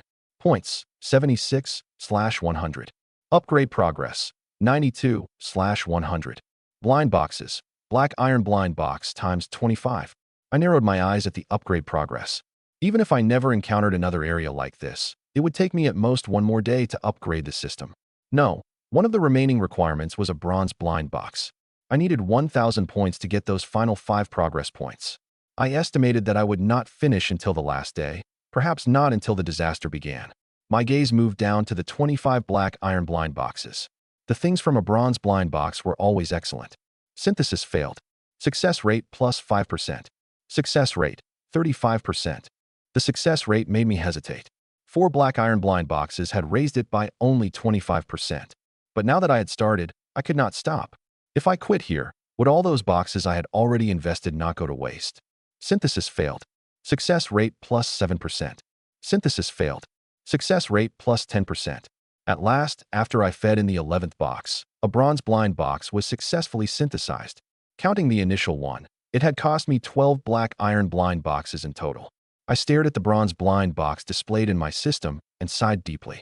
Still, the items inside bronze blind boxes were almost always useful. With that thought, I opened it immediately. Bronze blind box opened. Obtained. Made outfit times 5.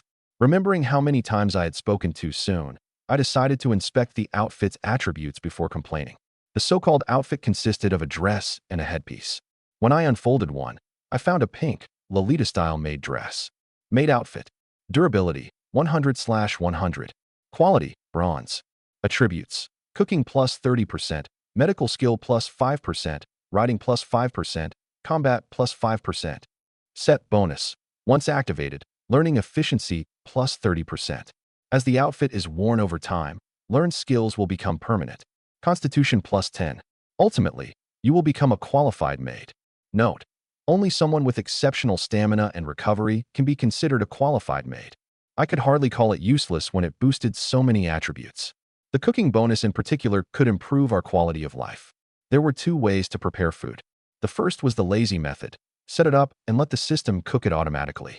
The advantage was that the result was edible. The drawback was that everything always tasted exactly the same. Now that we had this outfit and an entire cabinet of seasonings, though, we would not have to worry about that. Between the set bonus and the dress's appearance, my thoughts inevitably wandered. As an anime fan who had watched more than his fair share of shows, I was definitely overthinking it. The system obviously meant a perfectly respectable maid. I did not synthesize the remaining blind boxes. The system was about to upgrade anyway, so I might as well wait until then. Outside, the temperature had already reached 40 degrees Celsius, but it meant nothing to us in our thermostatic thermal shirts. Even with our protective suits on, we did not feel stifled. The only exposed places that might still feel the heat were our hands, feet, and faces. An hour later, I finally tasted a familiar flavor. I picked up a charred black piece of chicken, and the overwhelming taste of soy sauce mixed with sweetness flooded my mouth. I gave the sisters a long, meaningful look. Apparently, the system knew them very well. Su Xing flushed. Goo you this. We could probably manage something like scrambled eggs, but a dish like this is asking a bit much of us. Even these two dishes had taken both of them working together. I refused to let them off the hook. It's fine. You'll learn. The food might not have tasted great, but it still tasted like home. At 2:30 in the afternoon, we pulled out of the shade and returned to the winding road.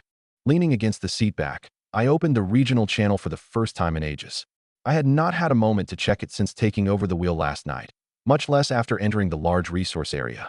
Region 95598, 762/10,000. Sure enough, everyone still alive had enough sense not to throw their lives away. I'm out. I made it out. Aren't you people going too far? 3 bottles of water for 1 survival coin. Have you all lost your minds? Buy it or don't. If you're not buying, get lost. So that many people entered the large resource area? Good thing I wasn't greedy. I grabbed a few supplies and got out. From the sound of it, had the large resource area been deliberately arranged for us? The chat history showed that most people had indeed encountered one. But after hearing what happened to the first few people who found them, many had chosen not to enter. Of those who did go in, more than half collected a few resources and promptly left. Very few had encountered any real danger. Even so, everyone who escaped had exhausted all their ammunition. The first page of the trading hall was filled with purified water, all listed at the same price. 3 bottles for 1 survival coin. It was expensive, probably because of the problems with the resource crates over the past 2 days. Food held steady at roughly 5 portions for 1 coin. At this point, survival coins had practically become the only accepted currency. 9mm ammunition times 5, 1 survival coin. 7.62mm ammunition times 10, 1 survival coin. Ammunition was not expensive. That had to do with both its availability and demand. Bullets represented safety, but food and water represented life itself. I took the infinite ammunition box from my inventory and selected today's ammunition. Yesterday's fighting had nearly exhausted my AK rounds, so it was time to replenish them. Ammunition, 7.62mm rounds, generating. Ammunition, 7.62mm rounds, 88. Su Xing yawned and rubbed her eyes. I immediately sat up. If you're tired, say something. Don't force yourself to keep going. The energizing cigarette's effect was remarkably long-lasting. Even now, I still felt sharp and alert. Su Xing shook her head. I'm fine. It was just a yawn. Forget it. Neither of you is in good shape. I'll drive, and you can both sleep in the back. With mountains on both sides, a crash at this speed would hurt even with seat belts. It's fine, really. I can hold out. If the energizing cigarette did not have such severe side effects, I would have been tempted to give Su Xing one. Pull over. I moved into the front alone and sent both women to the back. Dismissing the thought, I started the vehicle. We had not gone far when I suddenly slowed down and repeatedly glanced toward both sides of the road. So you noticed. What's wrong? My danger sense says this area is dangerous, but we're surrounded by sheer mountain slopes. Surely there could not be animals or zombies up there. Could it be falling rocks? Su Xing leaned toward the window and studied the slopes. There were few trees and plenty of loose stones, so it was possible. Suddenly, her eyes widened. Monkeys. I looked toward the position indicated by the ripples in my mind. Sure enough, 4 monkeys were pushing a huge boulder. Get ready. I'm speeding up. I accelerated and braked in quick succession, smoothly dodging one boulder after another. Now that I understood what those close-range ripples meant, my ability to avoid danger had improved enormously. At 4:30 that afternoon, we found the first batch of resource crates for the day. Guyu, do you think the distance between them really is getting longer? Are we eventually going to wait several days for each batch of crates? I tapped the steering wheel, then shook my head. That's unlikely. If that happened, everyone might as well lie down and wait to die. Besides, don't panic yet. You're forgetting my second talent. The sisters knew exactly what that ability could do. At 7:30 that evening, we secured the first nighttime batch of resource crates. I took both women into the living area at once. I had gone inside at noon, but I had not looked around carefully enough to see what had changed after the upgrade. The only thing that bothered me was that the bed had grown much larger. Our mattress now fit perfectly. Wait, is that a toilet? Suyu stared in disbelief at the corner beside the entrance. That's a good thing. What's so surprising about it? I waved it off and had Su Xing take tonight's dinner from her inventory, a Kinjiji family bucket. Suyu opened her mouth, then closed it again. Apparently, there really was nothing to be surprised about. Suyu silently returned to her seat. Maybe she really had been making too much of it. Her younger sister had not even reacted. But the moment she saw the food on the table, she froze. How? How do we have something like this? Anything is possible. We'll make do with it tonight and skip cooking. Suyu was speechless. Eating bread and drinking water was what anyone else would call making do. The living area now had a toilet, but no partition. We immediately agreed that whenever someone used it, everyone else would leave the room until we found materials for a screen. With the privacy issues settled, we finished dinner, washed up, and went to bed. I leaned against the headboard, still feeling somewhat uncomfortable. The sisters really were exhausted. They fell asleep almost as soon as they lay down. I shook my head. It looked like I would not be getting those 200 points today. I checked the regional channel, put away the interface after confirming there was nothing useful, and soon fell asleep as well. The next morning, the sisters were once again up before me, leaving me alone in the empty room. Suyu knocked before entering. Only after confirming that I was ready did she voluntarily complete one mutually agreed-upon intimate interaction. The system awarded me 100 points, and she immediately steered the conversation back to survival supplies. I do have something, but, well, the effect is good. See for yourself. I took out a purple maid outfit. I thought the color suited her better. I had saved the pink one for Su Xing. As for the other three, I could find suitable owners for them in the future. Suyu hesitated when she saw the outfit's design. You really are a pervert. I raised an eyebrow. My talent gave it to me. It's not like I made it myself. After a pause, I continued. Besides, the set bonus includes a 30% increase to learning efficiency. Combined with your talent, it'll make your progress twice as fast with half the effort. Suyu quietly put the maid outfit away. I didn't say I wouldn't wear it. If the effect is good, the appearance doesn't matter. Hurry up and come out. It's time to, sis. You're in here. Su Xing had appeared in the doorway, looking hesitant. Suyu looked at Su Xing, then at me. From her reaction, I could only assume she had guessed that we were discussing something similar. She hurried out of the room. Breakfast will be ready soon. Su Xing first confirmed with her sister that the earlier interaction had been entirely voluntary. Then she asked whether she should complete the same points test. Only after receiving an affirmative answer did she approach me. Ding. Ultra-intimate interaction points, plus 100. Su Xing lowered her head. My sister is like that. She talks tough, but she has a soft heart. As long as you're both willing to trust me, that's enough. Come on, let's eat. The three of us sat on stools made with the workbench and ate breakfast. Infinite blind box system. Level 1. Points. 21/1000. Upgrade progress. 95/100. Blind boxes. Black iron blind box times 16. I sighed. According to my estimate, it would take at least another 6 or 7 days to advance the system. Once I earned 1,000 points, the system could reach level 2. Even with terrible luck, though, I should be able to upgrade by the day after tomorrow. At 9 this morning, I would receive another 320 points, plus the 200 ultra-intimate interaction points available today. What are you smiling about? Suyu asked with a frown. I was just thinking about the unbreakable bond shared by our team. Pa, if you don't know how to use an idiom, then don't use it. Who shares an unbreakable bond with you? Suyu lowered her head and continued eating. I paid her no mind and opened my survival watch to check the fog. Time, 7:34. Weather, sunny, 39 to 44 degrees Celsius. Devouring fog, 26 hours, 14 minutes, 42 seconds until arrival. Current planet ID, 97872, trial planet. Disaster, 1 day until heat wave begins. I stared into the distance. If we could get out of this region soon, we might widen the gap again. 10 minutes later, we started the vehicle and resumed our journey. The road was still winding, and we still could not pick up speed. After 3 hours of driving, we had gained only 1 extra hour on the fog. Bored, I opened the regional channel to see how everyone else was doing. What the hell? It's barely morning, and the heat is already killing me. I haven't stopped sweating. Salt for sale? Salt for sale. 30 grams for only 1 survival coin. Don't even mention it. I've been drinking far more purified water since yesterday, and I barely have any left. Huh. I bet the water sellers feel stupid now. I thought of my wastewater purifier. What a piece of junk. I opened the trading hall and saw that most of the purified water listings that had filled 2 or 3 pages were already gone. Only 4 sellers remained, and the price had climbed to 1 bottle per coin. I quickly checked the more than 300 bottles in my inventory and raised an eyebrow. I had quite a lot of water myself. How much water do you have in your inventories? 224 bottles. 237. I nodded. Combined with mine, we had close to 800 bottles. Some had come from other people's survival watches, and the rest from the refrigerator. I opened the trading hall and listed 200 bottles, a modest amount, all things considered. The moment the listing went live, messages began pouring into my mailbox. 500 milliliters purified water. Enhancement stone times 2. 500 milliliters purified water. Modification stone times 2. I listed 100 bottles for each type of stone. Almost half sold in an instant.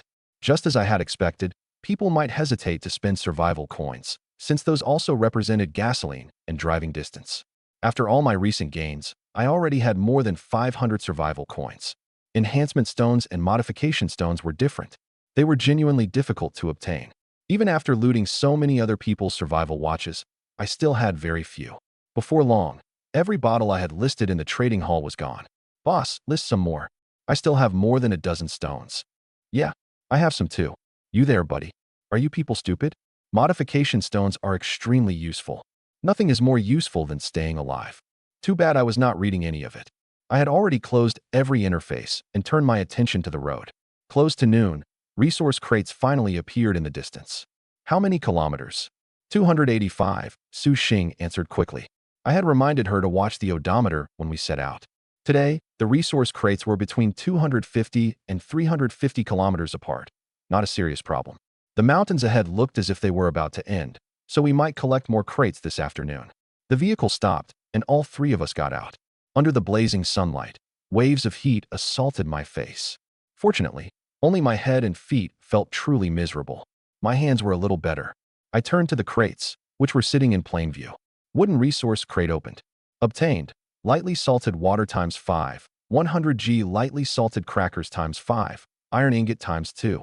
Wooden resource crate opened. Obtained. Lightly salted water times 5, 100g salt times 1, survival coin times 2. The contents of the resource crates had started changing yesterday. Both of these were filled with salted supplies. The final crate held ordinary items, though. Unfortunately, they were all worth the same number of points. Ding. Points plus 44. I glanced at my system total. Almost there. I was almost there. Points. 423/1000. Once I added the 200 points the sisters had not yet given me today, I would have 623. The rest would be easy. Let's stop here and eat lunch. Our faces were flushed, though we had not sweated much. That was thanks to our thermostatic thermal shirts and protective suits. Lunch truly was a makeshift affair. A bag of milk, 2 pieces of bread, and several sausages each. For anyone else, that would have been a feast. For us, it was just making do.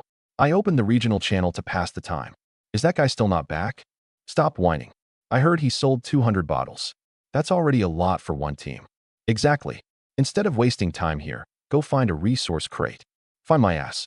A python burst out of the last one and nearly crushed my teammate to death. Why did the conversation sound as if it had something to do with me? I scrolled back until I finally understood. TSK. I had thought charging 2 stones per bottle was shameless, yet these people thought I was practically giving the water away. 500 milliliters lightly salted water. Enhancement stone times 4. 500 milliliters lightly salted water. Modification stone times 4. This batch sold noticeably more slowly. He really listed more, but look at the price. What the hell? He raised it. Exactly. Even for lightly salted water, that's too expensive. Listen, buddy, you'd better lower the price. Otherwise, when my brothers and I find you, you're going to regret it. The Gale Guild is warning you. Their empty threats did not bother me. At 4 that afternoon, we finally left the mountains behind. A vast lake appeared beside the road. Wow, the scenery is beautiful. Look, there are deer by the water. I quickly patted Su Xing's shoulder. Keep your eyes on the road. She stuck out her tongue and nodded sheepishly. I know. The scenery seemed to lift Su Xing's spirits. So you turned around. If we killed all those animals, how much food do you think we'd get? Sis, they're so cute. How could you? Su Xing said helplessly. Su tapped her sister on the forehead.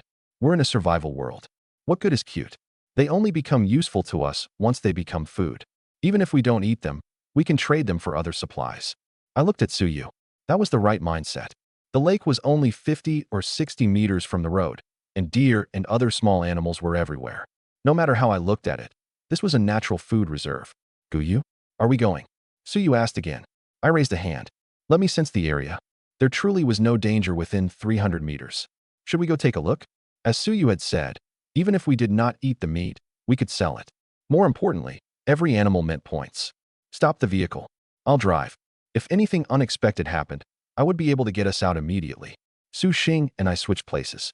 The moment I turned the wheel and left the pavement, my danger sense activated. Waves spread endlessly in every direction with me at the center. What was happening? I wrenched the wheel around and hurried back toward the road. Fortunately, I was moving slowly.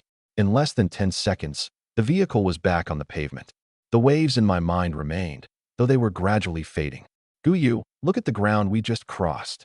I stuck my head out the window and looked behind us. A huge section of ground had collapsed just beyond the rear wheels. What had looked like yellow sand and gravel had churned into yellow mud. I did not know what it was, but I knew with absolute certainty that it had triggered my danger sense. Su Xing frowned. Is it a swamp? It doesn't quite look like one. Whatever it is, we need to leave. I knew it.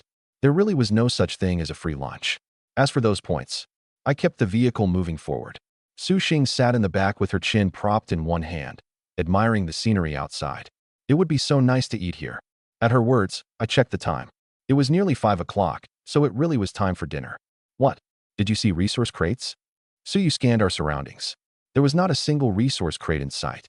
No, I just agreed that this would be a nice place to eat, especially with the sun about to set. But the devouring fog. Relax. We have plenty of time. With that, I got out of the vehicle. Suyu raised her survival watch and checked the remaining time. We did indeed have plenty. Devouring fog. 36 hours, 14 minutes, 42 seconds until arrival. Suyu looked at Su Xing and shook her head without explaining. Su Xing walked over to me and first asked whether I agreed to this points test. Only after I said yes did she gently kiss my cheek. Thank you, Guyu. This won't slow us down, will it? Ding. Ultra intimate interaction points plus 90. Ding. Affection points plus 20. Huh. Her affection had increased again. I focused on Su Xing. Name: Su Xing. Age: 20. Rating: 87. Affection: 95. It seemed that once affection passed 90, its growth slowed down. That was reasonable. It won't. We have to eat dinner sooner or later, so now is as good a time as any. Besides, I looked at Suyu. There are animals everywhere. Time to start your training. All right. Suyu nodded, took out her handgun, and started toward the edge of the road to practice. Ahem. Aren't you forgetting something? Suyu opened her mouth, then looked at Su Xing wearing that outfit in front of her younger sister. How could she possibly retain any dignity as the older sister? Su Xing stared back in confusion. What on earth were we talking about? I slapped my forehead. I nearly forgot. Here, I have one for you too. I placed the pink maid outfit in Su Xing's hands. She stared at it, her mouth falling open. Then she looked up with a scarlet face. Guyu, if that's what you want, you should at least bring it out in private. Her voice grew softer and softer. It took me a moment to understand. I gave her a strange look before realizing this was probably due to her affection of 95. So that was it. Her trust in the team was exceptionally high, but that did not imply permission to cross any boundaries. I cleared my throat. What are you imagining? Do I look like that kind of man? Read the attributes. I only brought it out because the two of you are terrible cooks. After reading the attributes, Su Xing finally understood. She looked at me apologetically. I misunderstood. I'll go change right now. She jogged back to the vehicle. Suyu came over and studied me suspiciously. What did you do to her? Something feels different. Nothing but sincerity. Only sincerity can move a person's heart. Really? I shrugged. Of course. You would understand once your own affection reached 95. Both sisters soon emerged in their stat-enhancing themed outfits. After confirming that the bonuses had activated, I returned my attention to our assignments. Suyu, practice shooting. Su Xing, start cooking. As Suyu walked past me, her eyes dipped briefly. She snorted. Men. Gunshots rang out intermittently from the left, while the smell of cooking drifted from the right. After about 2 minutes, I decided to distract myself with the regional channel. Otherwise, the sight before me was almost as overwhelming as an energizing cigarette. One more day, and these miserable times will finally be over. What kind of nonsense is that? Won't things get even worse after tomorrow? Maybe. But I guess it'll also be a new beginning. Lately, I haven't even dared to open the resource crates. Do you all remember Rule 8? Develop a team. How do you think we're supposed to do that? No idea, but I think we can exchange names and band together. Ever since the devouring fog accelerated to 40 kilometers per hour, many vehicles could not reach 2 batches of resource crates in a single day. Some people did not even dare enter the special areas. Human nature was greedy, after all, and no one understood our own greed better than we did. Very few people were ruthless enough to abandon a large resource area at the first sign of trouble, as I had. I reviewed the rules in my mind. I remembered Rule 8 because it was closely tied to my system. Did forming a team require someone's name? If so, I was in trouble. As an orphan and a homebody, I had practically no friends. Ahem.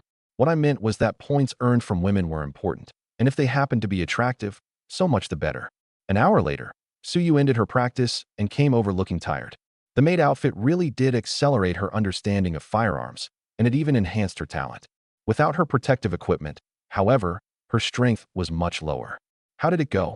My chance of hitting the target at 20 meters improved a lot. 30 meters is still a little beyond me. I noted the result and confirmed again that the themed outfit's learning efficiency bonus was active. Suyu reminded me not to get distracted, so I turned my focus back to the training plan. I had truly been wronged. I was genuinely marveling at how powerful the outfit was. By the way, this phase is almost over. People in the regional channel said we might need names to form teams. Do you know anyone who could join us? Suyu frowned. I know some people, but they're only college classmates. You know how college friendships are. Most of them are superficial, so. If that was true for Suyu, the situation on Su Xing's side was obviously much the same. Suyu looked toward the nearby lake. If we collected this water and sold it, do you think we'd make a fortune? I declined to entertain the idea. I'd love to, but how would we cross that ground? I took out my spear and casually rested its tip on the ground 2 meters away. On the table in the living area sat a plate of red braised pork, a plate of dry-fried green beans, and a plate of prawns, all giving off a mouth-watering aroma. Compared with their previous attempt, the difference was night and day. Guyu, this outfit is incredible. The moment I picked up a seasoning, I knew exactly how much to add. The sisters were still wearing the outfits, seated on either side of me. Ahem. As long as they work. Let's eat. I reminded myself not to get distracted again, shifted my chair, and focused on dinner and our route ahead. Guyu, what's wrong? Su Xing looked at me with concern. You don't have hemorrhoids, do you? I don't think we have medicine for that. I stared at her helplessly. I'm fine. My thigh is just a little itchy. Suyu placed a piece of pork in her sister's bowl. Ignore him. He'll be fine in a minute. Both Suyu and Su Xing accompanied me in the front tonight. Where are we driving to? No idea. We'll see. I put on my sunglasses, activated night vision, and switched on the headlights. The headlights barely interfered with the night vision mode at all. As I watched the straight road ahead, I opened the system panel. Infinite blind box system. Level 1. Points, 601/1000. Upgrade progress, 95/100. Blind boxes, black iron blind box times 16. I needed fewer than 400 points to upgrade the system. It would definitely happen at 9 tomorrow morning. I looked at Suyu. There were another 100 points right there. Feeling my gaze, she glanced at Su Xing in the back and did nothing. At 10 o'clock, we secured the last wave of resource crates. My points increased by 220, including the points from several wolves, an unexpected bonus. All right, we can rest now. I quickly checked our surroundings. There was nothing but an endless plain, so there should not be any danger. Suyu and I fell a step behind. Points plus 100. I touched my lips and stared at her retreating back. Why did she always like surprise attacks? With only a little over 60 points remaining, I was tempted to drive off in search of a resource area and upgrade the system tonight. Time, 8:10. Weather, sunny, 39 to 44 degrees Celsius. Devouring fog, 33 hours, 44 minutes, 41 seconds until arrival. Current planet ID, 97872, trial planet. Disaster, heat wave begins tomorrow. I opened my eyes and checked the information on my survival watch. It feels strange not to have anyone greet me in the morning. When I get the chance, I'm definitely saving these points for breakfast time. I pushed open the door and discovered that the vehicle was already moving. Hearing me, Suyu turned and took a plate from her inventory. We were worried about the fog, so we decided to start driving first. Now I understood why the remaining time had looked so generous this morning. I nodded. Got it. I sat down, enjoyed my breakfast, and casually opened the regional channel. All I had to do now was wait for 9 o'clock and the system upgrade. It's the last day? Finally, the last day. The fog is only 10 hours behind me. I survived. Hypothetically, what if the fog speeds up tomorrow? Wouldn't you die? What the hell? Don't curse me like that. Want to form a team, buddy? There are 4 men in ours, so you'll never have to worry about survival. Team recruiting +1.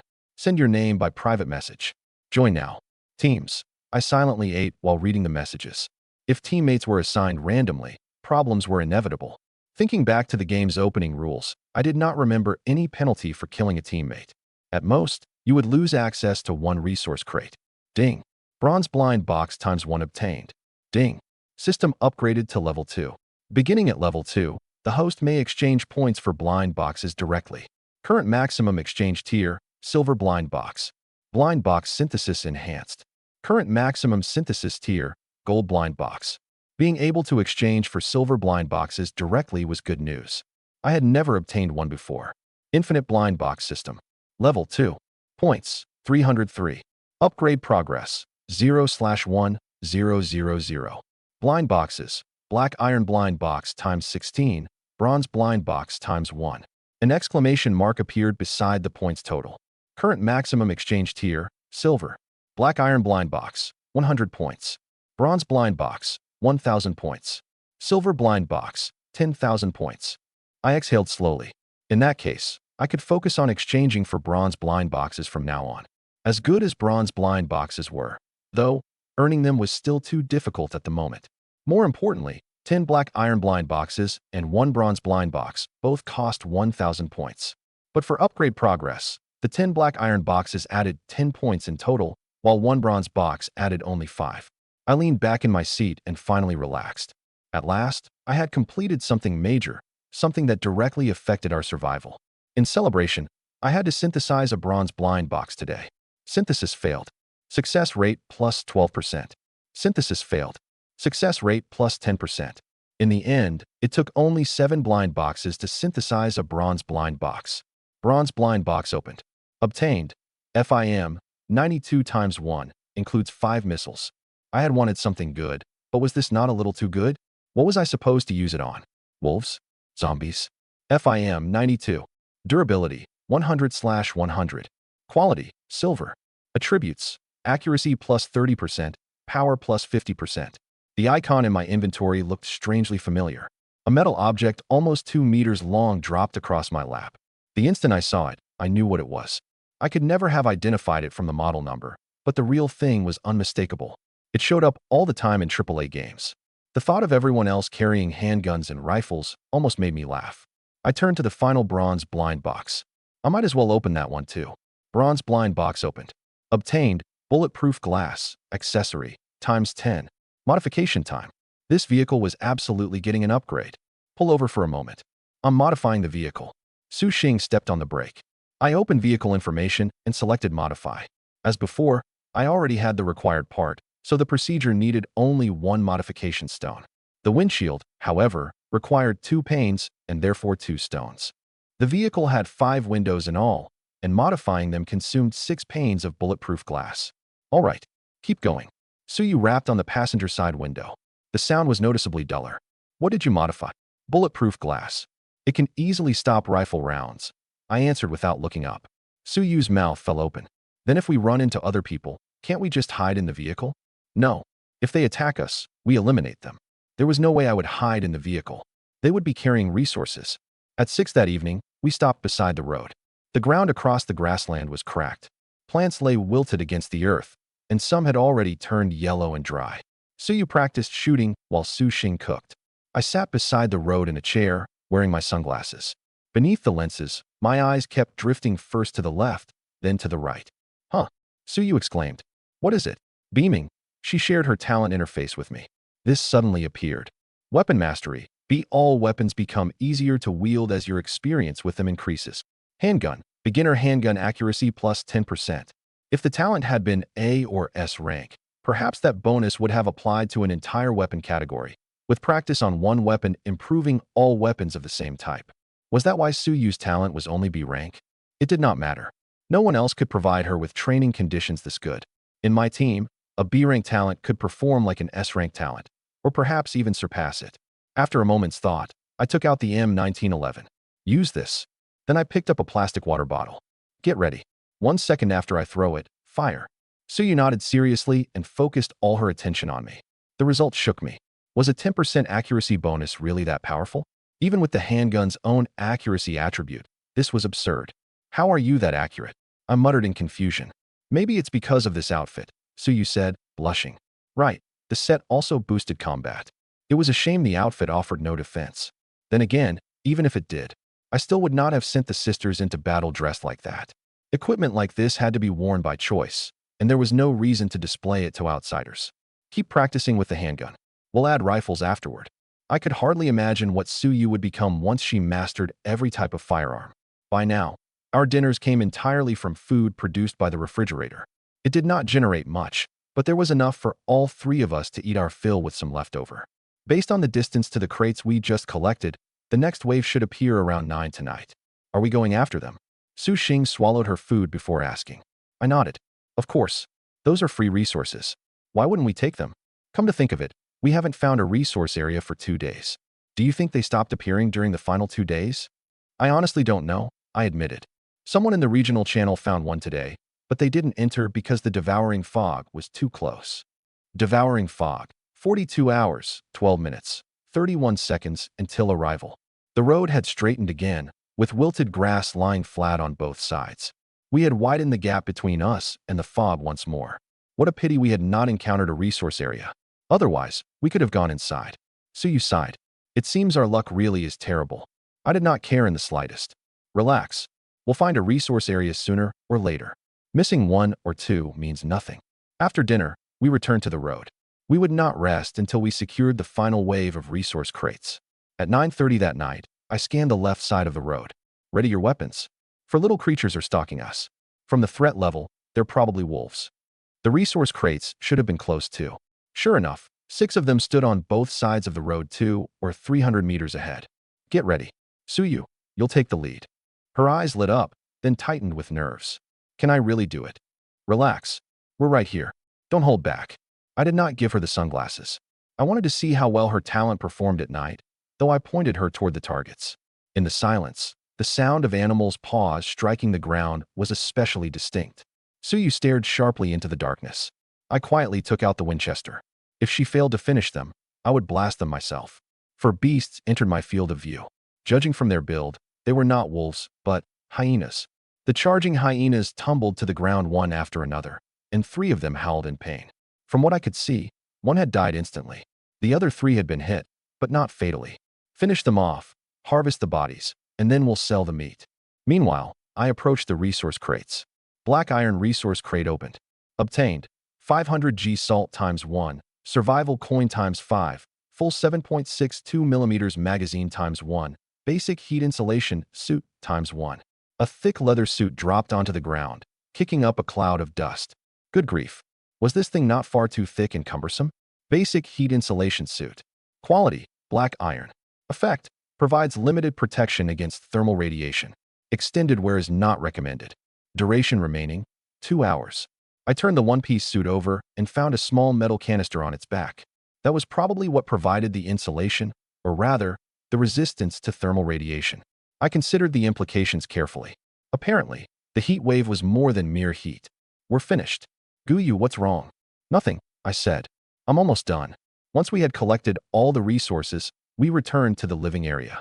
Then I took out the one-piece suit we had just obtained. So what exactly is thermal radiation? I shrugged. No idea. We'll have to wait for that voice to explain it. Even in the regional channel, almost no one understood. I stretched. Let's sleep. I'm sure the voice will tell us. We wiped our faces and cleaned the grime from our bodies before climbing into bed. I did not know how much time had passed when a voice suddenly rang in my ears.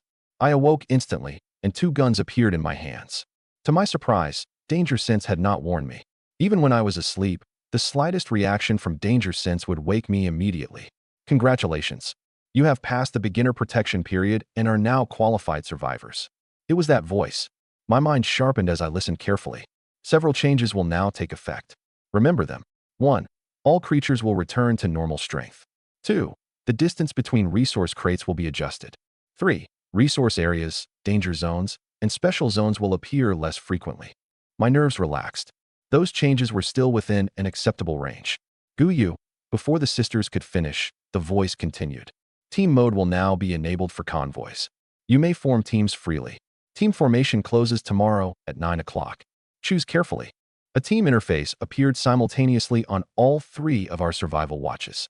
For now, only the 3 of us were listed. Unnamed team, 3 out of 10. Find teammates. One final reminder. Ice beasts inhabit every region. Materials from them are essential for maintaining heat insulation suits. I waited a long time, but the voice said nothing more. Guyu, The survival guide recorded everything the voice just said. I had not forgotten how badly my system needed teammates. Forget that for now. We need to find teammates. Any ideas? Su Yu and Su Xing exchanged a look. We'll leave that to you. We don't have any objections. I nodded in satisfaction and selected find teammates. Enter your requirements. Words appeared as my thoughts moved. Su Wanyu, age 38, address. Exact searches are unavailable. Please revise your requirements. Su Yu, Su Xing, the sisters sighed. It's all right. Maybe there's another way. They had already admitted that they were preparing themselves for the worst. Adult Chinese woman, aged 20 to 35, willing to cooperate and follow distribution rules. Combat, medical, driving, or logistics skills preferred. Because this was a shared feature, the sisters could see my criteria too. Their disappointment vanished beneath looks of astonishment. Suyu warned me that too many conditions might make it impossible to find a match. I removed the minor restrictions, retaining only nationality, adulthood, willingness to cooperate, and practical ability. A larger team would indeed earn me more points, but reliability had to come before numbers. The text on the screen dwindled until only 20 or 30 characters remained. Remain with your current team? Did that even need consideration? Of course we were staying together. Once all three of us confirmed, names began appearing and disappearing on the Find Teammates screen. As we searched for teammates, everyone else was doing the same. Su Xing suddenly asked, if nobody meets our requirements, does that mean no one will join us? I fell into thought. We can't be that unlucky, can we? Nationality, sex, age, ability, personality, appearance, that was roughly everything I had included. Worst case, I could loosen the requirements next time. The names continued changing as their numbers slowly decreased. Does this mean these people found matches? Suyu asked. Probably. Let me try. I selected one of the names. Name, Chinyu. Age, 28. Established communication. I confirmed, and an image of a woman appeared on the teammate search interface. Even with dirt on her face, her poise was impossible to hide. Hello, would you be willing to join our team? Our team has. Chinyu shook her head. I can see your team's information from my side. I only want to know whether your team distributes resources according to each person's contribution. I confirmed that it did. Of course. I brought Su Yu and Su Xing into the call so they could personally confirm our distribution rules. Even after hearing them, Chinyu hesitated for several seconds. After that silence, Chinyu spoke clearly. We were the only team that currently met her requirements, and she was willing to accept the risks of joining. All right, I have no more questions. I can join your team at any time. If you want to ask me anything, I'll answer. No problem. You can join now. The matching window lasted only one day. Once we had confirmed the rules and both sides' consent, there was no reason to delay. Chinyu visibly froze, then confirmed again. Once both parties accepted, white light appeared in front of the bed. Chunyu's figure slowly emerged from within it. I immediately focused on her. Name, Chinyu. Age, 28. Rating, 91. Affection, 0. Her affection was no surprise, but that rating was. Chinyu stood still and looked around the living area, then asked why we had a bed, a table, and a stable low temperature. Her previous vehicle had clearly offered none of those comforts. Ahem. Welcome to our little family, ma'am. I cleared my throat and drew Chinyu's attention back to me. Chinyu nodded with reserve. I look forward to becoming part of it. I waved to Su Xing, take Chinyu to clean up. I had finally thought of a use for the purifier. We could recycle our bathwater endlessly.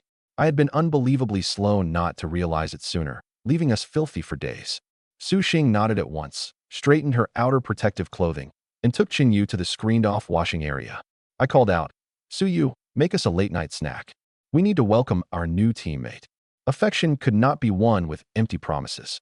I intended to show Chinyu our clear division of labor, fair resource distribution, and genuine safety, then let her decide for herself whether to trust us. Stop looking. It's all screened off. Suyu's voice sounded beside my ear. A makeshift curtain now surrounded the toilet in the distance. I turned around helplessly. What are you talking? Her delicate face was less than 20 centimeters from mine. I swallowed. This was the first time I had studied Suyu's face so closely. She looked identical to Su Xing, but their auras could not have been more different. Unable to bear my gaze, Suyu glanced aside. She had no problem when I earned points, yet simply being looked at made her uncomfortable. She asked softly, what should I make for our late-night snack? I cleared my throat and put on a solemn expression. A bowl of instant noodles for each of us, topped with several slices of braised beef, plus an ice-cold bottle of liquid happiness. The refrigerator restocked every morning at 9. After the daily refresh, it functioned like an ordinary refrigerator. All right, I'll make it now. Chinyu stared at the basin of clean water. We're using this to wash. She still seemed unable to believe it. Although she had more than 20 bottles of purified water, she barely dared to drink them. In her previous team, resource distribution had been a problem. It had taken her 10 days to save those 20-odd bottles. Yes. Is something wrong? Su Xing asked, puzzled. Chinyu shook her head awkwardly. No, nothing. Don't worry. We have a wastewater purifier. We recycle all of this. Understanding dawned on Chinyu, and she nodded. Su Xing handed her the clean water and a towel, then left the partition so Chinyu could wash in private. Chinyu immediately protested. No need. Su Xing's enormous eyes remained fixed on her. Chinyu grew self-conscious. Why are you staring at me? You're much more developed than I am. Chinyu raised a hand and rubbed the top of Su Xing's head. You're still young. You have plenty of room to grow. The washing was quick. 5 minutes later, Chinyu had dressed again. It was not that she did not want fresh clothes. This was already the cleanest outfit she owned. There had been plenty of clothing in the resource areas, but much of it was not necessarily cleaner than what she wore now. Su Xing led her to the table. Su Yu entered at the same time, carrying 4 steaming bowls of instant noodles. We didn't have much time, so this is only a simple welcome. Chinyu froze as she stared at the meal. She had not seen cola or sausages in ages. And was that beef on top really something that came with instant noodles? Too plain for you? I asked with a smile. Chinyu quickly shook her head. No, not at all.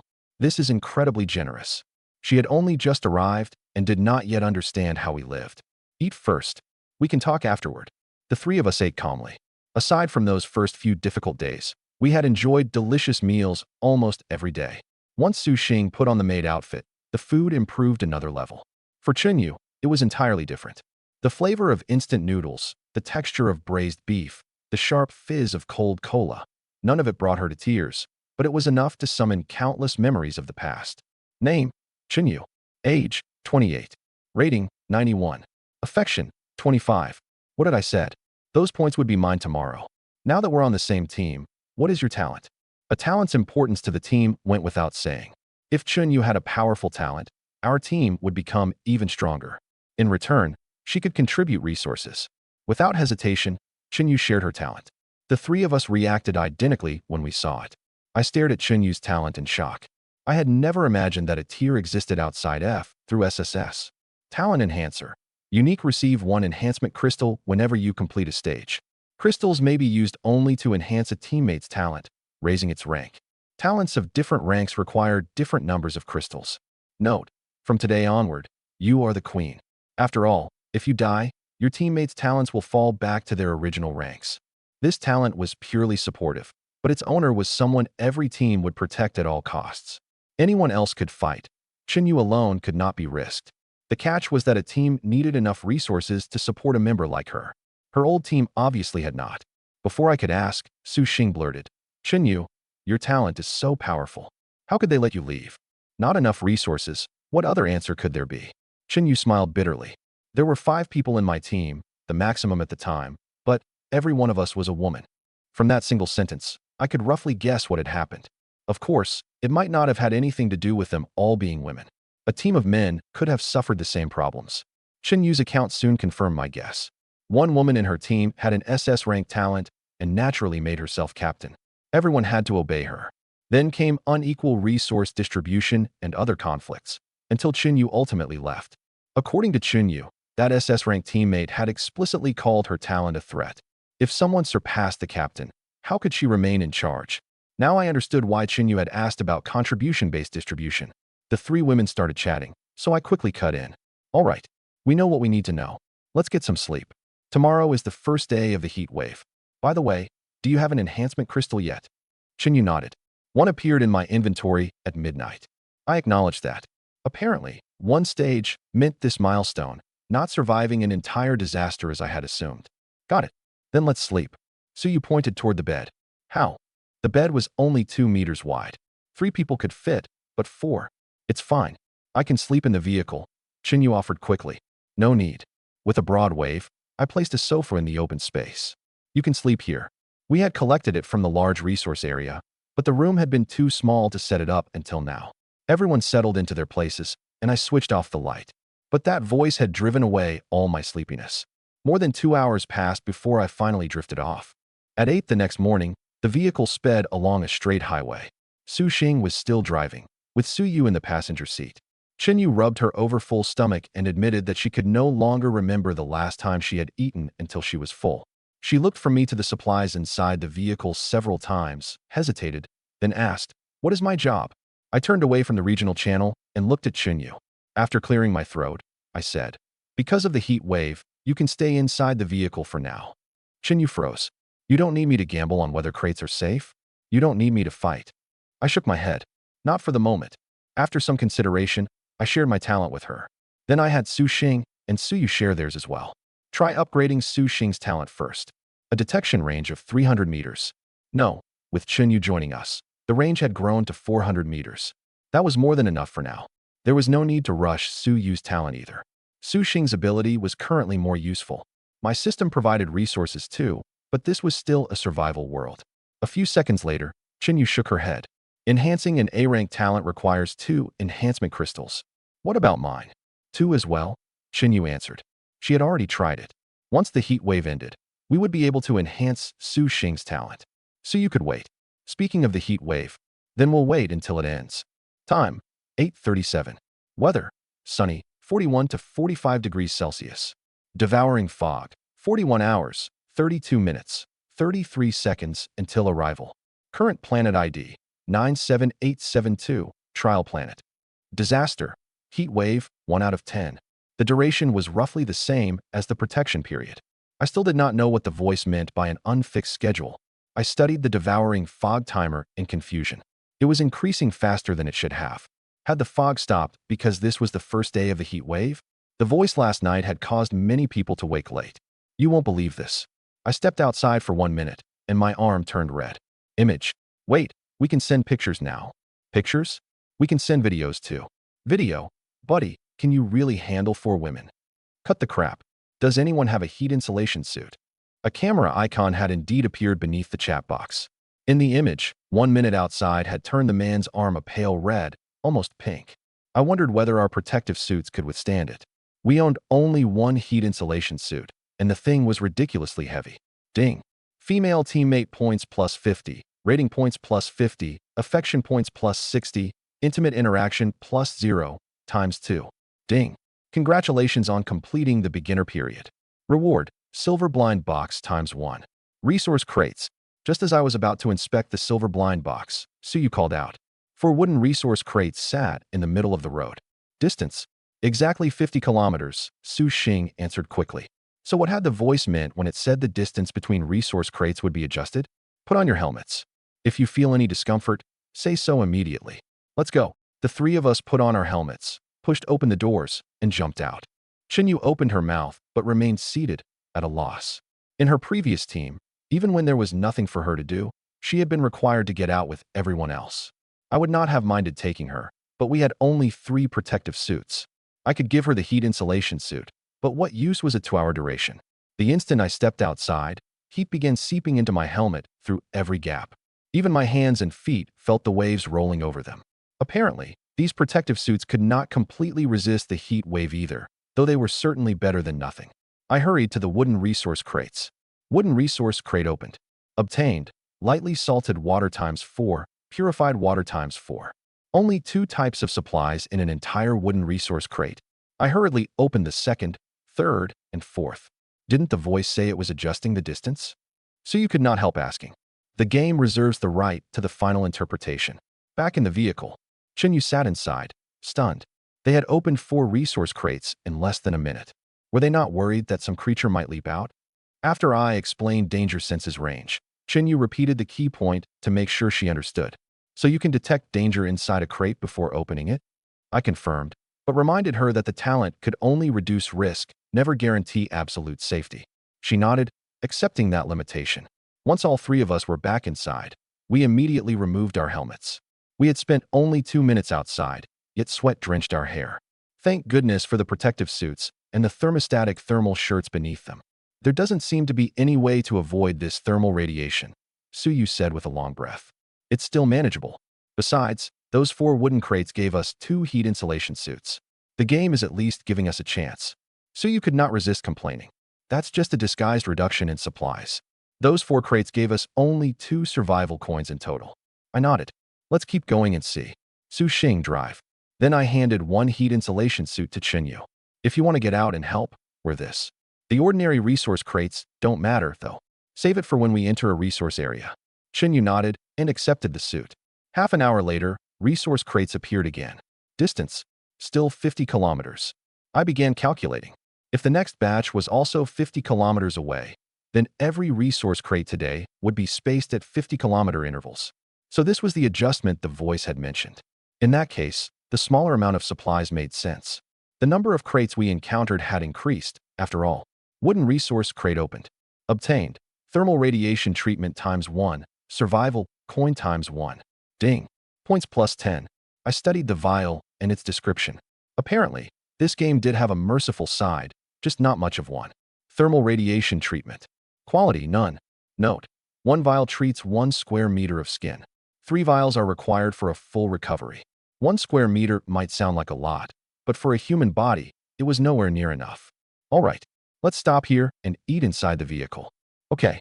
Once inside, the 3 of us hurriedly removed our helmets and gloves to cool down.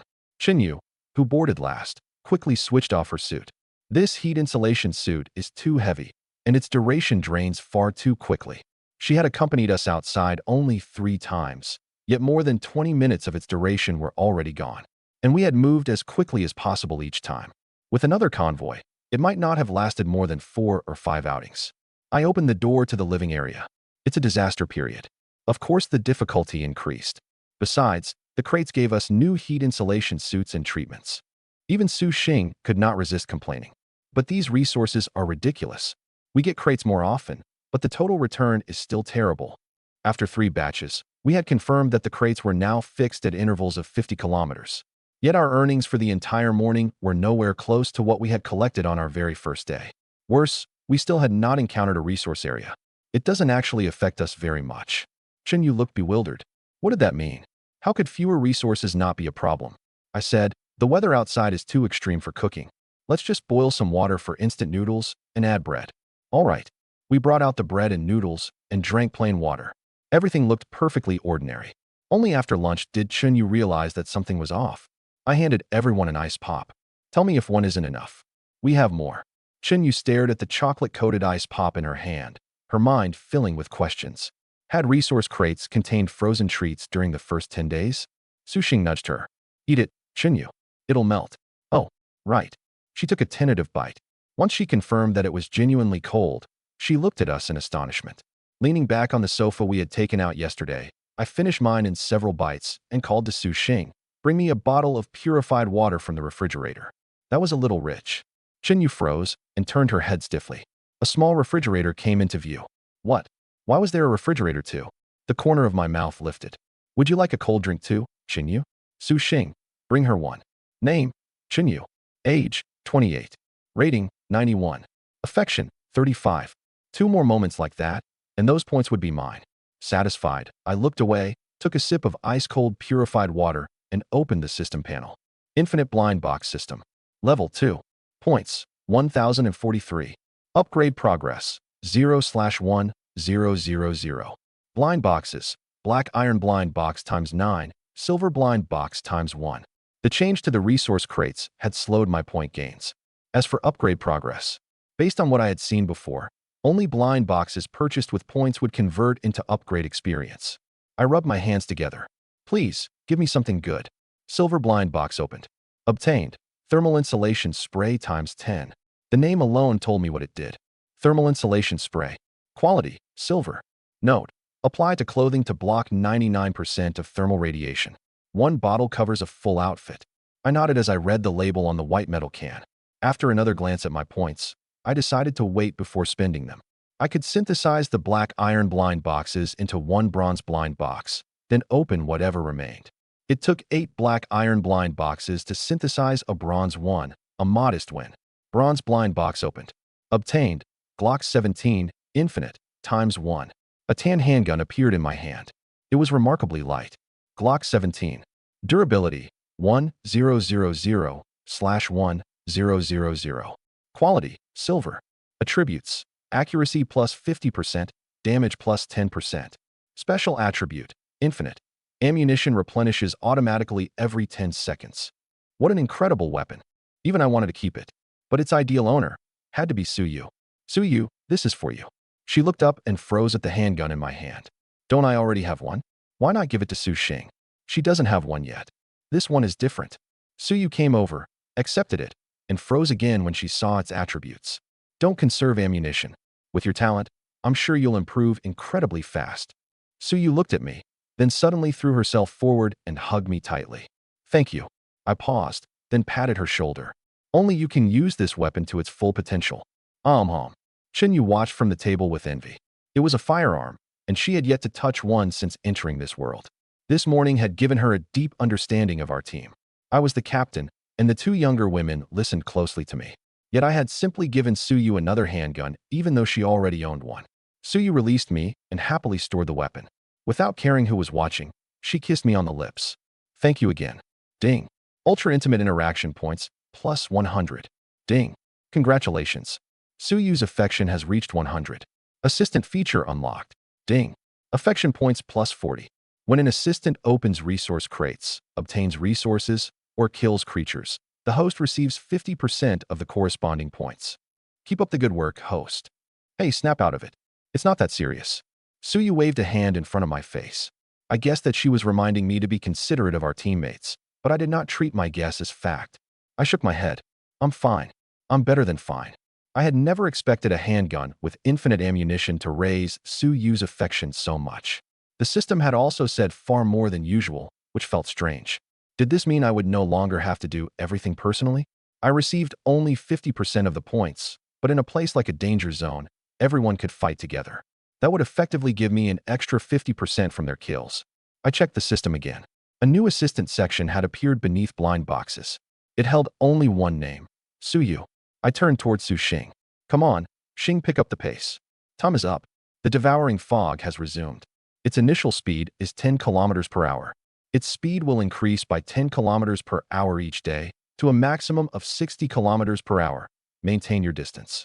Check your survival watch and monitor the information carefully. The speed would rise each day until reaching its maximum on day 6. It was not especially dangerous. Everyone had enough time to upgrade their vehicle to level 3. Time, 12 o'clock. Weather, sunny, 41 to 45 degrees Celsius. Devouring fog, 88 hours, 11 minutes, 23 seconds until arrival. Current planet ID, 97872, trial planet. Disaster, heat wave, 1 out of 10. For us, it presented no danger whatsoever. Su Xing and Suyu showed no unusual symptoms and clearly said they felt fine. Chunyu was already numb to the absurdity. The 40-odd hours displayed that morning had been enough to overwhelm her. At 12:30, we returned to the road. Chunyu's gaze moved repeatedly between Su Xing, Suyu, and me. I held a white metal can in one hand and carefully sprayed every inch of a helmet and pair of gloves. Don't worry, there's an outfit for you too.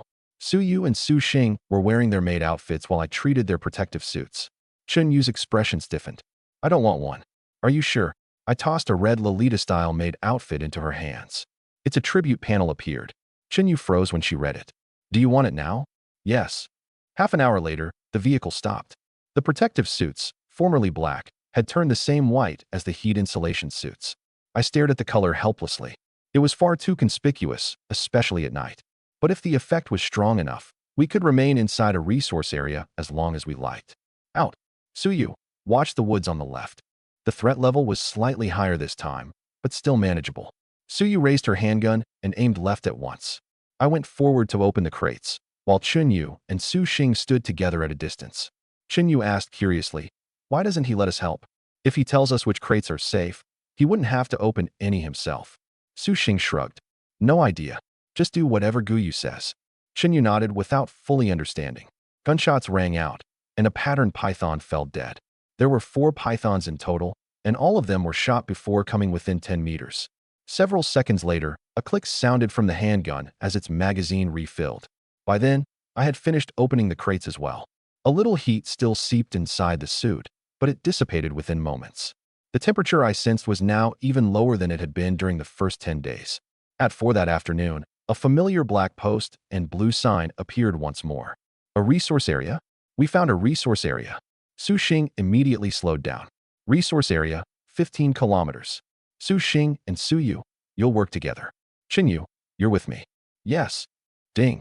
Abandoned freight depot discovered. Points plus 50. Gu Yu, are we going straight in? Yes. There's no danger inside, but watch out for falling objects. That was probably the greatest risk here. Got it. We drove to the center, and Su Xing activated her talent. We're heading out. All right. I nodded, then led Qin Yu toward the warehouse on the left. How many inventory slots do you have? 30. TSK. That's not many. I suppose your convoy never found a place like this. Qin Yu fell silent for a moment. We did. One person died, and the rest of us fled. I raised an eyebrow. Wasn't your captain SS rank? She didn't dare fight. No. She ordered us to run. Qin Yu's helmet had two small circular lenses with a narrow field of view, forcing her to turn her head dramatically to see her surroundings. That made her far slower than me at searching for resources. I had never intended to make her search. I was merely using this opportunity to raise her affection to 40. An hour later, Qin Yu's steps had visibly slowed. The heat insulation suit blocked thermal radiation but was heavy and stifling. Sweat covered her body, and her breathing grew increasingly ragged. I can't keep going. Qin Yu bent over with both hands braced on her knees, gasping. We had almost cleared the warehouses on the left, with only the final 3 at the rear remaining. I turned around. How much time is left? 5 minutes. That's enough. Once Qin Yu's stamina was exhausted, I obtained her permission and took her back to the vehicle to rest. She could not release the catches on the suit's helmet by herself, so I helped only with the helmet and outer locks, leaving the rest for her to remove. Wearing this equipment for long periods required around 10 points in both strength and constitution. Otherwise, even if it insulated the wearer from the heat, its weight would rapidly drain their stamina. Both attributes probably needed to reach at least 10, and few ordinary people in poor modern health would meet that standard. TSK. Seeing resources but being unable to collect them was infuriating. I took out a pack of Xian cigarettes, pulled one free, and handed it to Qin Yu. Take 2 drags. Qin Yu stared at the cigarette in confusion. I don't smoke, and I don't need to. I don't want you to smoke for real. I want you to use its effect. After she accepted it, she read its attributes and reacted exactly as the sisters once had. I lit it for her and warned, 2 drags. Use no more than 1/5. Don't waste it. I'm saving these to sell. Trading one for a survival coin was an incredible bargain. All right. After only 2 drags, Qin Yu's breathing steadied. She moved her arms and legs, confirming that her stamina had returned. Did this come from a resource crate too? I shook my head. You'll understand eventually. I placed everything we had collected on the ground. Metal plus 89.9 kilograms. Glass plus 33.2 kilograms. Miscellaneous materials plus 21.2 kilograms. Ding. Points plus 144. TSK. Small resource areas held so little. We had spent all that time inside and collected only this much. I glanced at the sun, which was almost gone. We'll stay in this area tonight. Won't the resource area transform into a danger zone? Qin Yu asked anxiously. Outside, the dangers were usually no more than wild animals. Anything could appear inside a danger zone. I finished considering the question. Even better, everything inside will be a resource. Qin Yu stared at me helplessly. My way of thinking really was different. By then, Su Xing and Su Yu had already begun their usual tasks. Su Xing climbed into the vehicle, changed into the pink Lolita-style maid outfit, and jumped back out. I froze. Are you crazy? The thermal radiation. Su Xing scratched her head. I almost forgot. I don't feel anything. I looked toward the sun as it vanished completely. Did the heat wave affect us only during the day, with no thermal radiation at night? In that case, continue as usual. I had planned to make Su Xing cook in her protective suit, but apparently that was unnecessary. Qin Yu watched us through the vehicle window. The moment she stepped outside, however, a wave of heat rolled over her. How do you endure this temperature? She added that she had wanted to ask earlier, but had never found the right moment. Because of this, Su Xing lifted the thin-as-silk fabric covering her arm. This clothing controls our temperature, so we aren't afraid of the heat. Qin Yu repeated the explanation to confirm that the thermostatic base layer was what allowed us to function normally in the extreme temperature. There was nothing I could do for her yet. We owned only 3 sets. We'll probably find another eventually, but I don't have one now. Oh, I wasn't asking for it. Qin Yu waved both hands. Wait in the vehicle. Once dinner is ready, we'll eat inside. All right. Qin Yu returned to the vehicle. I looked towards Su Yu, who was training in the distance. With infinite ammunition, She could practice at a much faster pace. Gunshots echoed continuously through the empty depot. Wait, my vehicle reached level 3. Why hasn't its speed increased? Idiot. Don't you know you need accessories? They're common in the various zones, but unbelievably rare in resource crates. Forget accessories. We get more resource crates now, but each one holds less. Tell me about it. We're consuming supplies faster than we collect them. Heh, I bet all those people selling their supplies earlier feel stupid now. I skimmed the regional channel. Resentment was running high. Region 95598. 7, 521/10,000. The population had barely changed, so the early stage of the disaster did not seem too dangerous. Every listing for food and water had disappeared. No one was selling either anymore. Only raw materials remained on the market. Suyu came over and sat beside me, leaning half her weight against my body. Ever since her affection reached 100, she had grown far less reserved around the other two women. What are you? I still was not used to it. This is a safe zone. I want to keep training. Now that she had a gun with infinite ammunition, Suyu did not want to waste any time. I nodded. All right, but take this. I handed her the sunglasses. Suyu kissed me on the lips. Thanks. Unfortunately, I received no points. Watching her walk away, I shook my head. This really would take some getting used to. If Su Xing did that. Her affection was nearly there too. It probably would not take much longer. Chinyu looked back and forth between us, her expression complicated. I did not presume to explain her feelings for her. Late that night, I turned to my system interface. My points had reached 1,500. Should I exchange them for black iron and bronze blind boxes, or save for a silver one? It would take at least 6 days to earn enough for silver. We had added a new teammate, but we lacked one thermostatic thermal shirt and one protective suit for her. We would probably add more teammates after the disaster ended. Before that happened, I needed to obtain those two items. Black iron and bronze blind boxes remained the best choice. Silver could wait. Once I decided, I exchanged all my points. Infinite blind box system. Level 2. Points, 42. Upgrade progress, 10/1,000. Blind boxes, black iron blind box times 5, bronze blind box times 1. Assistant, Suyu. As before, only blind boxes purchased with points increased upgrade progress. TSK, upgrading the system again would be extraordinarily difficult. Late that night, Suyu called me aside and clearly said that she wanted to move our relationship forward. I confirmed again that she was clear-headed, acting voluntarily, and not forcing herself for points. Once we had said everything that needed saying, the rest of the scene faded to black. Ding.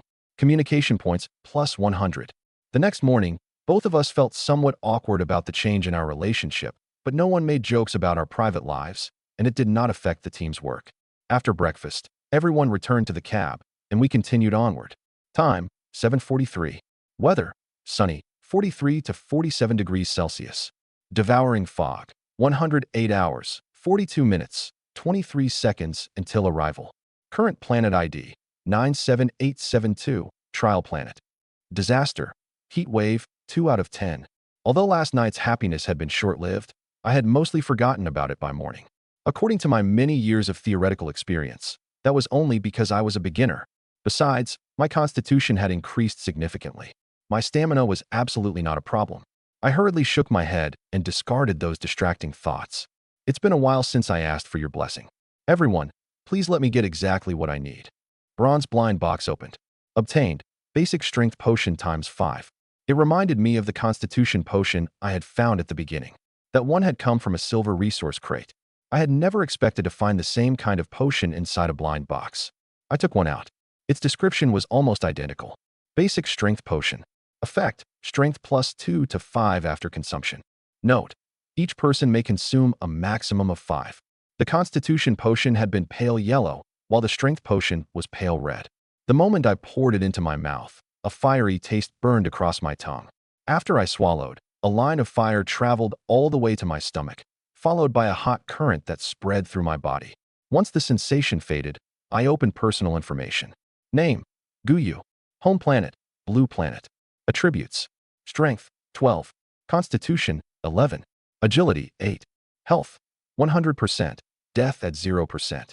Talent, Danger Sense, S. Evaluation, you are a man now, in every sense of the word. Should I drink all of them myself or distribute them? After thinking it over, I decided to give one to each teammate and take one more myself. Once their affection reached 100, they would become assistants. At 8:30, we encountered the first batch of resource crates.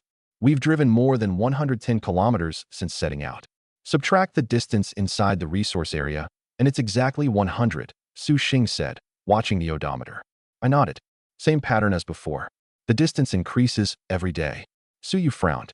If it increases by 50 kilometers per day, won't the crates be 500 kilometers apart on day 10? Probably. That would be terrible news for every other convoy. At our speed, even we would reach no more than 2 batches per day by then. If every crate remained this low in quality, the results were easy to imagine. Let's collect the resources first. I have something good for all of you afterward.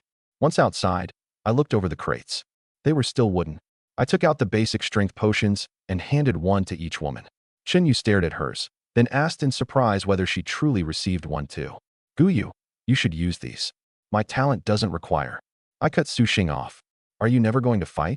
If you fight, attributes will always matter. Don't worry. We'll have plenty more later. The chance of finding silver resource crates was admittedly low, but when I genuinely wanted something from a blind box, I could eventually obtain it. These potions might be scarce for everyone else, but not necessarily for me. Chinyu fell silent for a moment. I only just joined. Are you planning to leave? Thank you. Ding. Affection points plus 30. I looked at Chinyu. Name, Chinyu. Age, 28. Rating, 91. Affection, 76. Her affection had skyrocketed. This was a huge gain. Her trust in our team was growing far faster than expected. Drink it. I took out the final potion and poured it straight into my mouth. Why is it spicy? Water. Water. Remembering the first potion, I wondered why I had forced myself to endure it in silence back then. 3 minutes later, I quickly checked my attributes. My strength had increased by only 3 this time. My luck was not great. How much strength did each of you gain? 2 points. 3. 5. The sisters looked at Chinyu with envy. Chinyu, your luck is incredible. You rolled the maximum. Chinyu flushed. I didn't expect to be so lucky either. All right. Don't worry about it. We'll have plenty of chances in the future. Let's keep moving. Then I tossed Chinyu a set of thermostatic thermal underwear. These are for you. She read the panel, her face full of gratitude. Thank you. We're comrades in the same trench now, and we have a long road ahead. Yes. Ding. Affection points plus 20. Seriously? Was her affection not rising far too easily? Had it really shot past 86 just like that? I remembered how slowly Su Xing's and Su Yu's affection had grown. People in this world were selfish. Almost no one would distribute valuable items as freely as I did. Perhaps no one at all. And Chunyu's first 10 days could only be described as miserable. An affection score above 86 at least meant that Chunyu's trust in the team was growing rapidly. How she defined our relationship, however, was something only she could decide. Ding. Female teammate points plus 50, rating points plus 50, affection points plus 60, intimate interaction plus 0. Ding. Female teammate points plus 50, rating points plus 50, affection points plus 100, intimate interaction plus 0. Ding. Female teammate points plus 50, rating points plus 60, affection points plus 50, intimate interaction plus 0. Those notifications corresponded to Su Xing, Su Yu, and Chinyu, in that order. These were my guaranteed daily points. If I added 2 more teammates, earning 1,000 base points a day would no longer be a dream. And I could not forget communication points. Ahem. I might have tired easily at first, but once I became experienced, well, then I would probably be even more tired. At that point, 1 bronze blind box per day would be the minimum, turning this survival world into a speedrun. The second batch of resource crates appeared. Just as we had predicted, every batch today was 100 kilometers apart. Tomorrow, they would be spaced at 150 kilometers. We're lucky. One of them is even a black iron resource crate. I hurried out, making the black iron crate my first target. Black iron resource crate opened. Obtained. Purified water times 5, 100G bread times 5, heat insulation replacement canister blueprint, special, times 1. This had to mean the metal canister on the back of a heat insulation suit. So it was replaceable, not disposable. Then I remembered that the voice had mentioned ice beasts. I hurriedly opened my inventory, learned the blueprint, and checked the workbench. Heat insulation replacement canister, special iron ingot times 2, plastic times 1, ice beast blood times 1. Note: the quality of the materials determines the finished item's attributes. The most important ingredient was clearly ice beast blood. We had not encountered any ice beasts in yesterday's resource area. Either they appeared in danger zones, or they were simply rare. Guyu? Guyu. What? What about those 3 crates? Suyu pointed toward 3 wooden resource crates nearby. I'll handle them. The 3 wooden resource crates contained the same paltry supplies as before. I reviewed the meager point increase in my head. Apparently, my point income had been cut. There were not only fewer supplies in the crates, but fewer resource areas too. Back in the vehicle. Let's make up time. At 11:30, we stopped for lunch after collecting the final morning batch. I finished my meal in several bites, sat on the sofa, and drummed my fingers against the armrest. After a brief pause, I looked at the 3 women as they finished eating. We're not resting at noon. We leave immediately. Understood. We collected one batch of resource crates after another. Aside from yesterday's pythons, we did not encounter a single animal. Whoever cooks, cook. Whoever trains, train. Chinyu caught my arm. What do I do? For 2 straight days, aside from helping in the resource area, she had done nothing but follow us outside in the heat insulation suit and watch. If you want something to do, help Su Xing cook. But you have to wear that outfit when you cook. Chinyu stiffened and looked towards Su Xing in pink. Do I have to? Of course. Its bonuses are excellent. 5 minutes later, another figure in red stood in the cooking area. The red-themed equipment suited her assignment, and its attributes improved her efficiency in the kitchen. Time, 1914. Weather, sunny, 44 to 48 degrees Celsius. Devouring fog, 168 hours, for minutes, 44 seconds until arrival. Current planet ID, 97872, trial planet. Disaster, heat wave, 3 out of 10. This was the advantage of a fast vehicle. Even though we rested at night, our lead continued to grow. In the regional channel, the longest timer I had seen was barely 100 hours. The shortest was only a little over 50. I opened my system. My points had reached 970. Should I wait a little longer and purchase a bronze blind box, or exchange them for black iron boxes now? Bronze blind boxes almost always held excellent items, but only in small quantities.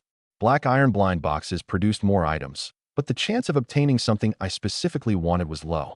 An hour later, dinner was ready. The vehicle is still the most comfortable place. Suyu slumped back in her chair without a trace of decorum. Has your handgun proficiency improved? I asked. Suyu nodded at once. The description hasn't changed, but now I can hit exactly where I aim within 30 meters. At 40 meters, I can at least hit the target. She had never even touched a firearm before coming here. I remained torn about the enhancement crystals. If we gave them to Su Xing, her talent would advance. Even if the change was modest, surely its treasure hunting range would expand. That would let us obtain more supplies. Supplies meant resources, and resources meant points. Giving the crystals to Suyu would improve our combat strength. But at present, we had not encountered any truly powerful enemies. Even without relying on Suyu's fighting ability, we could survive safely. You both know about Chinyu's talent. As for enhancing either of your talents, I think we should improve Su Xing's first, Suyu said directly. Raising my talent from B to A might not change much. Our enemies aren't very strong at this stage, and even if we meet something powerful, enough gunfire can still kill it. She explained that upgrading her talent to a rank might not produce an obvious improvement. Then she added, resources are the most important thing right now. Supplies don't just mean food and water. They include vehicle upgrade materials and modification parts. Have you forgotten? Our vehicle is so fast because of a single engine. We had found that engine by sight, not with Su Xing's talent. Even so, there was no question that Su Xing could have located it if it had been hidden. I nodded. Suyu's reasoning matched mine. I turned towards Su Xing and Chinyu. What do you think? Su Xing considered the question, then shook her head. I don't know. Chinyu pondered it for a moment and agreed with Suyu.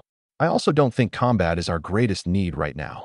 With your talent, even if we can't win, we can still escape. I slapped the table. Then it's decided. We enhance Su Xing first.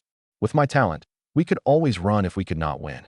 Besides, I did not believe there was much we could not defeat. Worst case, I would bring out the Stinger. I refused to believe any vehicle could withstand that thing. At 9 o'clock, we had been driving for almost half an hour. Based on the distance to the previous batch, we should have reached the nighttime resource crates at any moment. Resource crates. The vehicle stopped. A row of crates stood in the middle of the road. Our luck was good. 3 of the 8 were black iron. It's just a shame we went all day without seeing a resource area. Su Xing sounded disappointed. No, we found one. Suyu pointed toward a hint of blue in the distance. My spirits soared. Quick, collect the resource crates first, Then we'll go to the resource area. I had thought I was done earning points for the day. I ran straight toward the black iron crate. Black iron resource crate opened. Obtained. Lightly salted water times 5. Modification stone times 5. Survival coin times 5. The other 2 black iron crates were ordinary. We opened 7 of the 8 crates, leaving only the last one untouched. I took out my spear. Suyu, get ready. With my current strength, I could handle this alone. Suyu raised her handgun and aimed at the wooden resource crate. Click. The lid opened. Nothing emerged, but I knew the danger remained inside. Ding. Points plus 10. The wolves dropped instantly, each with 2 clean bullet holes in its forehead. I reconsidered the changed conditions. So these are the animals after returning to normal strength. They know how to wait in ambush and split toward both sides. During our first few days, that might have confused us. Now, Suyu was practically an expert with handguns. I stepped forward and harvested both wolves. Let's go. Time for the resource area. We started the vehicle and drove toward the sign ahead. Resource area, 12 kilometers, transforming into danger zone. Guyu, are we going in? Of course we are. Su Xing turned the wheel and left the highway. Ding. Medium resource area, town discovered. Transformation into E-rank danger zone in 1 hour, 30 minutes. Points plus 100. I considered the message carefully. The system could even display the exact transformation time. Could other people come to a medium resource area too? Suyu asked while watching the buildings outside. No idea. It would be even better if they did. They would be mobile resource crates, after all. This medium resource area was far larger than a small one. I had Su Xing drive around its perimeter. The area covered roughly 30 square kilometers. Su Xing's talent had to be upgraded. I studied the buildings on either side. They resembled the town we had explored at the beginning. The difference was that the signs now displayed translated text. I found a street packed with shops and had Su Xing stop. Here, places like this hold the most resources. Su Xing, use your talent. Su Xing nodded. A silver light. My eyes lit up. Lead the way. She guided us to the next street. In one corner on the ground floor of an auto repair shop, a pile of trash concealed a silver crate. I moved the debris aside and exposed it. Chinyu looked envious. All of your abilities are incredible. Your talent is the most incredible one, Chinyu. It's unique. Chinyu shook her head. But it has no combat ability. As I opened the crate, I replied, everyone has a role. Not everyone needs to fight. Does Su Xing have combat ability? Silver resource crate opened. Obtained. 500 milliliters purified water times 20, enhancement stone times 10, braised beef noodles times 20, high explosive grenade times 10. The contents disappointed me. No potions, not even an accessory. What a terrible haul. Grenades were useful, but nowhere near as important as vehicle parts.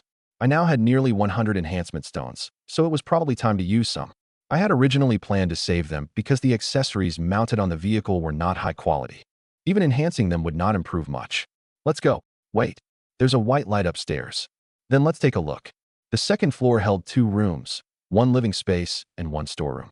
Su Xing opened a box inside, revealing 5 cameras.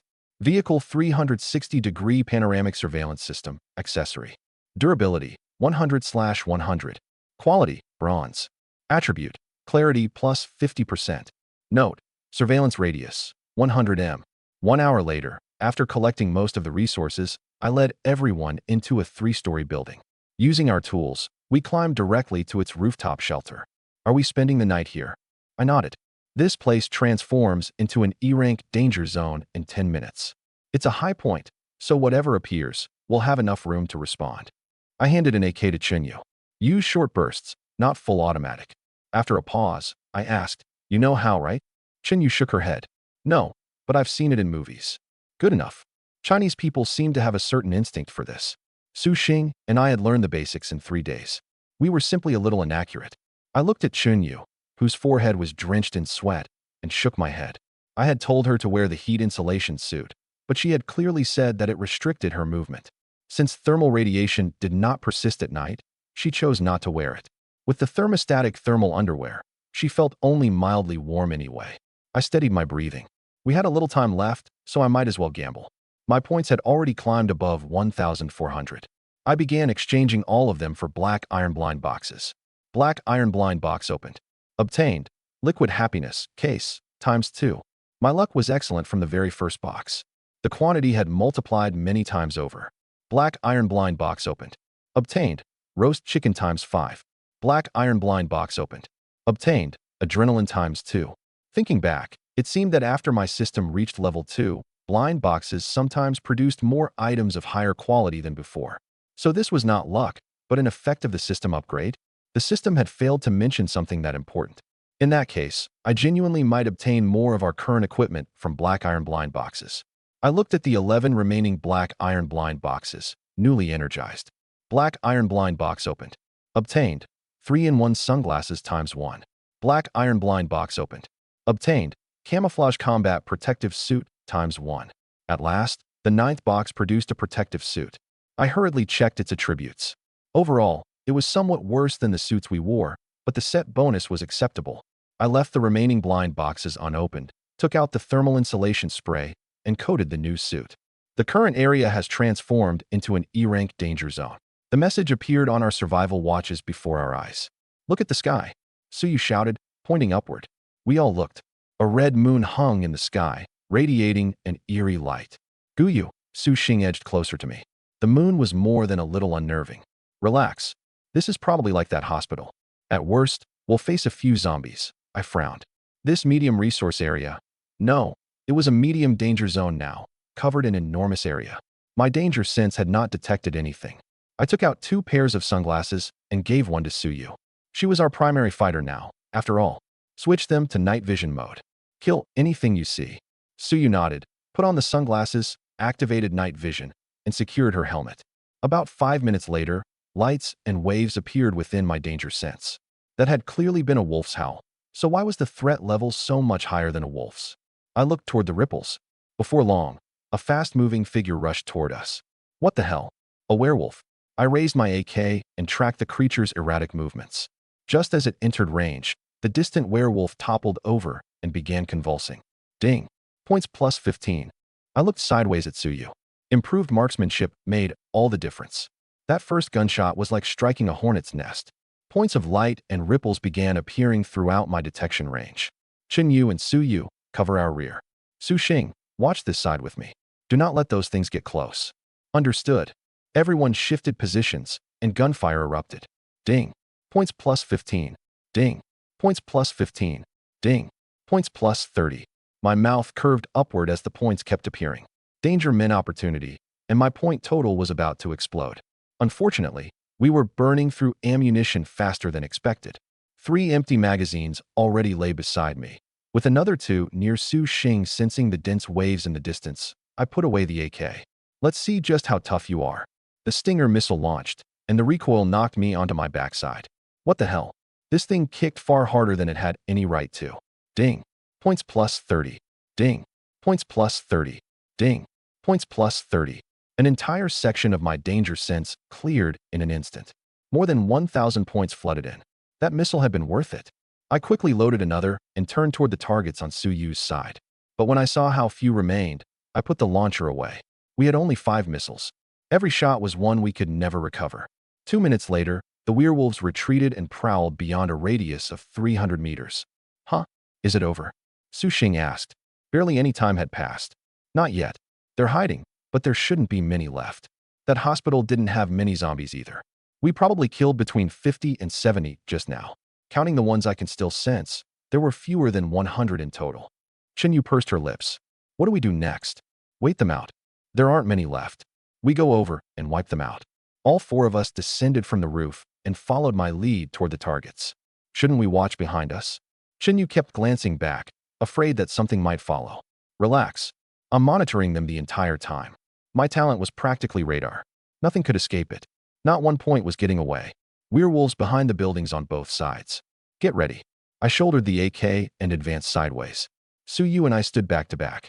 I fired 3 shots. She fired 1. Ding. Points plus 30. Ding. Points plus 15. Clear. Wherever the werewolves hid, we found them. If they stayed on a rooftop, I admittedly could do nothing, but the werewolves would jump down on their own.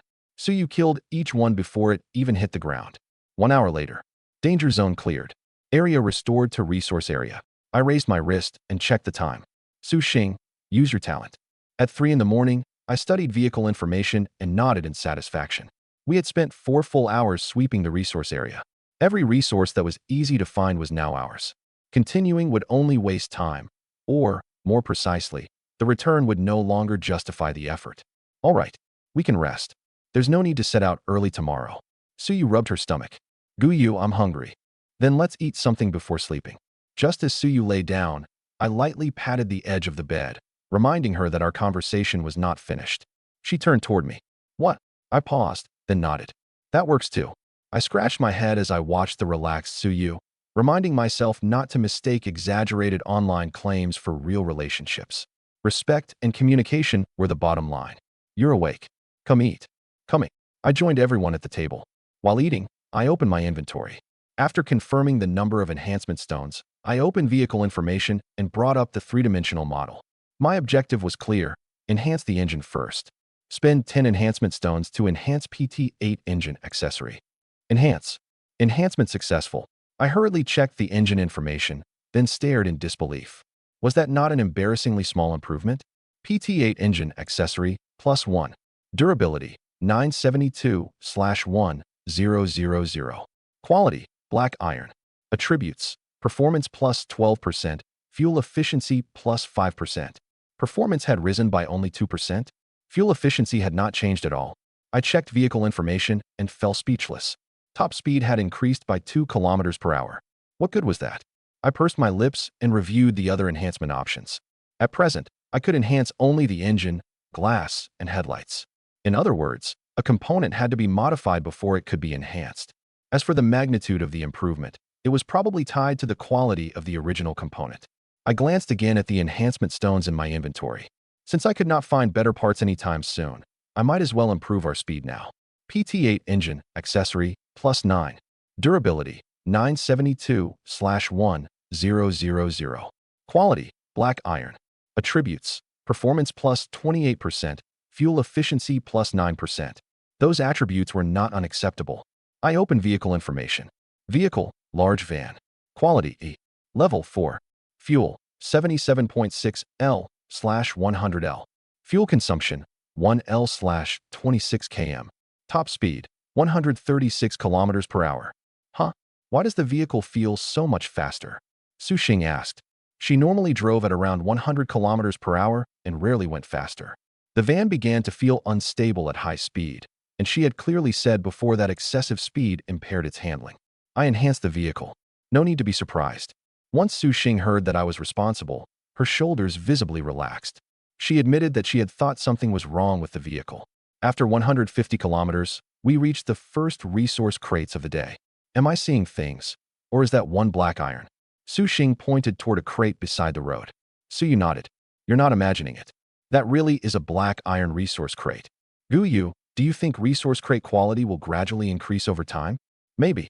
If everyone had to rely on wooden resource crates forever, they might as well pack up and wait to die. With that, I approached and immediately opened the black iron resource crate. I no longer expected anything from the wooden ones. What good were such tiny amounts of supplies? Black iron resource crate opened. Obtained.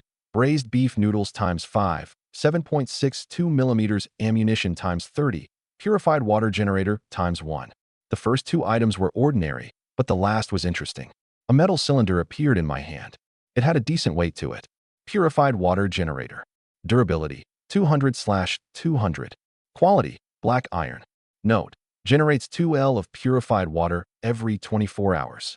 After collecting the contents of the other 3 wooden resource crates, we continued onward. At 12:30, the vehicle entered a forest. Once we collected the next batch of crates, everyone returned to the living area to prepare lunch. Chinyu saw me sitting thoughtfully on the sofa and came over. Sensing someone beside me, I closed the regional channel. What is it, Chinyu? I had felt all morning that something was missing. Chinyu had barely said a word. It's nothing. I just wanted to say, the amount of time isn't a problem. You're inexperienced, after all. Chinyu patted my shoulder, then went to help make lunch. I guess she was trying to comfort me, but that interpretation was based only on her tone. I stared after her, and it took me a long moment to understand. I started to speak several times, only to close my mouth. Then I looked at Suyu and rubbed my face. Tonight, I would reclaim my dignity. Between last night and today's guaranteed points, my total had climbed above 3,400. If I did not purchase 3 bronze blind boxes now, I would be wasting those points.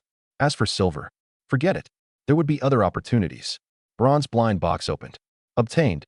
Kitchen expansion card times 1. Kitchen expansion card. Quality, bronze. Effect, creates a separate kitchen space. One look at the card told me it was not something any resource crate in this survival world could provide. I used it immediately. A new door appeared beside the dining table. It only created another room. Don't panic. Suyu gave me a helpless look. How could anyone not panic?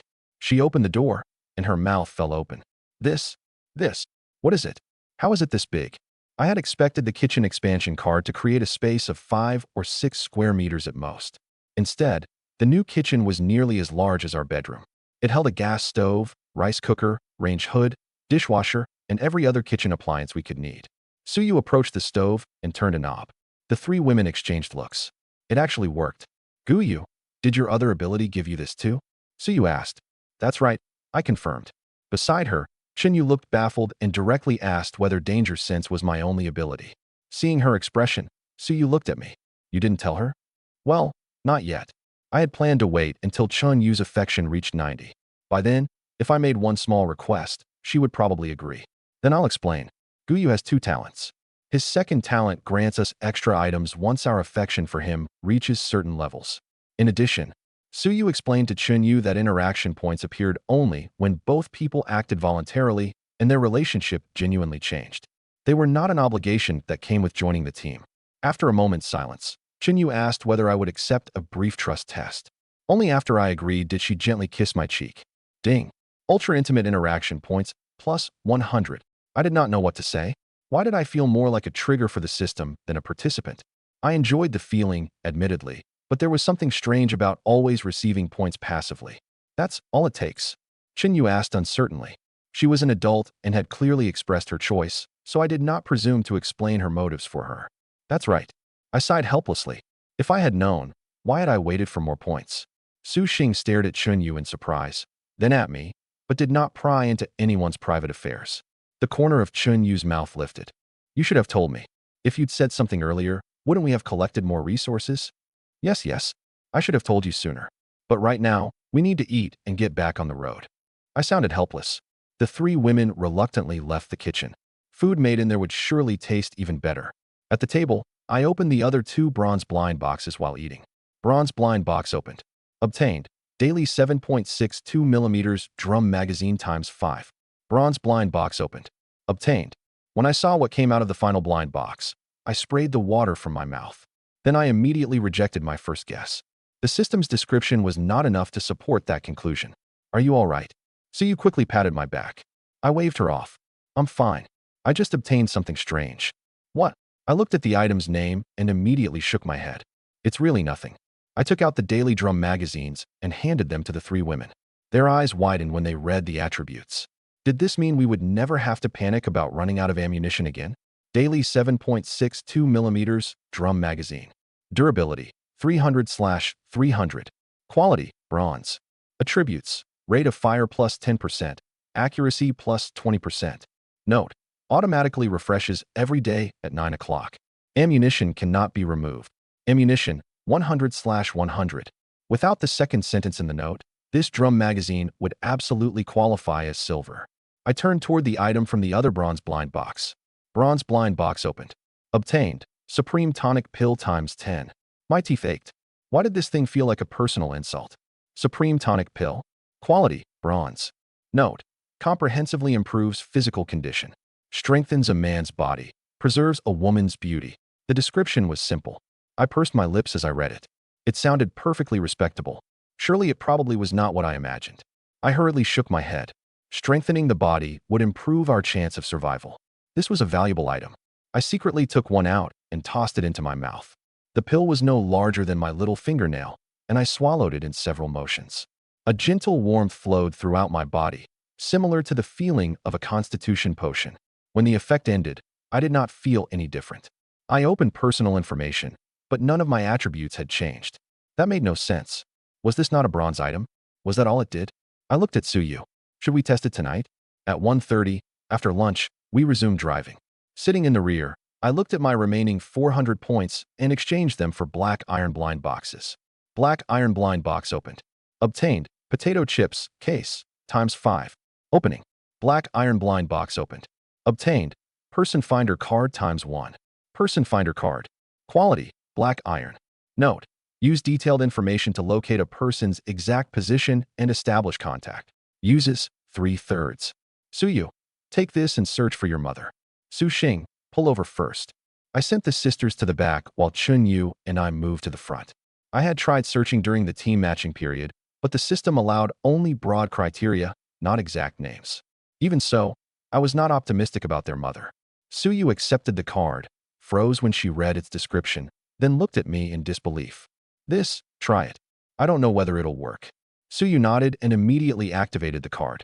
She hurriedly entered her mother's details and confirmed. A message appeared. Suyu stared blankly at it. Sis, what is it? Su Xing sounded frantic. I saw Suyu's empty expression in the rearview mirror and already knew the answer. She's dead, Suyu said softly. Su Xing pressed her lips together. Could it be wrong? I entered every piece of information about Mom. How could it be wrong?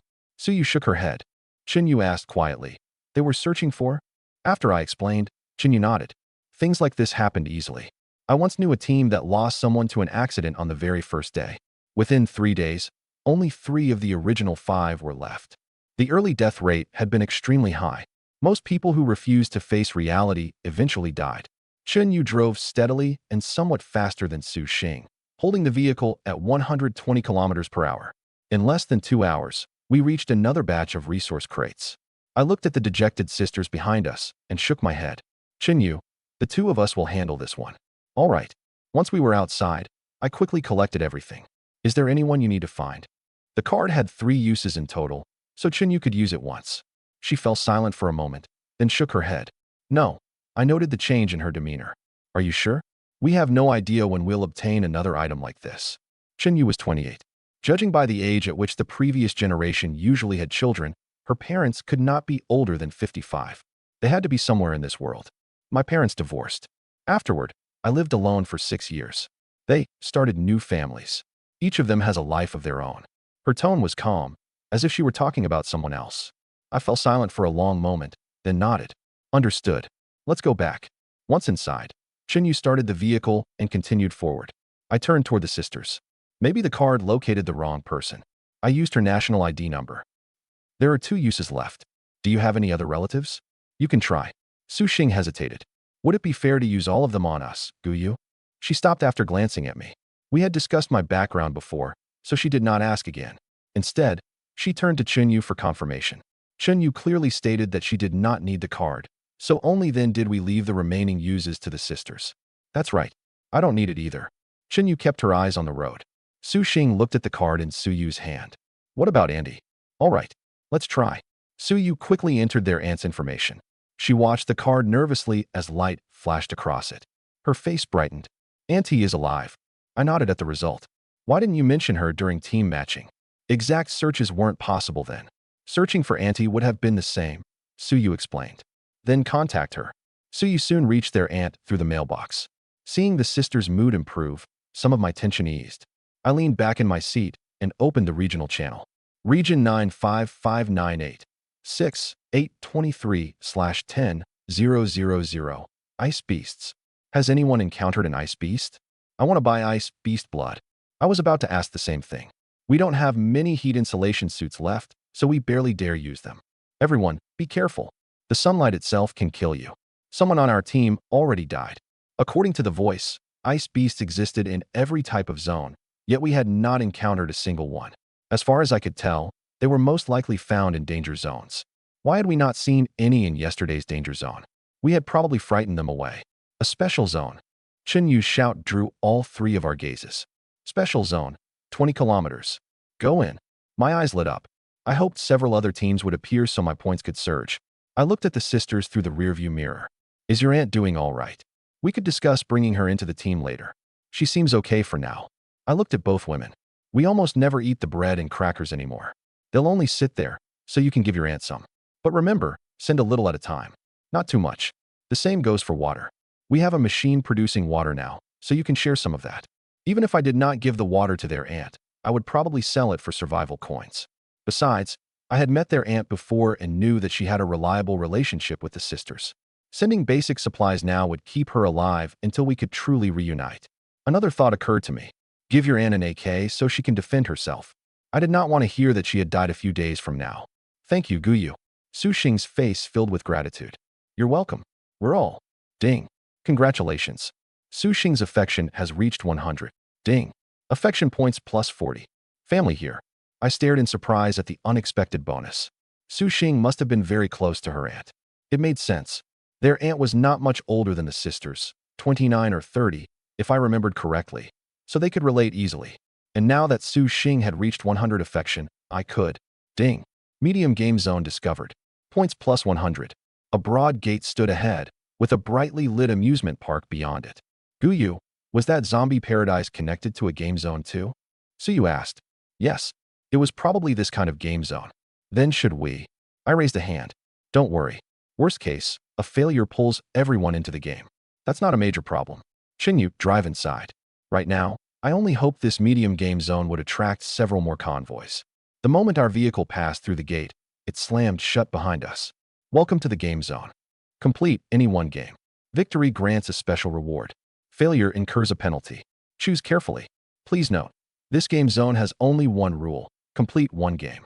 This was a game zone, not a danger zone, so the penalty was probably the one that dragged everyone into the game. Keep driving. Let's look around first. The medium game zone was far smaller than the medium resource area we had encountered, measuring 2 kilometers by 2 kilometers. It had 5 entrances, which presumably allowed 5 vehicles to enter. I simply did not know when anyone else might arrive. Come on, let's play. After one circuit, I had Chinyu stop at a shooting booth. We got out, and I studied the guns displayed on the counter. Suyu, they have handguns. You do this one. She nodded and approached the counter. Shooting game. Hit the targets. 5 rounds total. Suyu chose to participate, then selected a handgun. 10 rounds. Required score, 90. Time limit, 30 seconds. Prepare. Suyu raised the handgun and pulled the trigger the instant the countdown ended. Score, 100. Congratulations on passing round 1. Wow. My sister is incredible. Su Xing watched excitedly. Chinyu nodded as well. That is some impressive shooting. If Suyu were inaccurate, I would never have chosen this game. We had inspected plenty of other attractions, but none of them had seemed reliable. The carousel required riders to last 1 minute. The roller coaster required a heart rate below 120.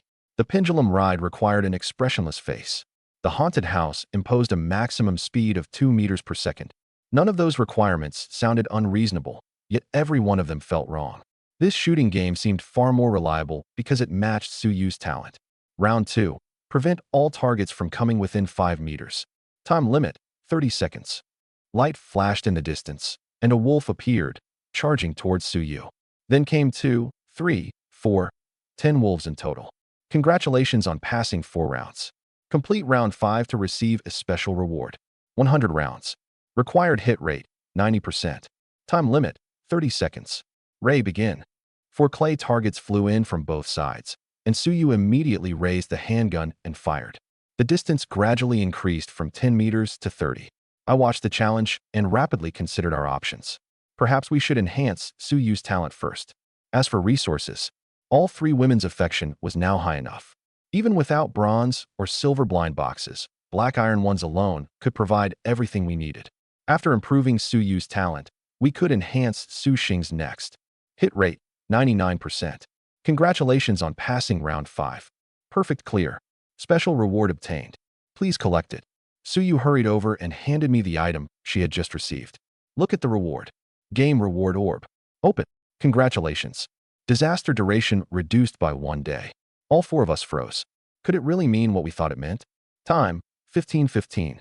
Weather, sunny, 44 to 48 degrees Celsius. Devouring fog, 172 hours, 14 minutes, 32 seconds until arrival. Current planet ID, 97872, trial planet. Disaster, heat wave, April 9th. Suyu murmured. So when the voice said the duration wasn't fixed, it meant the disaster could be shortened. But does the reduction apply only to our team? Yes, and it might even be possible to increase it. Su Xing looked toward the other attractions. Guyu, what if we play a few more games? I rejected the idea without hesitation. No, we can't guarantee victory in every game. We had finally shortened the disaster by 1 day. I had no intention of adding it back. I looked at Chinyu. Give the enhancement crystals to Suyu. We're upgrading her talent. All 3 women froze. Had we not agreed to enhance Suxing first? Chinyu paused for only a moment before handing a white crystal to Suyu. Suyu glanced at her younger sister, then used the enhancement crystal. After seeing her sister's reaction, Suxing clearly said she did not mind changing the upgrade order. A moment later, Suyu stared at her talent with a deep frown. There doesn't seem to be much difference between a B-rank talent and an A-rank talent. She read each change on the panel aloud, confirming that the upgrade was complete, but the immediate improvement was limited.